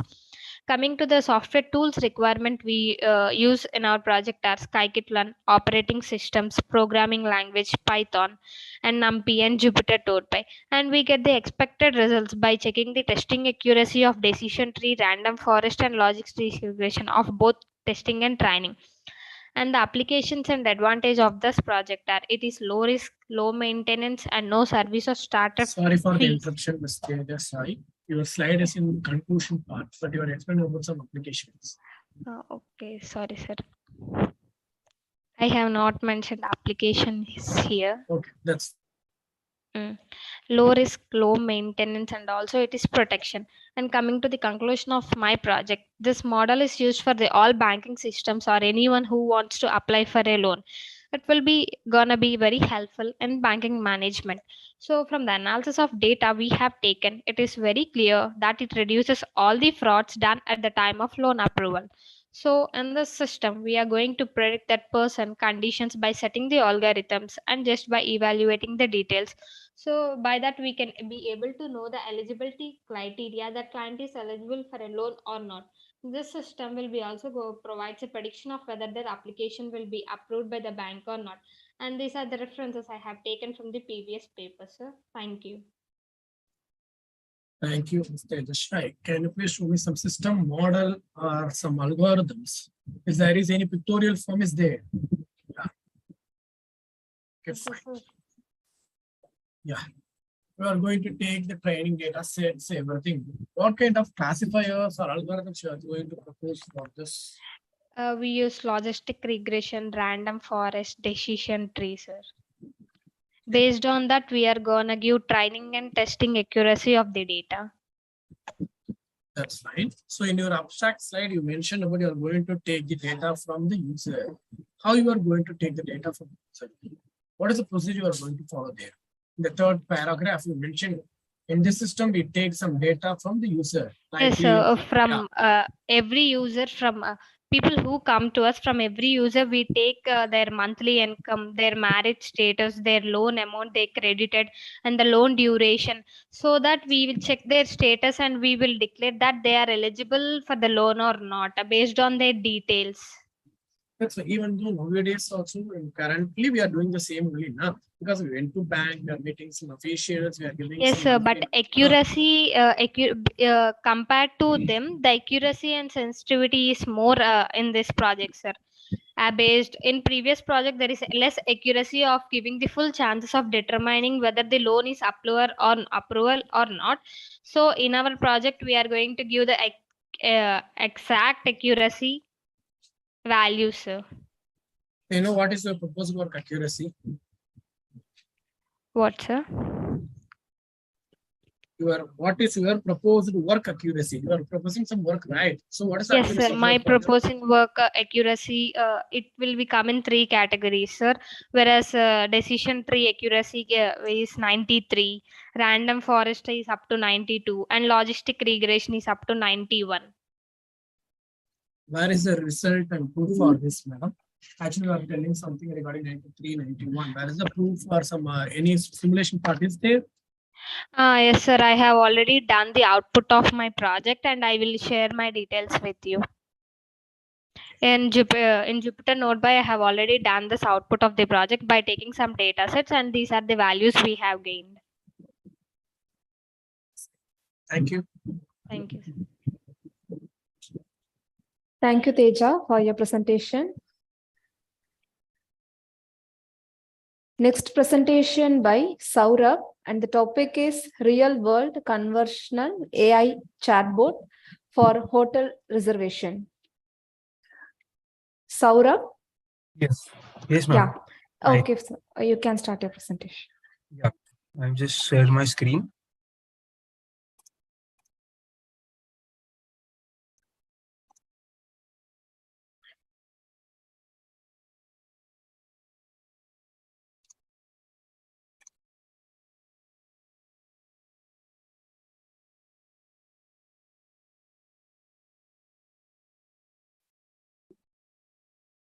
Hello. Hi. Good afternoon, sir. Good afternoon, ma'am. My PowerPoint screen is visible? Yes, visible. Okay. So to start with my presentation, so my name goes with Real World Conversational AI Chatbot for Hotel Reservation. So basically, we can say from the name itself that it's an real world conversation AI chatbot. So what chatbot is like chatbot is a thing which we user and the computer has an interaction between them to understand the user's intents of what he's asking and the output he is asking for and giving the output results regarding that. So myself, Saurabh Shirsikar, and my co-authors Chaitali, Madhura, and Chetna, and my guide who is Rohini Sawan, ma'am. We all come from Vishwakarma Institute of Information Technology from Pune, from ENTC background. So my abstract has, as we know that it's a rapid technological development of the chatbot concept and the time and effort it can save. Many specialized frameworks have emerged to undertake chatbot creations and development. So from this itself, we therefore created a chatbot for the hotel and restaurant table booking along with some car or flight booking concept. And it's a kind of POC we have made. So user can just select the restaurant themselves as per his requirement. And the main goal of it is to allow the user and machine to make a natural harmonious conversation. And our focus was to build a chatbot which helps them 24/7 automated query resolution. This helps the user to have the right information from the source. So my objective was to, for making a chatbot, it just receives some questions from users and it tries to understand the question and provides appropriate answer. As we know that AI is something we are very familiar right now in today's world. So just to have that something in the mind, we made a chatbot. So it does this by converting an English sentence into a machine-friendly query, and then going through relevant data to find the necessary information, and then it finally returns the answer in a natural language sentence. So, and our second objective was to boost operational efficiency and bring cost saving to business while offering convenience and added services. And also, we know that it's if we are having a chatbot kind of thing, it's very easy to access for any information we want, and also to help the users for some transportation or facilities like uh, searching for the temperature or searching for a location where we are going or moving to some other city. So for them to help the users to get a sophisticated way of learning. So my literature survey goes with some couple or three of the papers. So first, mainly we focused on which technology we are going to use and how we are going to combine the technologies to get a final outcome. So we just went through couple of papers like hotel reservation chatbot as well as the intelligent chatbot system to answer questions about finance. So they are using the tools like Java programming and NLP, which is natural language processing. And in that, they are using some new tools like OpenNLP or JWNL. But in the second one, which is written by author Anran Jiao, so they have used the RASA NLU. So we just went into more depth about RASA technology.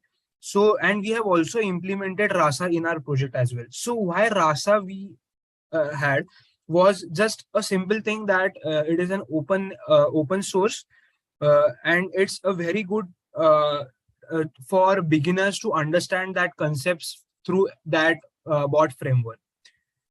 So moving on to my block diagram. My block diagram consists of there are like user message, then we get a bot message when it's like what we can say from messaging with a chatbot. So chatbot front end is whatever the users see on the web page or whatever the interface they want. Then at the back end, we are having database, then the NLG part and NLU part, as well as the decision tree. And the NLU part has a decision tree interlinked with them. So what database is that chatbot conversations are stored in SQL database. So we have used here a Django framework, Django language. So because we are using Python, Python and Django goes hand in hand with a very good concepts. So Django is our database we have used. Then the natural language generation, which is a software process where structured data is transformed into natural conversation language for the output user. Then we have used NLU and RASA is the bot framework for the NLU part. That is nothing but natural language understanding.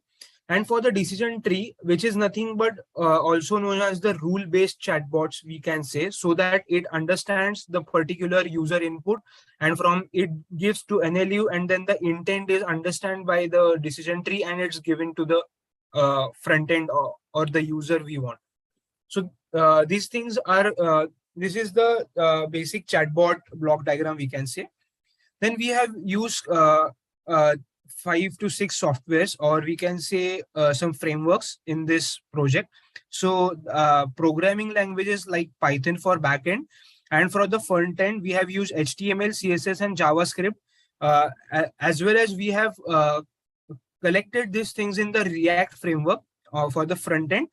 Then RASA is one of the technologies we have used.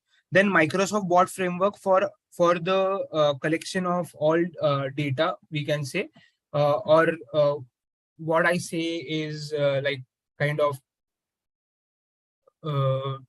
for clubbing or clubbing all the things together. We have used bot framework, or emulator part for the testing purpose. We have used that bot framework. Django is one of the database technology we have used, and the adaptive cards to showcase the users whatever they are going to see. Then coming to first, we will go through some of the results first, and then we will talk more on that. So this is a result we can see. This is a front-end framework which we have made for our chatbot. So once the bot gets started, so for bot to be getting started, we have used some ngrok services to just open up some ports, and then we have started our bot from that. Our bot works like he comes and says, how can I assist you? So user says hi, and then just to start with some intent to understand what the user wants, the bot is ready to serve 24/7. So in the second thing, we can see once for hotel booking it goes. So for in this we can see hotel booking. This is adaptive card what we have used for to showcase the hotels, different hotels, and also the check-in and check-out dates of the user they wanted. As per that, the price is shown and the location is also shown. So and this is a final and one of the interesting things is when we are completing with our project, or when we are completing with the chatbot to finish, we ask some contact details, so that when a confirmation is done, we get a message on the mobile through the SMS service we have used. That is a Pimli, Plimo service SMS app, SMS service. So this is a front ending of that SMS. By we can see that this message is to confirm that hotel dash dash has been booked for a couple of adults. And as we are also having some bots to run, and that for the flight ticket you use Pune airport, and when you are going through some of them, you may have this, and payment link would be followed once payment is done through these tickets. So this is kind of a result shown. And before concluding my part, there are there are applications based on this. Like we can use this for a travel agency or a tour planning company, as well as for it's also used for some personal things as well. So that's one of the things. And the future scope is like with the help of AI, we can customize the input and also the performance for a customer, that by taking input through not only through the chatting purpose, also we can use that images or voice notes, also videos, so that it understands and it gives the particular answer back. And finally, to conclude my project, we have made a chatbot using this Microsoft Bot Framework and Django service.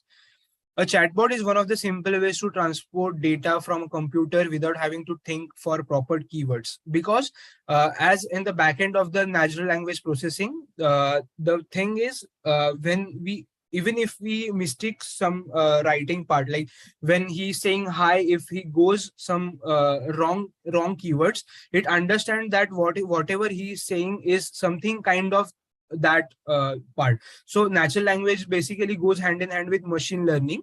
So when a particular probability is above some threshold, it just understands and gives the particular output by understanding what the user wants to say.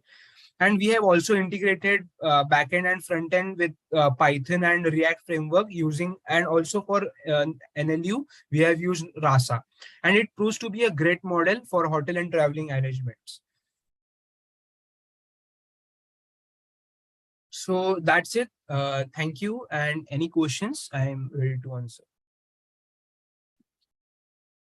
Yes, Mr. Shaurabh Sarishkar, there is one few questions.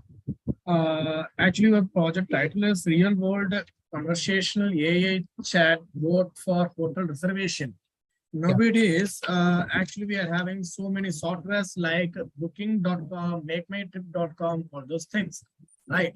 How your proposed works is more efficient than those booking.com and makemytrip.com or those things? Just give some justification. So to be honest, this is one of the great question from you, because we have also thought of this, and they are totally a single platform they are using. So we are combining couple or three services in one of our chatbot. So when we are giving this chatbot kind of service to this thing, it will not only give the booking part, but also it will use for the traveling arrangements, and it will also suggest some good places to visit, or it also shows some good means whatever the temperature is at that time, so you should use this thing. And also for a couple of things, like not only booking, but we are also suggesting some restaurants nearby your places you are going to visit. And the main part is that whenever the location it is caught, so if you are traveling in the particular city, it will not only it will show only the hotel part, but if you are traveling to the other city, it will show that the city you are traveling. So you want any traveling suggestions, so it will go with some car or flight bookings. So that's our chatbot, or we can say some NLP which we have used, what the user wants. Yes, I But can that understand. doesn't have with the booking.com and Myntra, the other sites. Yes, I can understand. Even though nowadays we are having IRCTC, right?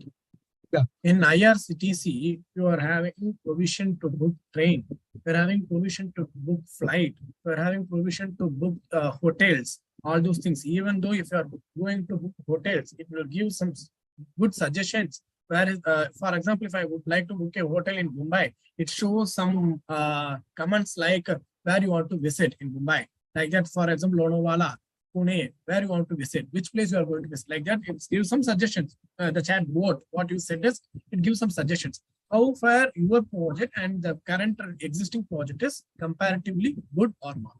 That only my question. So it's, of course, it's a good project because whenever, and mainly this is a very it's a very shallow project, we can say, because the backending of this is very to be honest, for the users to use, it's a very easy way to understand, or the easy usage, or we say the UI, which is one of the main things in real world right now.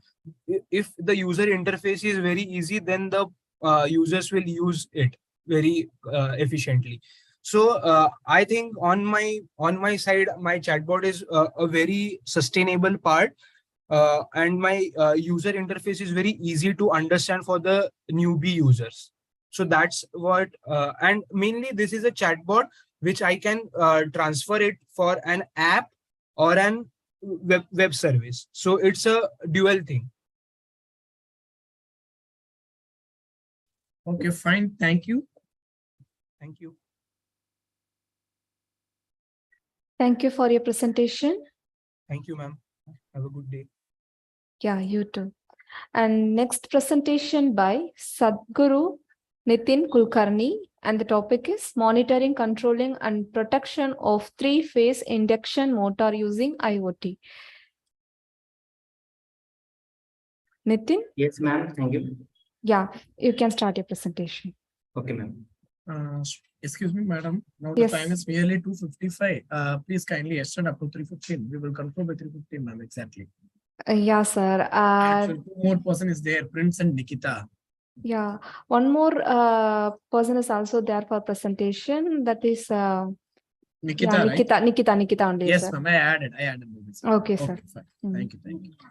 And kindly follow the presentation timing. The presentation timing is going to be 10 minutes, 8 minutes for the presentation, 2 minutes for the question and answer.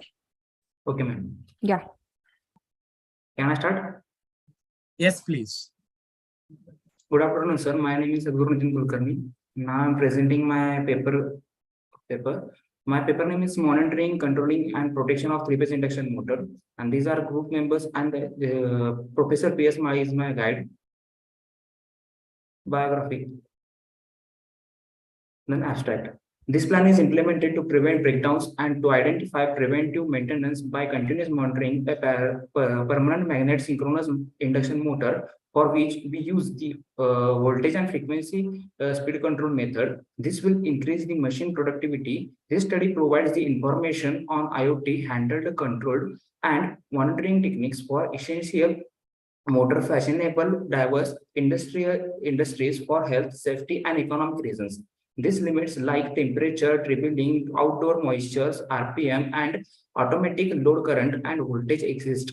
Discovered by transducer modules and sensors are sent to the Arduino to the subject to series of activities to achieve the result unit. It will run a limit check and show the results. In order to send this data for detached careful observation, the processing portion communicates with the entry to place a piece to cloud database. The cloud database is used to the ThinkSpeak. IoT is used to modern industry domains for the traditional and financial data concept to closely monitor and regulate initiating machines. Then we will move to the description. The objective of the monitoring, controlling and protection of three-phase induction motor using IoT, it concluded as follows. The main objective is increase the reliability of the motor application by using the recent technology advancement. Second one is to analyze the data related to different parameters of induction motor. Third one is collecting the data and recording it further purpose on IoT platform. In fourth one, in order to remote monitoring and data as a source of industrial motors. Fifth is to provide a predictive maintenance and protection of industrial motors. Then problem statement. While using a three-phase induction motor, the main problem is to monitor the parameters like voltage, current, vibrations, and temperatures, and speed, etc. Second is in electrical vehicle or industrial motor are used for continuous works on heavy load. In that case, sometimes motor gets damaged due to the abnormal conditions. Abnormal conditions means there is a missing one phase and loose connection. Then due to this, there is a wastage of money and time. It also dangerous to the person who is operating that machine. For operating a lot of machines in the industry, it needs many workers to operate and monitor the machines continuously. In that, we find a problem solution. In this project, we reducing the above problems. We use the monitoring and controlling with the help of Internet of Things platform. Then to increase the life of machine and efficiency of the machines, the protection is provided to the machines through our hardware circuit. If the machine is breakdown due to the abnormal conditions, repairing of this machine is expensive. And if the motor is not repaired in the time, the work gets stopped. By using the system, controlling and monitoring of motor is user friendly from anywhere and anytime. Also, it reduces the manpower. This is our proposal system. This block diagram is our proposal system block diagram. In that, we use the PMMC motor. PMMC means permanent magnet synchronous motor. In that, the sensors are connected with the Arduino microcontroller, and each sensor is connected to the small scale Arduino controller board that will installed at the motor side. The miniature scale controller board will break down the parameters that the sensors have detected in accordance with the coded instructions. The sequential output screen of the Arduino IDE and LCD board that is connected to the MCU both display data collected by the various sensors. The ESP8266 Wi-Fi module can be used to store the collected data on the IoT platform. The information is essentially delivered to the MCU board. Those output presented on the sequential screen using the sequential corresponding between the controller and the hub board. The information available at the hub MCU is then sent to the ThinkSpeak cloud stage using the Wi-Fi functionality. A record must be made there, followed by creation of another channel in order to transport the information to the ThinkSpeak stage. Each field is given one parameter that is addressed in the graphical structure. When creating a channel, the number of fields to create it depends on the number of parameters under check. A web application is developed continuously monitoring parameters. Momentum will be obtained on the page for any erratic motor task. An experimental setup includes an induction motor, a microcontroller-based monitoring system. Temperature, speed, vibration, voltage, and current are just few of the factors an induction motor must keep on the eye on. In that, voltage and frequency control method are used for the controlling the speed. The controller and sensors connected also monitor and calculate all parameters. The induction motor body has direct mounting for the temperature sensors and the vibration sensor. These sensors are then connected via cable to the microcontroller assembly. A voltage sensing circuit whose input supply provided in parallel to the input supply of the motor keeps track of voltage parameter. The current sensor ACS712 is used to which coupled in the series of motor inputs. Also, it measures the load current. Each sensor data is delivered serially to the microcontroller system, where it is proposed using the flowchart and system software. The ESP Wi-Fi module then periodically uploads the processed data and real-time readings to the server. This purpose of delay window is guaranteed that each value that the controlling the system uploads to ThingSpeak server is accurate. The parameter data is posted as a graph on the ThingSpeak channel, which is easily accessible online from the any location. The next is representation of the software results. This is the simulation of our proposed system. In that, this system is the normal system. In that, the all sensors are connected with the PMMC motor. In this diagram, the no fault condition is occurred. Then second one is a fault condition. In that, the fault condition that occurs in the system, in that we get the specific value for the protection purpose. One of the parameter is cross the set value is called as the fault occurrence.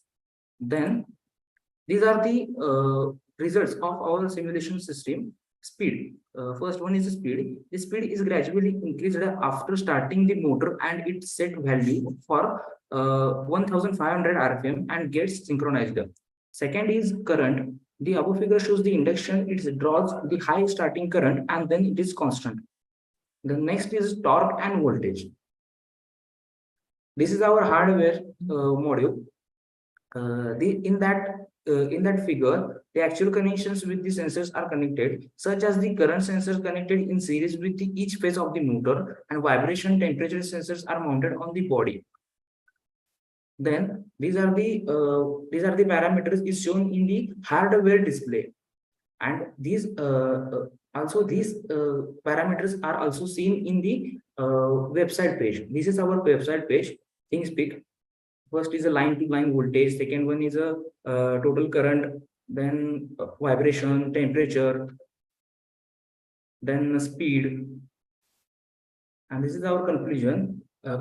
This chapter briefly discussed about results of project. Overall system and process monitoring has been sped up by IoT. In addition to this, the Internet of Things improved how consumers used a good and services, leading to better value and increased dependability. IoT also helps businesses set up monitoring systems more quickly and more affordable.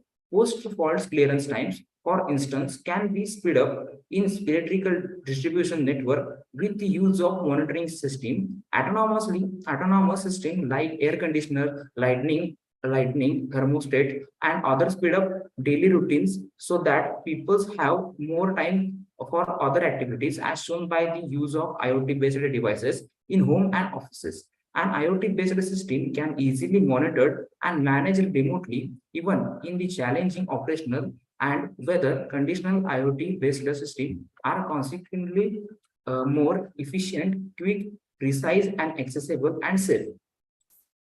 These are the references. Thank you, sir. Yes, Mr. Sadhguru Nitin Kulkarni. Yes, sir.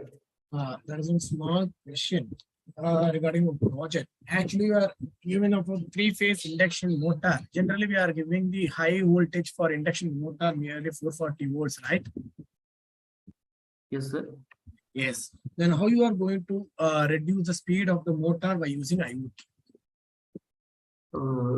Sir, in that we connected for measuring the motors rated current, rated voltage, and according to that we select the particular sensors for this machine.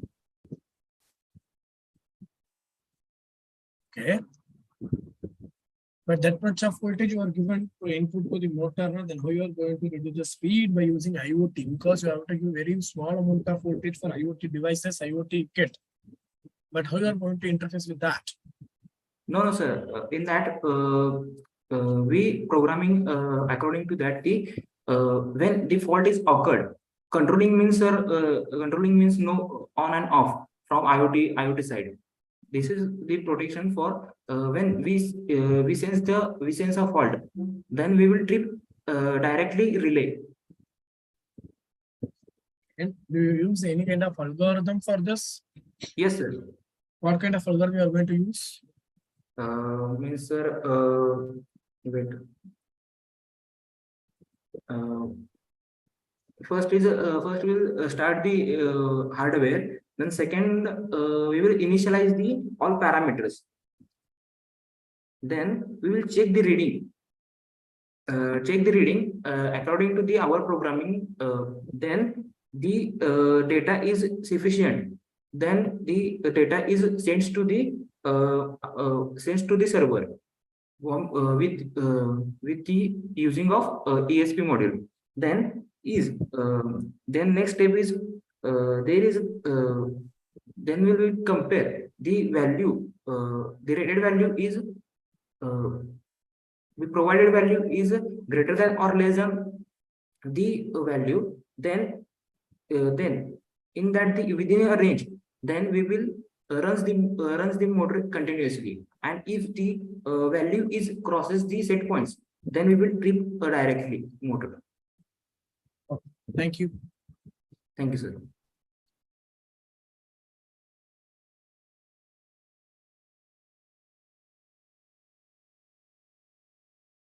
Thank you, Sadhguru Kulkarni, for your presentation.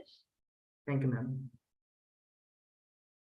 Next presentation by Prince, and the topic is ventilator using Arduino with the blood oxygen sensing. Prince? Yes.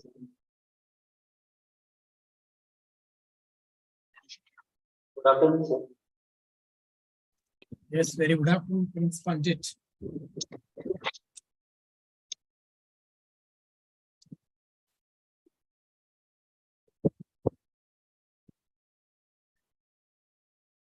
Good afternoon, sir. My name is Prince Arjun Pandit, and I am a final year student from D.Y. Patil College of Engineering, Akodi, Pune.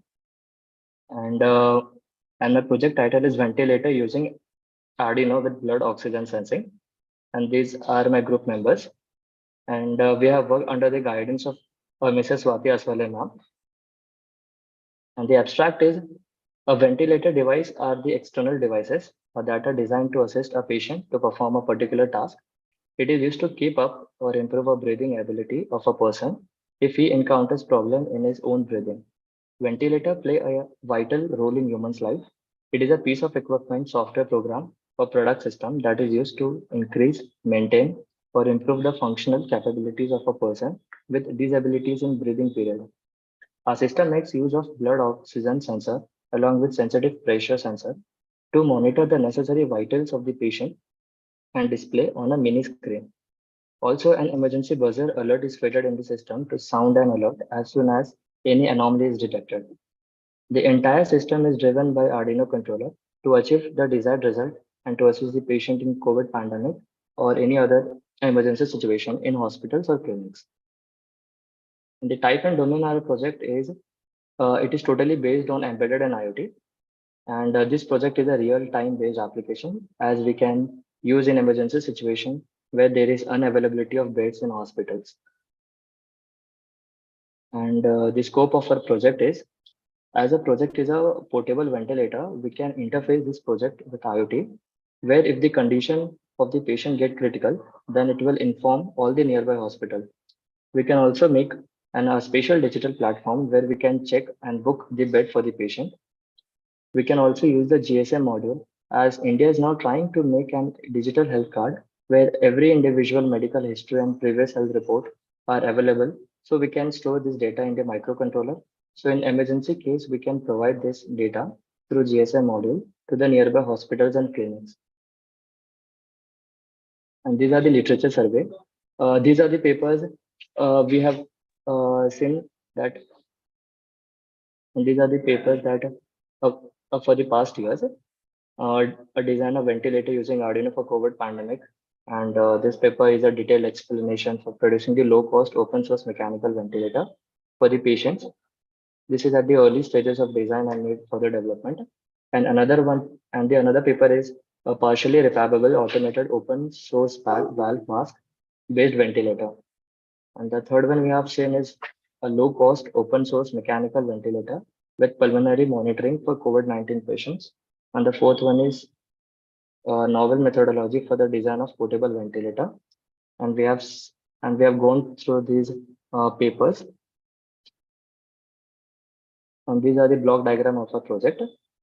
These are the power supply we are taking, then giving to the rectifier, then regulating the voltages and directly supplying to the Arduino board. And these are the input switches and the toggles. And we are using the different sensors like pressure sensor, then SpO2 max 30105, and the pressure sensor HX710B. And the output is coming from the stepper motor that we have made. And these are the advantages. It is easily available, a low cost and maintenance, reliable performance, and it is portable also. And these are the applications: hospitals, clinics, first aid centers, medical monitoring devices, and in emergency situations in society. The conclusions are: this work is affordable approachability for disaster and COVID pandemic. It is an open supply ventilator configuration created using disseminated fabricating. This is at the start level of plan required in addition to. It is a first-rate hotspot for both the continued pandemic situation and crisis function, and in any event for everyday use in low asset settings. And these are the references we have referred. Thank you, sir. Yes, thank you, Mr. Prince Panjit. Can you please go to the block diagram? Yes. Yes. Here you're using a rectifier. What kind of rectifier you're using in your project? So actually using the bridge rectifier. Sorry? A bridge rectifier, bridge. Okay, fine. Why you are preferring bridge rectifier compared to other rectifiers? So because it gives the continuous power supply. Okay. Even though power supply. Okay, what are the types of? Okay, that's fine. What are the types of rectifiers you are having? Like we are having the bridge rectifier, then full wave rectifier, or we can also say the center tapped rectifier, and the third one is half wave rectifier. That's fine. So most of the researchers are using only bridge rectifier compared to full wave rectifier, even though the rectifiers, the full wave rectifier and bridge rectifier are having the same efficiency of 80%. Yes, but you are using only bridge rectifier. What is the main purpose of using bridge rectifier compared to full wave rectifier? So we can also use the full wave, but actually we have used the bridge rectifier.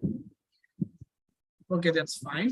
Then one more question regarding the regulator. What kind of regulator you are using in your project? So Zener. Sorry, I can't get you. So Zener diode. That is Zener we are using diode. the Zener diode as a regulator. That's fine. It's a component which will be act as a regulator. That is fine. Good. But I'm asking what type of regulator you're using. What are the types of regulator you're having?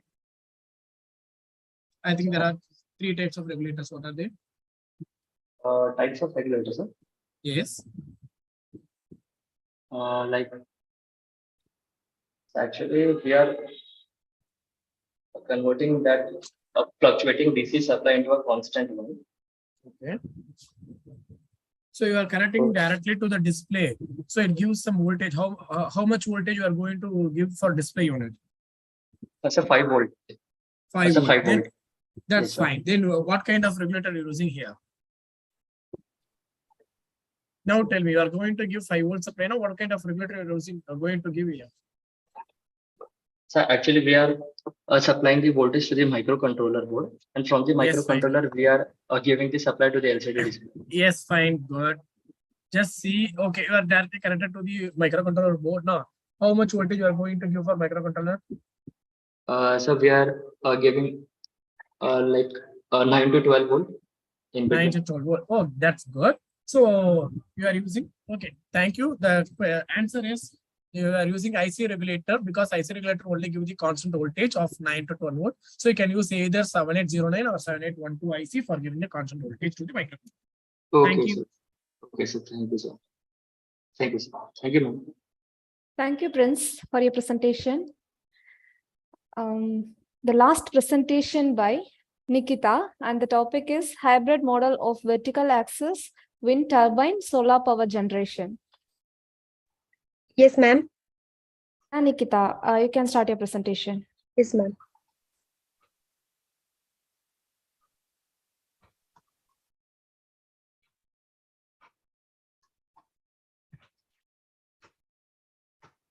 Hello, ma'am. Yes, you are I'm audible. unable to share the screen. Yes, Someone else is presenting. Okay, now you can able to share. Okay, ma'am. Good afternoon, everyone. I'm Nikita from Annaseb Dange College of Engineering and Technology, Ashta. And today I'm going to give a presentation on hybrid model of vertical axis wind turbine and solar power generation. These are my group members and my guide is PS Mai, sir. Miss Nikita. Yes, sir. I can't able to see your presentation. But I shared the screen, sir. But I'm sorry, I'm not able to see your screen. I think you are not sharing the screen, Nikita. Please check it. Yes, ma'am. Now it is visible, ma'am. No. Okay, ma'am. My group member will share the screen. Okay. Abhishek.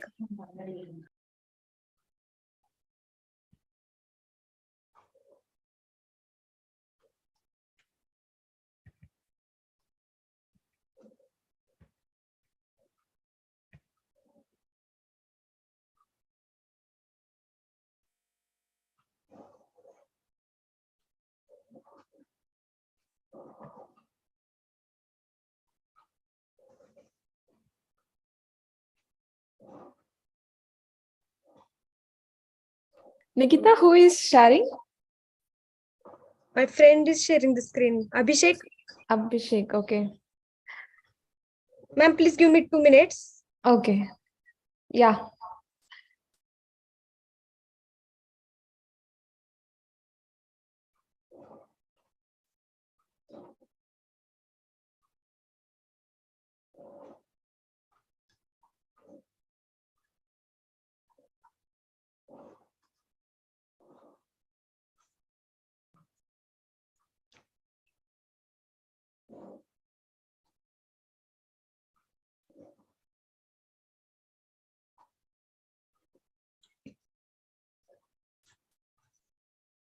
Yes, your screen is visible. You can start a presentation.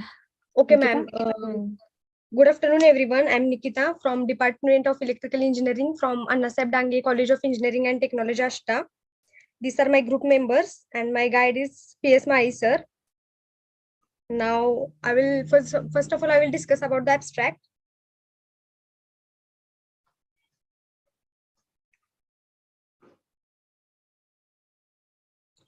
Nowadays, the use of the renewable energy sources are required instead of conventional energy sources because conventional energy sources going to be decayed in recent years. Renewable energy sources such as wind and solar has gained popularity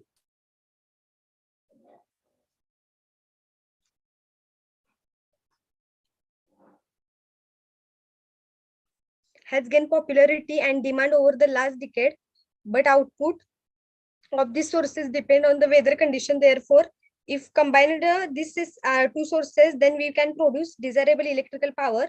This project design model of hybrid power generation system using wind solar resources. The aim of the project is that to generate the electricity and to increase the efficiency. Then next is description.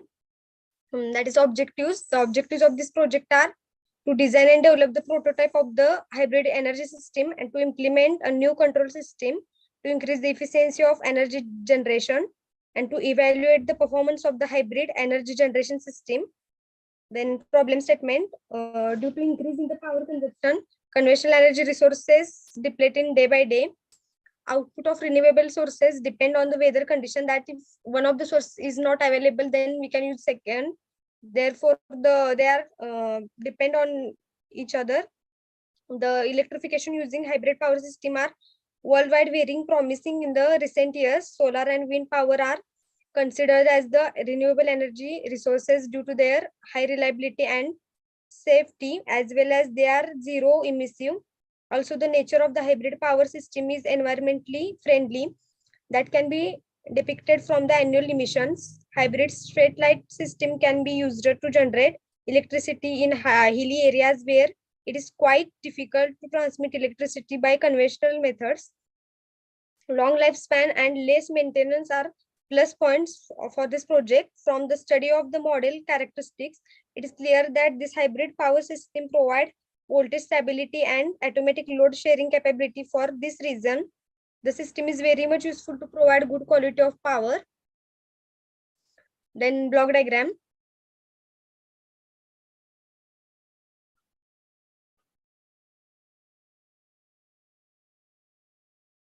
This is the block diagram. It include solar panel, wind turbine, then microcontroller, MOSFET, lithium battery, load.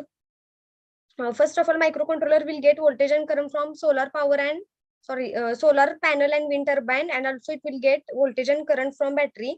From that, it will calculate the power and how much power is required to charge the battery. That much power will be given to the battery, and if the required voltage is less than the input voltage, then it will boost the voltage using boost converter, and if the required voltage is more than the incoming voltage, then it will buck the voltage using buck converter.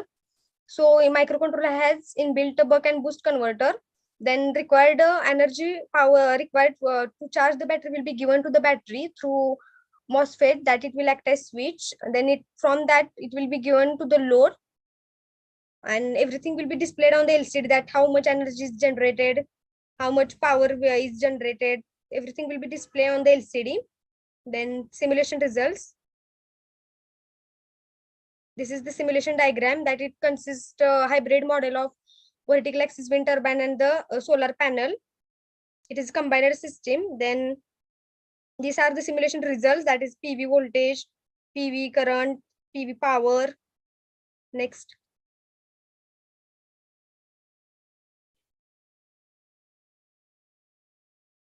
Wind voltage, wind current, wind power. And this is the total power output of the project. Then these are also the hardware results that we have taken. And this is our hardware module. Then conclusion. The simulation result of implemented hybrid system shows that generated output voltages, the hybrid system is more reliable as compared to single energy system. Vertical axis wind turbine conversion system are practical and potentially very contributive to the production of clean renewable electricity from the wind. There is less scope for an abrupt halt in power generation. This system is quite useful for backward rural areas which face several shortage of electricity but have abundant solar and wind energy. Future scope. The particular approach is the basic hardware prototype of hybrid model of vertical axis wind turbine. This model is the basic integration of solar power mode and wind generation model, where we have obtained a developed system which integrating incomings of the hybrid model. Thank you. Thank you, Ms. Nikita. There was Yes, one sir. question regarding your project. Yes, sir. You are using some wind turbine to get the Yes, sir. supply to your microcontroller now. How you are going to get the power supply from the wind turbine? Whether you are going to implement in the real-time application? Yes, sir. We have combined both energy coming from wind turbine and solar power, and then we are going to give the microcontroller. Kita, solar panel is available, so you can easily get the power supply from the solar panel. But wind turbine you have to install now. Is it possible to install the wind turbine in real-time applications? Whether you did the project in real time? Yes, sir. We made the model. Okay. Then how you are getting the power supply from the wind turbine? When we are when it will rotate, maybe when we will place it on the highway dividers, then it will rotate. It will generate the electricity. That's fine. So what kind of microcontroller are you using in your project? At Mega 328 Arduino. That's fine. How much power you are giving to your microcontroller? 5 volt DC supply. Okay, then how much of power you are getting from the solar panel and wind turbine? From solar panel, it is we are using 40-watt solar panel. Okay. By then we are getting up to 20-watt power from solar panel, and from wind we are getting 30 to 50 watt. Okay. Then how you are converting those kind of watts? For example, you are getting from solar panel 220, you said, right? So Yes, merely you are getting 200 watts, for example, right? From the wind turbine, you are getting 50 watts, right? So totally you are getting 250 watts of power. Yes, sir. Okay, then how you are storing those power energy in your project? If there is any capacitors available or storage devices available in your project? Yes, sir. Capacitor is available. Okay, that much of power it can be stored by your capacitor. Is it possible? Yes, because you are, Nikita, you are setting 250 watts of power. Is it possible to store that much of power in the capacitor? No, sir. Then how you are implementing the project now in real time? But good term, just I'm asking, this is my doubt, that's all. Yes, sir. Okay, thank you, Ms. Nikita. Yes, sir. Thank you.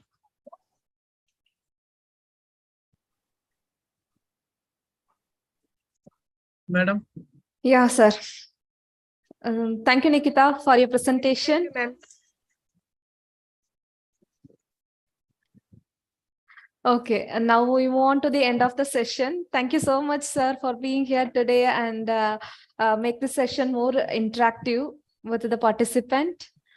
Thank you very much, ma'am. And regarding the best paper and best presentation, shall I send through mail or I would like to announce now itself? You know the procedure. 1 second, sir. Okay.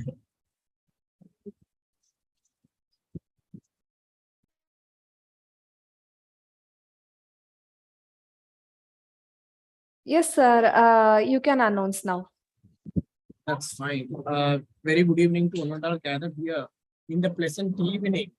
I'm very happy to be a session chair for the International Conference on Latest Trends in Engineering and Management. Merely, I evaluated 12 papers for the past 2.5 hours. So many persons did their project very well. I'm very much tedious to evaluate your project. First of all, I congratulate all the participants for your participation. Winning is secondary. The participation is very important. So that now I would like to announce the best paper goes to an IoT-based pesticide spraying robot presented by Dr. A. Narendra Babu and Blossom. Then the best presentation award goes to Hamid Farid. The paper titled The Effect of Forward and Backward Pumping in EDFA Hybrid Amplifier Using Pump Wavelength, Erbium Ion Densities, Metastable Lifetime, and Bit Rate Variation. Congratulations to both of the participants. Remaining participants, you did well, and hearty congratulations to you all. Thank you. Thank you. Thank you.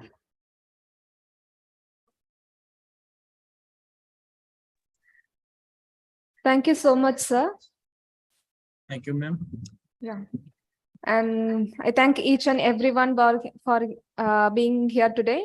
And firstly, I would like to thank each and everyone who has been participating in this conference and the session chair for handling this session wisely and questioning the participant to enhancing their knowledge in their own way. And I hope everyone have gained a great knowledge from the 4th ICLTEM conference.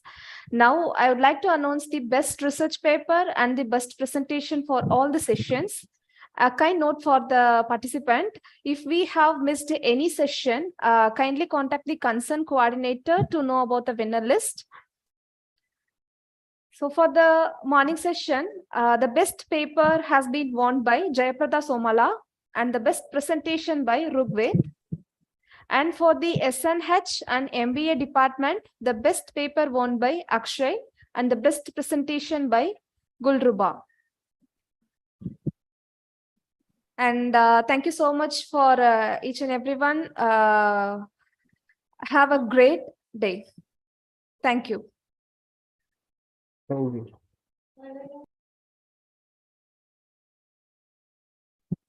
Ma'am, shall I leave now?